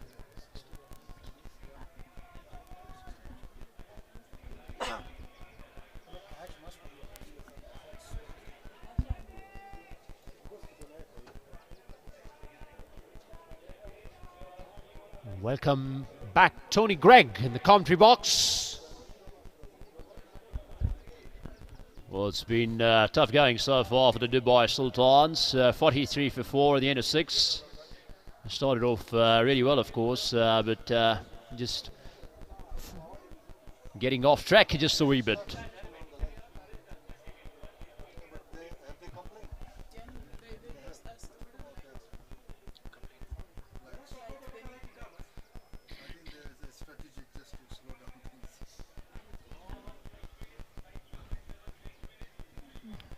Yeah, it's getting a bit cloudy, and I think expecting some lights to come out. And the Dubai batsmen getting a strategic break in the meantime, regathering their thoughts.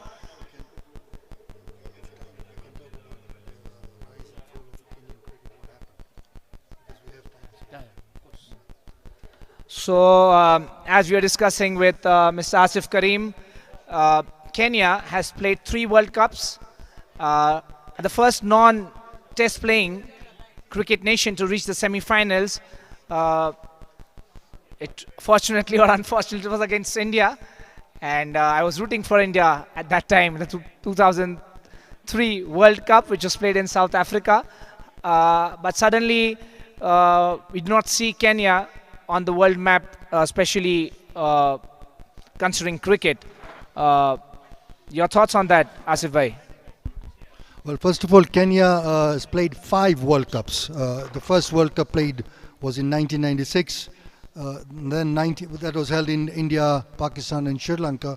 We then played the second World Cup in England, and then the famous 2003 World Cup held in South Africa, Zimbabwe, and Kenya, where Kenya reached the semi-finals. Kenya then also played the 2007 World Cup in West Indies, and finally the one in 2011 held in India. Kenyan cricket rose very strongly in the 90s, and in 1997 Kenya got the one-day international status with Bangladesh. And at that time there were discussions going on whether Kenya should get test playing status, and Bangladesh 3 years late in 2000 deservedly got the test status because they had the infrastructure. Kenyans, we were doing very well in the one-day cricket, but our infrastructure in terms of the longer version of the game was not there, and that was one of the detrimental to where Kenyan cricket went down. Secondly, our development structure was not very effective or very strong, because when you've got the Tikolos and the Odumbes and other good cricketers that we had, obviously they have a shelf line. So when that period goes out, what is coming through? And that's where we also faltered. And of course, like anything else, when Kenyan cricket was doing very well, the administration also had its own challenges. There were a lot of people who wanted also to be part of the glory, and some of them did deserve to be there, some did not deserve to be there. So there were multi-layers of issues of where Kenyan cricket is right now. Also, just trying to understand with in perspective of the interest that is there in the sport, because we keep talking about West Indies cricket going down from the glory days of the 70s, 80s, a bit in the 90s, but they started to go down. And for us, like you beautifully mentioned, the entire perspective, but for us sitting on the outside watching cricket in India, we felt, okay, 2003 semi-finals, when you guys reached there, that would be the breakout moment for Kenyan cricket. And quite honestly, everyone was looking from this point of view that this was a country that's going to grow. And you talked about the administrative challenges that you have. But as far as the general public is concerned, what is the sentiment? What is the interest level like? Do they really want to play cricket, longer format of the game? There are shorter formats which are getting the interest of a lot of nations. So what's the interest like in Kenya? The general public are cricket lovers in Kenya. I mean, they are in a lot of pain to see that our cricket has declined. We used to get all of international teams that used to come. India used to come here regularly. Pakistan used to come here regularly. In fact, Kenya hosted the Champions Trophy in the year 2000 when all the 10 test playing nations came and played. And Ganguly was just appointed the captain, where India lost to New Zealand in the finals. So there has been momentous opportunities for Kenya to go to the higher level. ICC supported, BCCI supported, South Africa board supported. In fact, every cricketing nation loved to associate themselves with Kenya, because Kenya's weather, the cricket infrastructure, the love of the sport, and the players that played at that time were very, very competitive and were playing at the highest level, and some of the players could have fitted in any of the test playing nations. Also, do you think, this is a perennial question that comes to everyone's minds, do you think the players of those times, obviously yourself, Steve Tikolo, Odumbe, all of these guys, if they can come into the administration, do you think would that make a difference, or there's something that's hindering them from coming into the administration system? I think playing and administration are two different things, but obviously having played, the experience is something I always say it's an invaluable commodity, because experience is something you cannot buy, you earn it. So I think a combination of good administrators with players who have played at the highest level would be a good combo to create a good infrastructure or a good environment for how cricket to be taken to be played at the international level. Because to play at international level is one thing, but to sustain the performance and the consistency is another whole thing. And that's why it's very key that you got the players who have played at that level can contribute to how things can work and can also help in the development of cricket in the country. And looking at the talent going around in Kenya, you said there's a lot of interest, and you spoke about that 2000 Nairobi trophy, and that is again a tournament that's very close to our hearts as well. We thoroughly enjoyed that tournament, not only for the fact that we went into the finals, but we saw some great crowds coming in, the interest that was there, the quality of that entire tournament was top notch. So the interest, like you said, is definitely there within the public.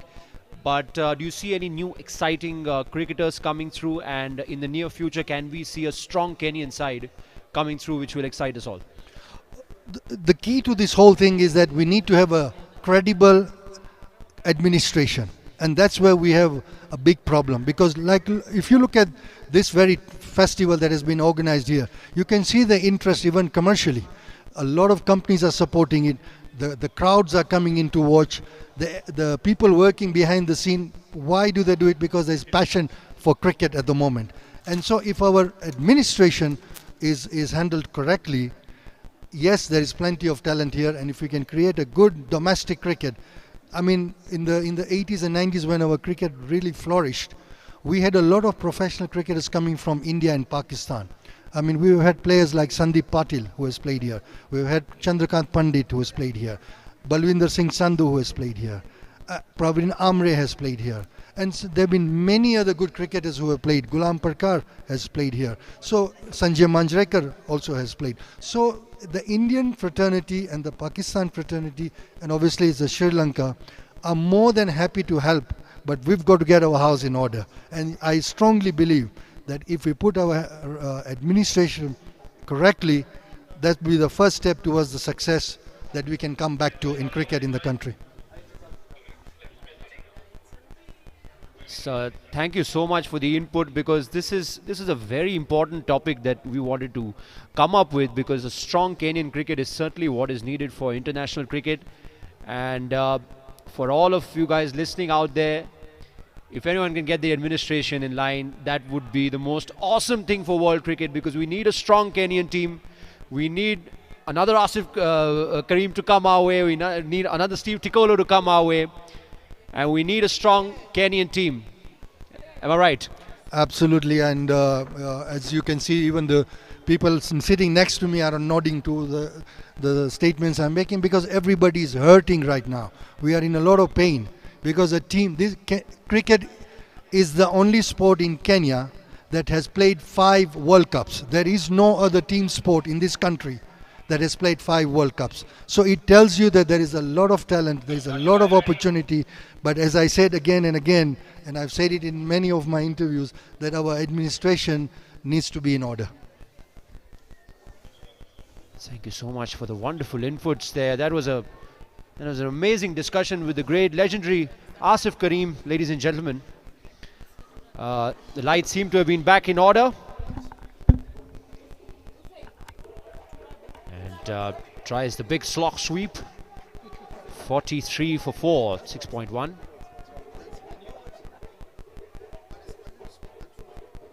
Thank you so much. Cease to go out.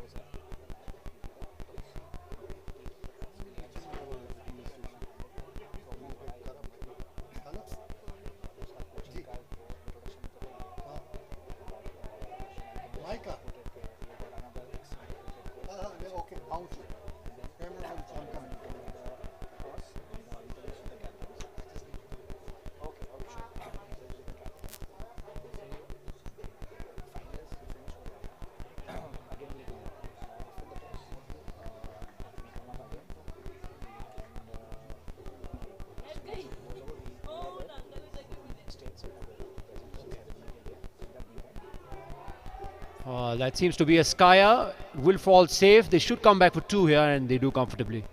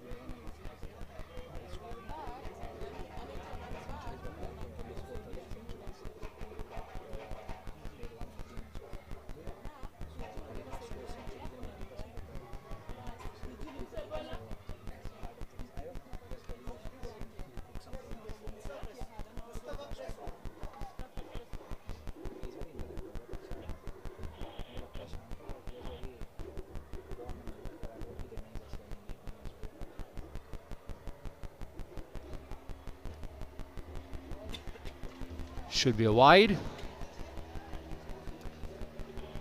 So they need 56 of the last 3 overs. Dubai Sultans. Seems like a tall order.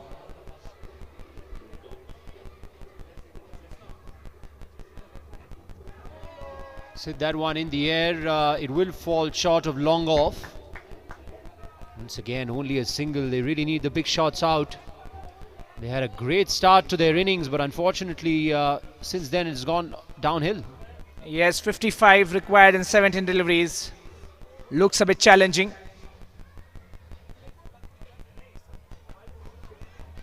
Oh, that's more like it. That's a good shot. That's a great shot, in fact. For a very brief moment, the fielder was in action, but that was always going to elude him. That was very nicely struck. Yeah, maybe a Kyron Pollard would have got that catch. It was high in the air. The fielder not tall enough, but a 6. And as you say, 2 or 3 strikes beyond the boundary will get the Dubai Sultans back into the game. It's not very difficult if you go to see.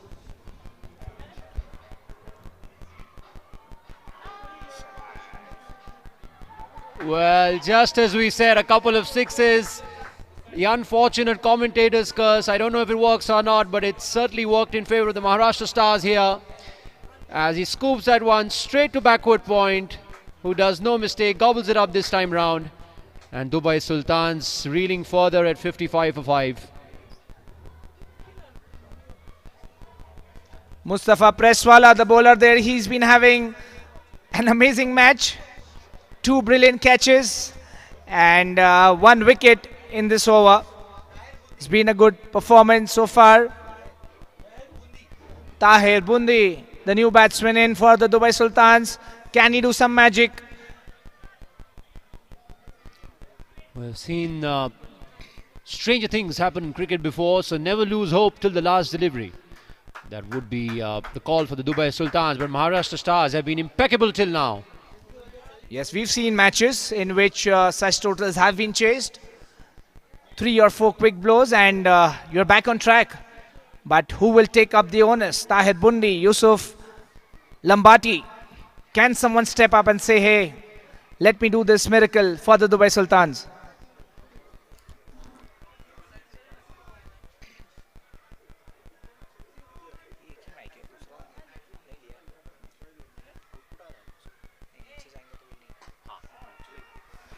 Struck fiercely, but straight to the man. Little to the left of him, does well to get round. Will only be the single.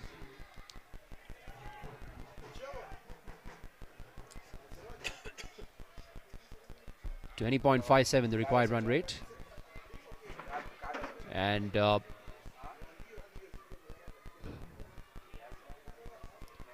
5 wickets down.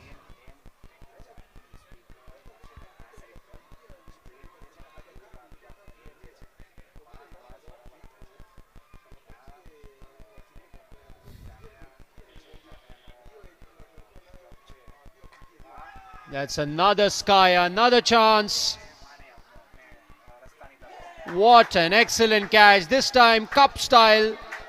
We saw 2 catches taken, finger pointed upwards. This was a cup style catch. More a traditional Indian style of catching it, but beautifully held, equally beautifully held. The catching on display has been absolutely spectacular. Well, things get from bad to worse. Insult to injury for the Dubai Sultans. It's 56 for 6. As you can see, a bit of drift for the off spinner as well, getting out of the reach of the batsman Yusuf. And a lovely, comfortable catch, safe as a house. Dubai Sultans lose their 6th wicket. It's 56 for 6 after 7.5. Mohammad Shakir is the new batsman out there. 48 required now from 13. It looks bright out here under lights, but slightly gloomy if you're a fan of the Dubai Sultans. Mohammad Shakir makes his way in. Strike rate of 141. He certainly needs to get all of that out of here.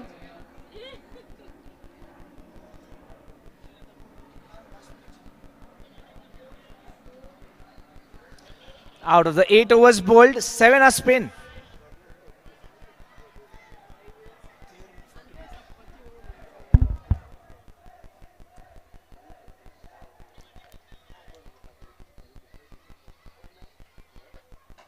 Flatter through the air, not quite able to get the elevation. Good piece of bowling again. In fact, that is excellent piece of bowling from Mustafa. 2 for 9. And Dubai Sultans 56 for 6 after the end of 8 overs. The Dubai Sultans started so well with 31 runs in 3 overs.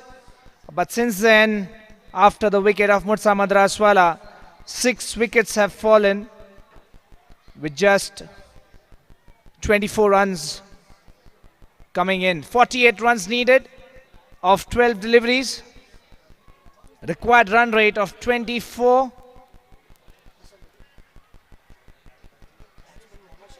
They need to score boundaries of each delivery from now on. Quite tasking. Well, Hassan Dodia is bowling his first over today.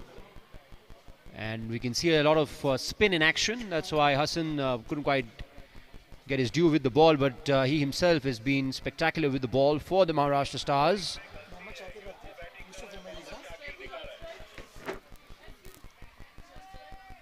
Yes, Hassan Dodia used to open the bowling in the previous match as we saw. But the captain has smartly held him back, seeing the conditions of the pitch.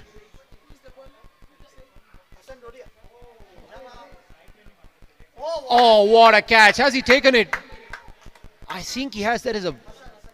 No, I think it's on the bounce. It's... That was a spectacular effort, but I think we should appreciate the honesty of the fielder. And then that's the Trunkwala, the captain, being very fair. I think he just grounded the ball just before it. He caught it, and I think we can see it in the action replay. It's just in front of him, but that was a tremendous effort, has to be said.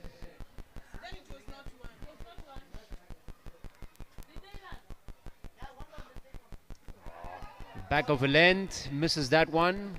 Hassan Dodia puts all his effort in, holds nothing back. We said yesterday that he reminds us of Mohammad Siraj in the way that he runs in for his side, competitive to the core. Yes, they are, the teams are expecting Gary Kirsten to come in, and we know the South African fielding.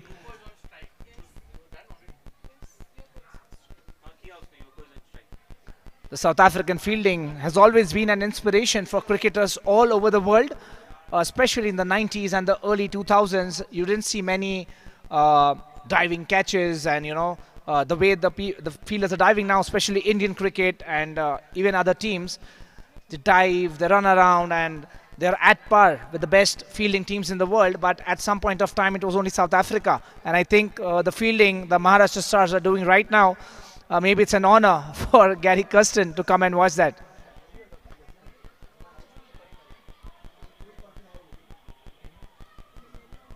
Hassan Dodia setting the field, making sure everything is in line.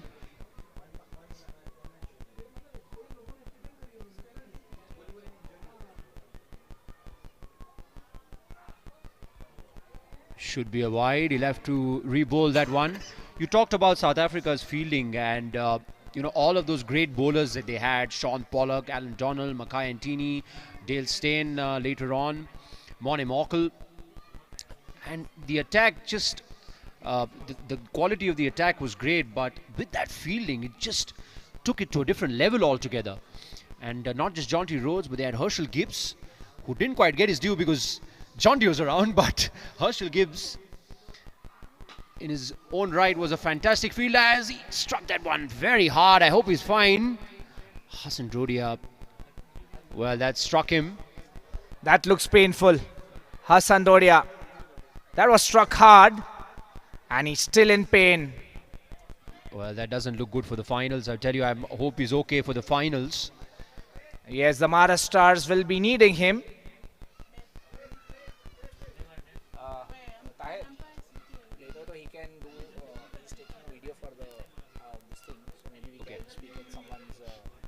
Okay.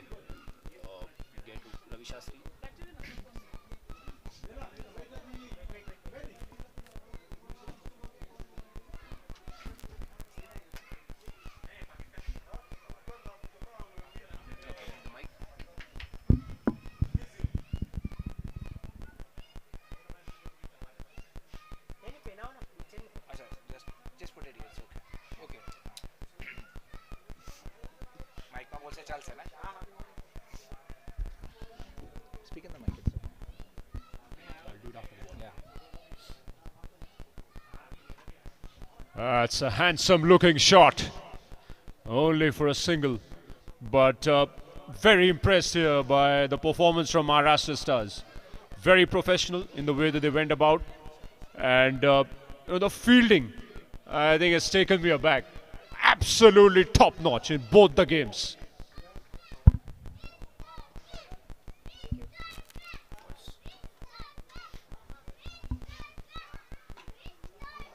Well, he skied that one. Easy as you like. Easy peasy, as they say. Captain Murtaza delightfully accepts the gift. And Dubai Sultans lose their 7th wicket.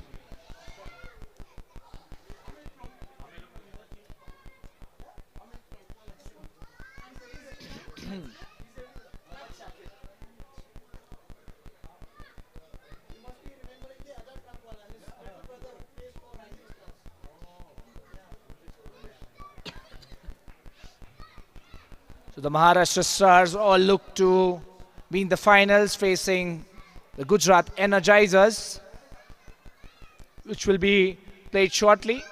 7 o'clock, we are having our chief guest entry.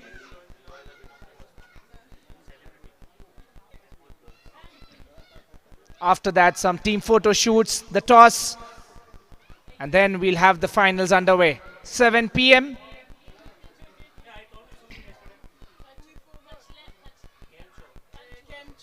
Well, that is timed to perfection. What a shot that was. Out of nowhere, he just seemed to open the face of the bat and timed it to the tee. That was one hell of a shot. Mohammad Shakir, the batsman there, coming at number 8 and hitting that shot on the very first ball. There was a Lux Cozy ad that went around in India that said Bare Aram Se, which means very easily, and that's how he hit it. So 7 o'clock is the time when Gary Kirsten will be entering the stadium as the guest, chief guest for the finals. And all residents around who are hearing this, don't miss it. Be here before 7 to witness the legendary Gary Kirsten come in and a small cultural performance before the toss. Well, it's going to be such a big event, and it's going to be so great for the players to play in front of their hero, the great Gary Kirsten. It's going to be an amazing atmosphere going into the finals.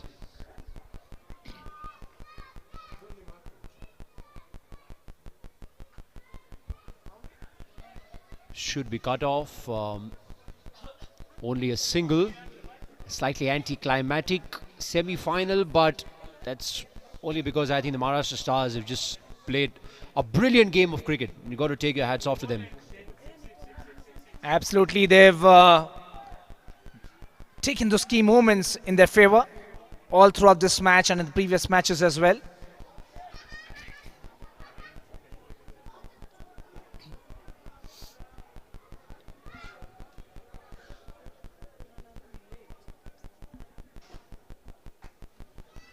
Smashes that one away, and it will beat the fielder at long off. So another boundary for Muhammad. He's warranted a promotion in the batting order. Where were you, mate? Yes, he wish he would have come up the order and played this way and released the pressure. But it's too late now, I think. Nonetheless, some entertaining lusty blows from Muhammad. Good piece of batting.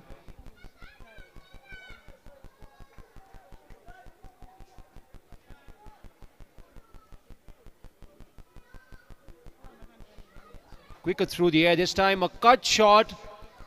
And he seems to be on a rampage. Captain, are you listening? Are you watching? He needs a promotion. That's great batting.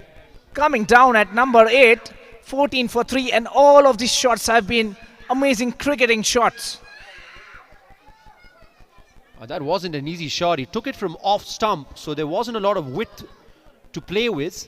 He created his own width and cut it away in the most perfect fashion. That's a great shot.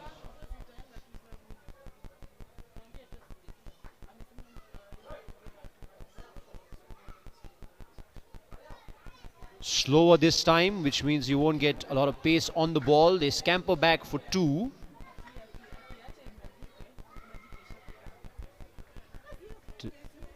Spectators watching this streaming online, 7 p.m. It's Nairobi time. So make sure you are glued on to the right time as per your country time zone.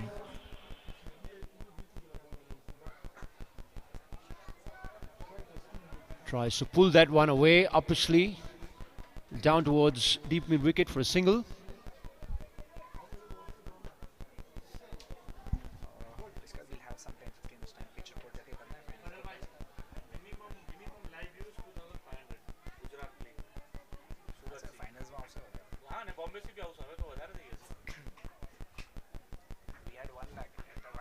Well, that is the game.